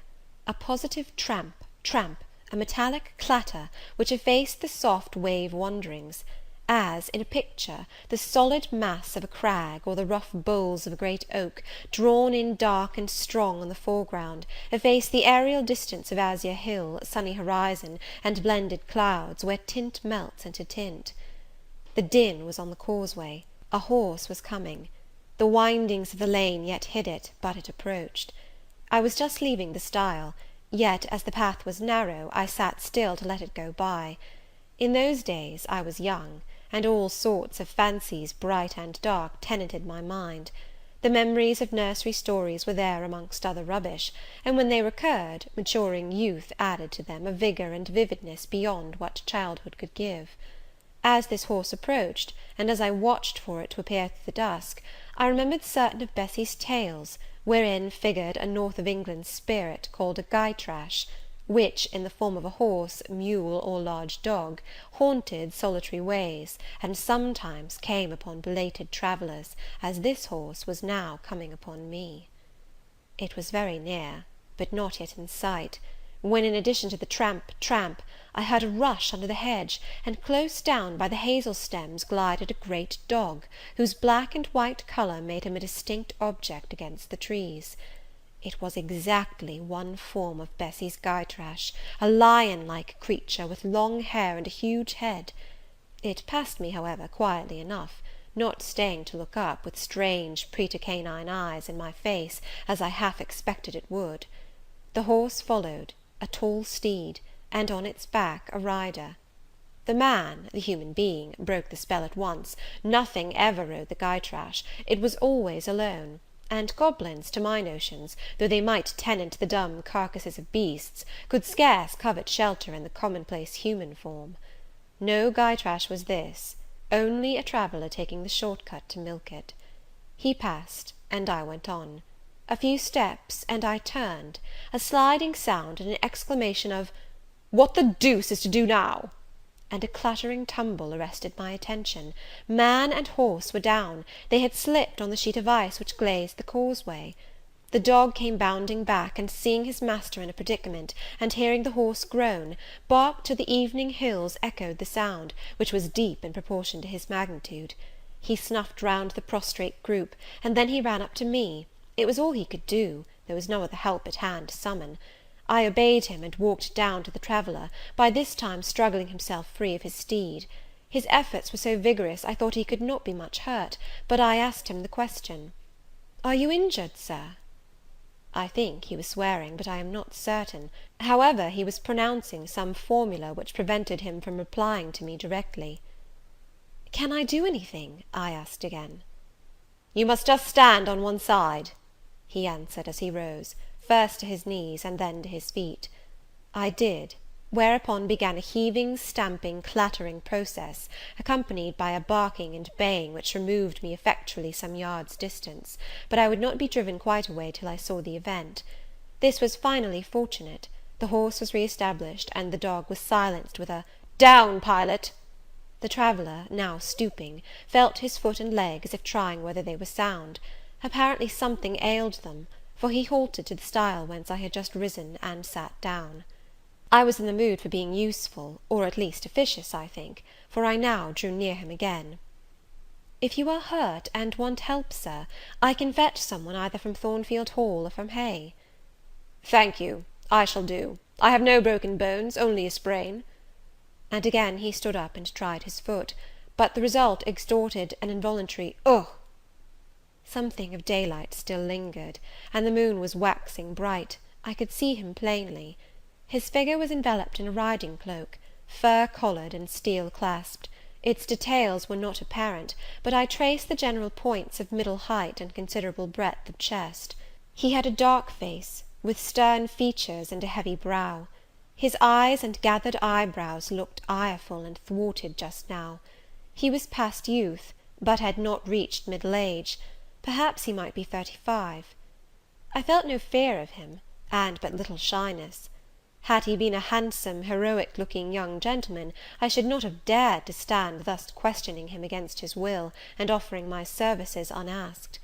I had hardly ever seen a handsome youth, never in my life spoken to one. I had a theoretical reverence and homage for beauty, elegance, gallantry, fascination; but had I met those qualities incarnate in masculine shape, I should have known instinctively that they neither had nor could have sympathy with anything in me, and should have shunned them as one would fire, lightning, or anything else that is bright but antipathetic. If even the stranger had smiled and been good-humoured to me when I addressed him, if he had put off my offer with assistance gaily and with thanks, I should have gone on my way and not felt any vocation to renew inquiries; but the frown, the roughness of the traveller set me at my ease. I retained my station when he waved me to go, and announced, "I cannot think of leaving you, Sir, at so late an hour, in this solitary lane, till I see you are fit to mount your horse." He looked at me when I said this. He had hardly turned his eyes in my direction before. "I should think you ought to be at home yourself," said he, "if you have a home in this neighbourhood. Where do you come from?" "From just below, and I am not at all afraid of being out late when it is moonlight. I will run over to Hay for you with pleasure, if you wish it. Indeed, I am going there to post a letter." "You live just below? Do you mean at that house with the battlements?" pointing to Thornfield Hall, on which the moon cast a hoary gleam, bringing it out distinct and pale from the woods, that, by contrast with the western sky, now seemed one mass of shadow. "Yes, Sir." "Whose house is it?" "Mr. Rochester's." "Do you know Mr. Rochester?" "No, I have never seen him." "He is not resident, then?" "No." "Can you tell me where he is?" "I cannot." "You are not a servant at the Hall, of course? You are—" He stopped, ran his eye over my dress, which, as usual, was quite simple, a black merino cloak, a black beaver bonnet, neither of them half fine enough for a lady's maid. He seemed puzzled to decide what I was. I helped him. "I am the governess." "Ah, the governess," he repeated. "Deuce take me if I had not forgotten. The governess!" And again my raiment underwent scrutiny. In 2 minutes he rose from the stile. His face expressed pain when he tried to move. "I cannot commission you to fetch help," he said, "but you may help me a little yourself, if you will be so kind." "Yes, Sir." "You have not an umbrella that I can use as a stick?" "No." "Try to get hold of my horse's bridle, and lead him to me. You are not afraid?" I should have been afraid to touch a horse when alone, but when told to do it, I was disposed to obey. I put down my muff on the stile, and went up to the tall steed. I endeavoured to catch the bridle, but it was a spirited thing, and would not let me come near its head. I made effort on effort, though in vain. Meantime I was mortally afraid of its trampling forefeet. The traveller waited and watched for some time, and at last he laughed. "I see," he said. "The mountain will never be brought to Mahomet, so all you can do is to aid Mahomet to go to the mountain. I must beg of you to come here." I came. "Excuse me," he continued, "necessity compels me to make you useful." He laid a heavy hand on my shoulder, and leaning on me with some stress, limped to his horse. Having once caught the bridle, he mastered it directly, and sprang to his saddle, grimacing grimly as he made the effort, for it wrenched his sprain. "Now," said he, releasing his under lip from a hard bite, "just hand me my whip; it lies there under the hedge." I sought it and found it. "Thank you. Now make haste with a letter to Hay, and return as fast as you can." A touch of a spurred heel made his horse first start and rear, and then bound away. The dog rushed in his traces; all three vanished, like heath that, in the wilderness, the wild wind whirls away. I took up my muff and walked on. The incident had occurred and was gone for me. It was an incident of no moment, no romance, no interest in a sense; yet it marked with change one single hour of a monotonous life. My help had been needed and claimed. I had given it. I was pleased to have done something. Trivial, transitory though the deed was, it was yet an active thing; and I was weary of an existence all passive. The new face, too, was like a new picture introduced to the gallery of memory, and it was dissimilar to all the others hanging there; firstly, because it was masculine, and secondly, because it was dark, strong, and stern. I had it still before me when I entered Hay, and slipped the letter into the post office. I saw it as I walked fast down hill all the way home. When I came to the stile, I stopped a minute, looked round, and listened, with an idea that a horse's hoofs might ring on the causeway again, and that a rider in a cloak, and a Gytrash like Newfoundland dog might be again apparent. I saw only the hedge and a pollard willow before me, rising up still and straight to meet the moonbeams. I heard only the faintest waft of wind roaming fitful among the trees round Thornfield, a mile distant; and when I glanced down in the direction of the murmur, my eye, traversing the hall front, caught a light kindling in a window. It reminded me that I was late, and I hurried on. I did not like re-entering Thornfield. To pass its threshold was to return to stagnation; to cross the silent hall, to ascend the darksome staircase, to seek my own lonely little room, and then to meet tranquil Mrs. Fairfax, and spend the long winter evening with her, and her only, was to quell wholly the faint excitement awakened by my walk; to slip again over my faculties the viewless fetters of a uniform and too still existence; of an existence whose very privileges of security and ease I was becoming incapable of appreciating. What good it would have done me, at that time, to have been tossed in the storms of an uncertain, struggling life, and to have been taught, by rough and bitter experience, to long for the calm amidst which I now repined! Yes, just as much good as it would do a man tired of sitting still in a too easy chair, to take a long walk; and just as natural was the wish to stir, under my circumstances, as it would be under his. I lingered at the gates, I lingered on the lawn, I paced backwards and forwards on the pavement. The shutters of the glass door were closed; I could not see into the interior; and both my eyes and spirit seemed drawn from the gloomy house, from the grey hollow filled with rayless cells, as it appeared to me, to that sky expanded before me, a blue sea absolved from taint of cloud, the moon ascending it in solemn march, her orb seeming to look up as she left the hill tops, from behind which she had come, far and farther below her, and aspired to the zenith, midnight dark in its fathomless depth and measureless distance; and for those trembling stars that followed her course, they made my heart tremble, my veins glow when I viewed them. Little things recall us to earth. The clock struck in the hall; that sufficed. I turned from moon and stars, opened a side door, and went in. The hall was not dark, nor yet was it lit, only by the high-hung bronze lamp. A warm glow suffused both it and the lower steps of the oak staircase.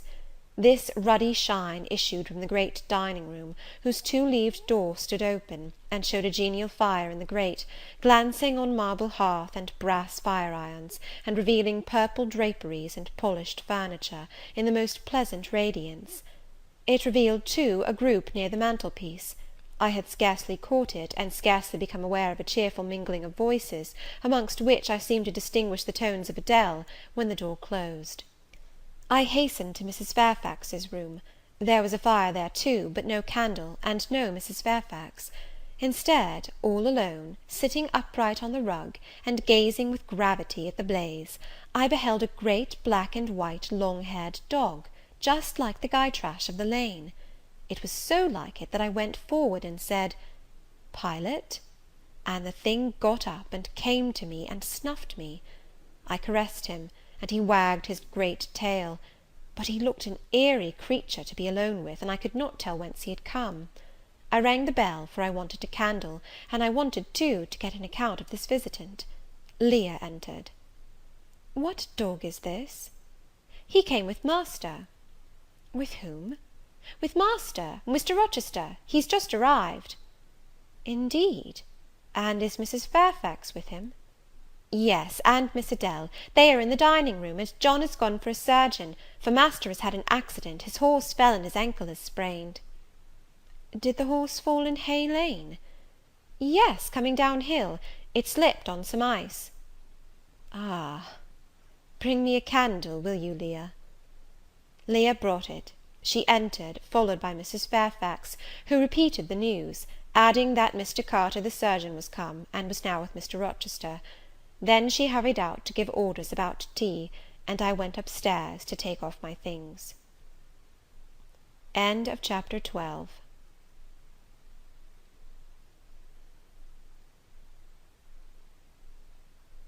Chapter 13.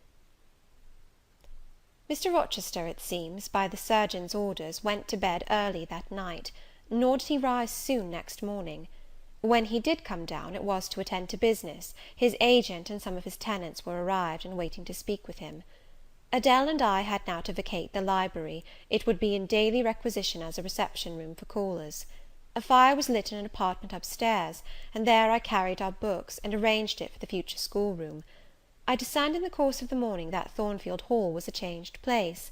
No longer silent as a church, it echoed every hour or two to a knock at the door, or a clang of the bell. Steps, too, often traversed the hall, and new voices spoke in different keys below. A rill from the outer world was flowing through it. It had a master. For my part, I liked it better.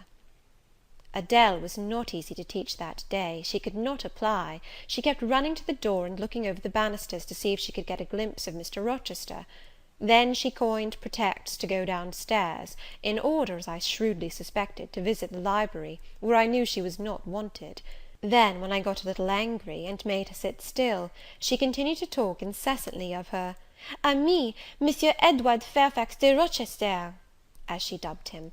I had not before heard his praenomens, and to conjecture what presents he had brought her; for it appears he had intimated the night before, that when his luggage came from Millcote, there would be found amongst it a little box in whose contents she had an interest. "Et cela doit signifier," said she, "qu'il y aura là-dedans un cadeau pour moi, et peut-être pour vous aussi, mademoiselle.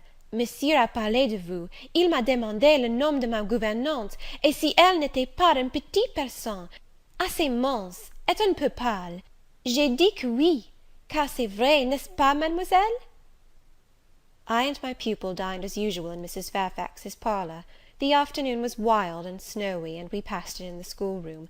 At dark I allowed Adele to put away books and work, and to run down stairs; for, from the comparative silence below, and from the cessation of appeals to the door-bell, I conjectured that Mr. Rochester was now at liberty.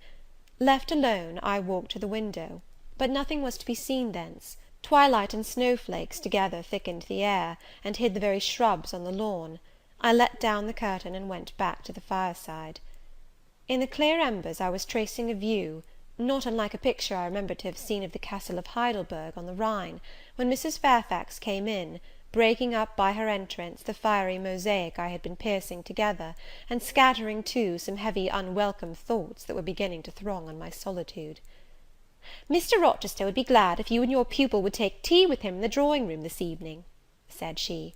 "He has been so much engaged all day, that he could not ask to see you before." "When is his tea time?" I inquired. "Oh, at 6 o'clock; he keeps early hours in the country. You had better change your frock now. I will go with you and fasten it. Here is a candle." "Is it necessary to change my frock?" "Yes, you had better. I always dress for the evening when Mr. Rochester is here." This additional ceremony seemed somewhat stately. However, I repaired to my room, and, with Mrs. Fairfax's aid, replaced my black stuff dress by one of black silk, the best and the only additional one I had, except one of light grey, which, in my Lowood notions of the toilet, I thought too fine to be worn, except on first-rate occasions. "You want a brooch," said Mrs. Fairfax. I had a single little pearl ornament, which Miss Temple gave me as a parting keepsake. I put it on, and then we went down stairs. Unused as I was to strangers, it was rather a trial to appear thus formally summoned in Mr. Rochester's presence. I let Mrs. Fairfax precede me into the dining room, and kept in her shade as we crossed that apartment, and, passing the arch, whose curtain was now dropped, entered the elegant recess beyond. 2 wax candles stood lighted on the table, and 2 on the mantelpiece. Basking in the light and heat of a superb fire lay Pilot. Adele knelt near him. Half reclined on a couch appeared Mr. Rochester, his foot supported by the cushion. He was looking at Adele and the dog. The fire shone full on his face. I knew my traveller, with his broad and jetty eyebrows, his square forehead, made squarer by the horizontal sweep of his black hair.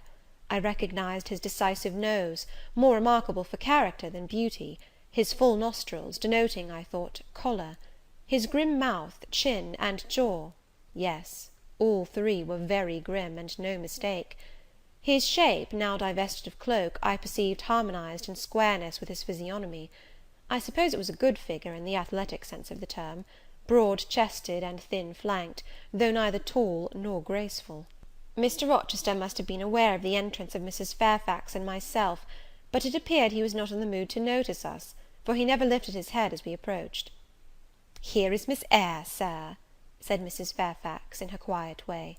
He bowed, still not taking his eyes from the group of the dog and child. "Let Miss Eyre be seated," said he; and there was something in the forced, stiff bow, in the impatient yet formal tone, which seemed further to express, "What the deuce is it to me whether Miss Eyre is there or not? At this moment I am not disposed to accost her." I sat down quite disembarrassed. A reception of finished politeness would probably have confused me. I could not have returned or repaid it by answering grace and elegance on my part.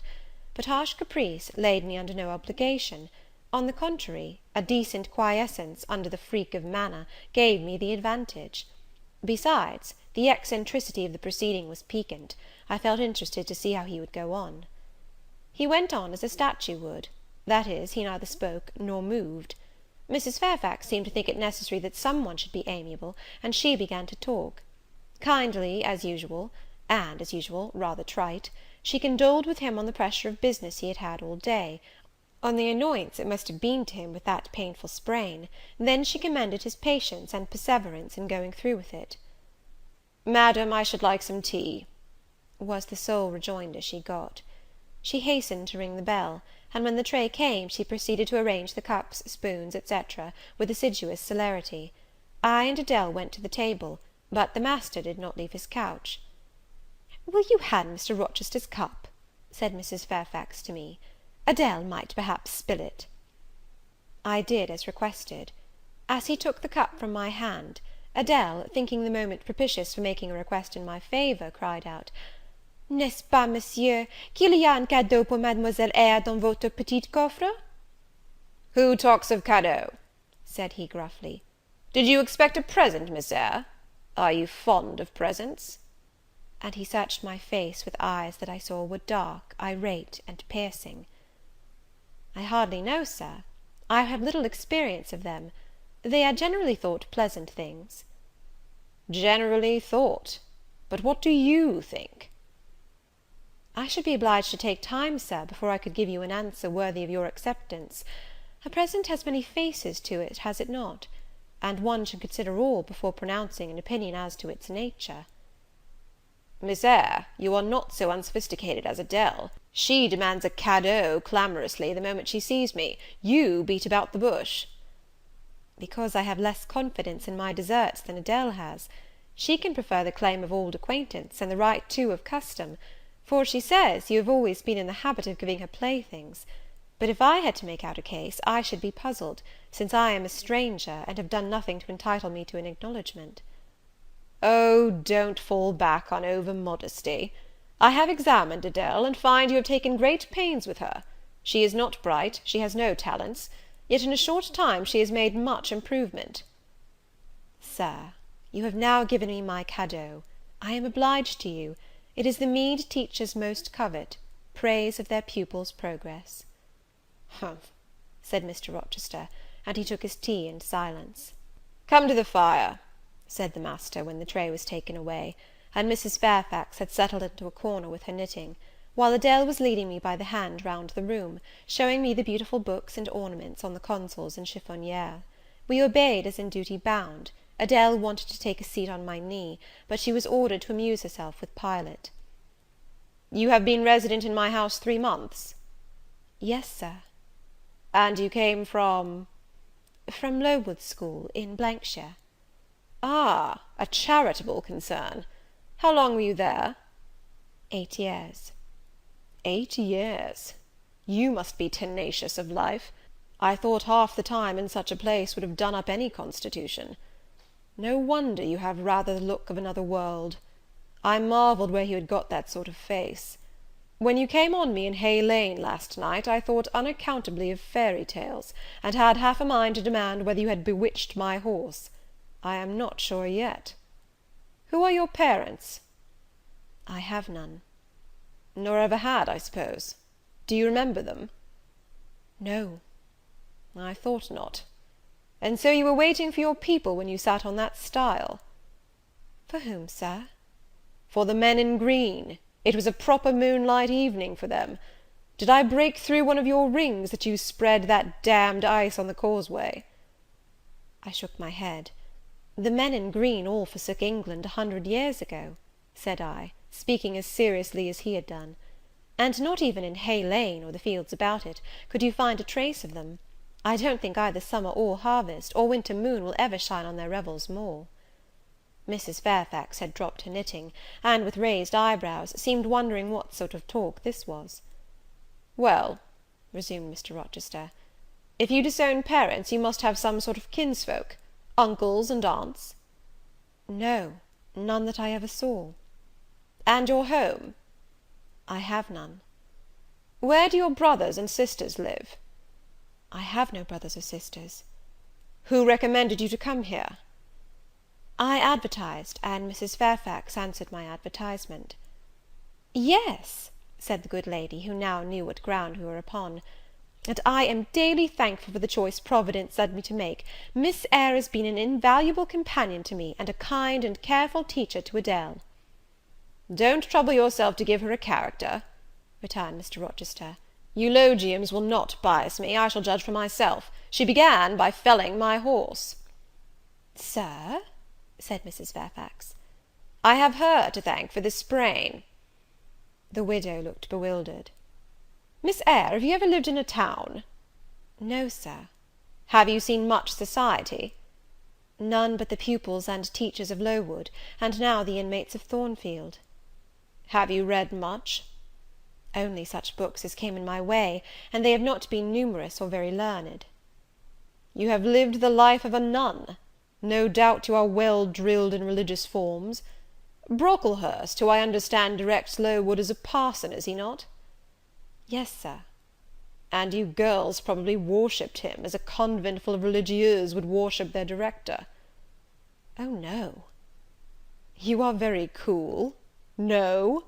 What? A novice not worship her priest? That sounds blasphemous." "I disliked Mr. Brocklehurst, and I was not alone in the feeling. He is a harsh man, at once pompous and meddling. He cut off our hair, and for economy's sake brought us bad needles and thread, with which we could hardly sew." "That was very false economy," remarked Mrs. Fairfax, who now again caught the drift of the dialogue. "And what was the head and front of his offending?" demanded Mr. Rochester.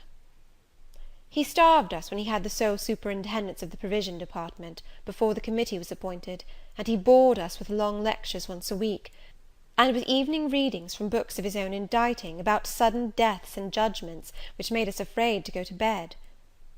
"What age were you when you went to Lowood?" "About 10.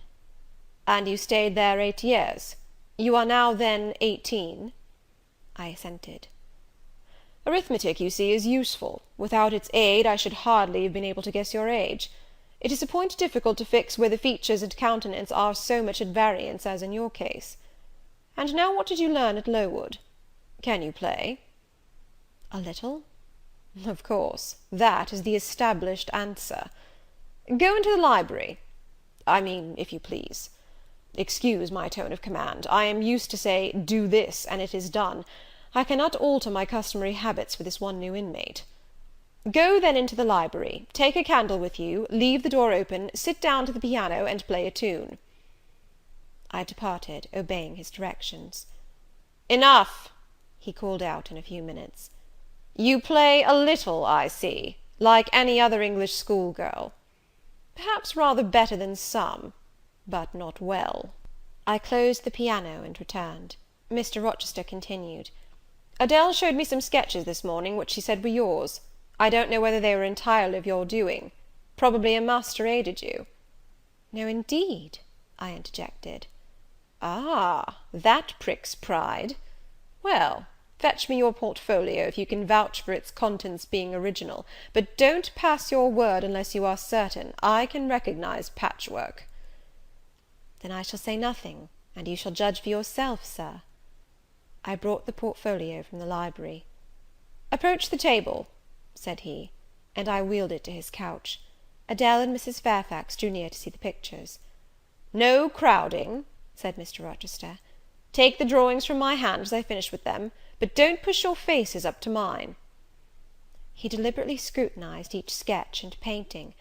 3 he laid aside; the others, when he examined them, he swept from him. Take them off to the other table, Mrs. Fairfax, said he, and look at them with Adele. You, glancing at me, resume your seat and answer my questions. I perceive those pictures were done by one hand. Was that hand yours? Yes. And when did you find time to do them? They have taken much time and some thought.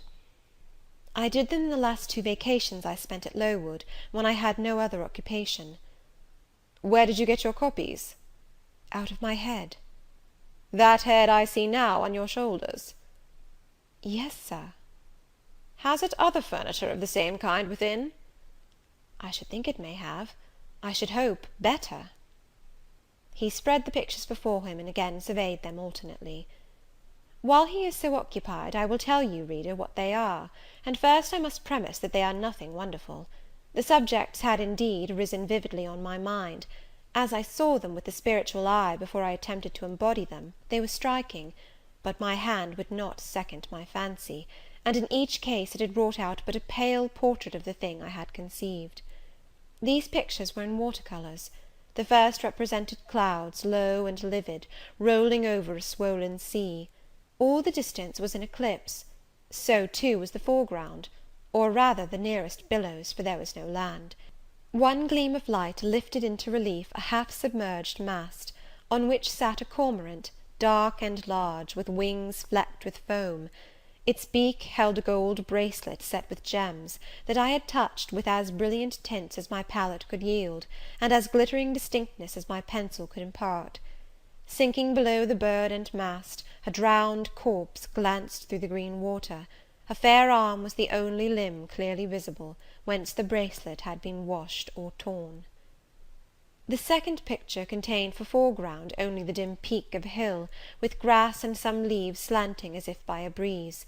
Beyond and above spread an expanse of sky, dark blue as at twilight. Rising into the sky was a woman's shape to the bust, portrayed in tints as dusk and soft as I could combine. The dim forehead was crowned with a star. The lineaments below were seen as through the suffusion of vapour; the eyes shone dark and wild; the hair streamed shadowy, like a beamless cloud torn by storm or electric travail. On the neck lay a pale reflection like moonlight; the same faint lustre touched the train of thin clouds from which rose and bowed this vision of the evening star. The third showed the pinnacle of an iceberg piercing a polar wintry sky.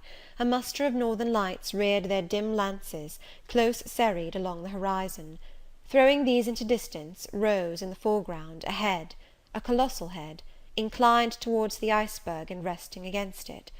Two thin hands, joined under the forehead, and supporting it, drew up before the lower features a sable veil, a brow quite bloodless, white as bone, and an eye hollow and fixed, a blank of meaning, but for the glassiness of despair, alone were visible. Above the temples, amidst wreathed turban folds of black drapery, vague in its character and consistency as cloud, gleamed a ring of white flame, gemmed with sparkles of a more lurid tinge. This pale crescent was the likeness of a kingly crown; what it diademed was the shape which shape had none. "Were you happy when you painted these pictures?" asked Mr. Rochester presently. "I was absorbed, Sir. Yes, and I was happy. To paint them, in short, was to enjoy one of the keenest pleasures I have ever known." "That is not saying much. Your pleasures, by your own account, have been few. But I dare say you did exist in a kind of artist's dreamland while you blent and arranged these strange tints. Did you sit at them long each day?" "I had nothing else to do, because it was the vacation, and I sat at them from morning till noon, and from noon till night. The length of the midsummer days favoured my inclination to apply." "And you felt self-satisfied with the result of your ardent labours?" "Far from it. I was tormented by the contrast between my idea and my handiwork. In each case I had imagined something which I was quite powerless to realize." "Not quite. You have secured the shadow of your thought, but no more, probably. You had not enough of the artist's skill and science to give it full being. Yet the drawings are, for a schoolgirl, peculiar. As to the thoughts, they are elfish. These eyes in the evening star you must have seen in a dream. How could you make them look so clear, and yet not at all brilliant? For the planet above quells their rays. And what meaning is that in their solemn depth? And who taught you to paint wind? There is a high gale in that sky, and on this hill-top. Where did you see Latmos? For that is Latmos. There, put the drawings away." I had scarce tied the strings of the portfolio, when, looking at his watch, he said abruptly, "It is 9 o'clock. What are you about, Miss Eyre, to let Adele sit up so long? Take her to bed." Adele went to kiss him before quitting the room. He endured the caress, but scarcely seemed to relish it more than Pilot would have done, nor so much. "I wish you all good night now," said he, making a movement of the hand towards the door, in token that he was tired of our company, and wished to dismiss us. Mrs. Fairfax folded up her knitting, I took my portfolio, we courtesied to him, received a frigid bow in return, and so withdrew. "You said Mr. Rochester was not strikingly peculiar, Mrs. Fairfax," I observed, when I rejoined her in her room, after putting Adele to bed. "Well, is he?" "I think so. He is very changeful and abrupt."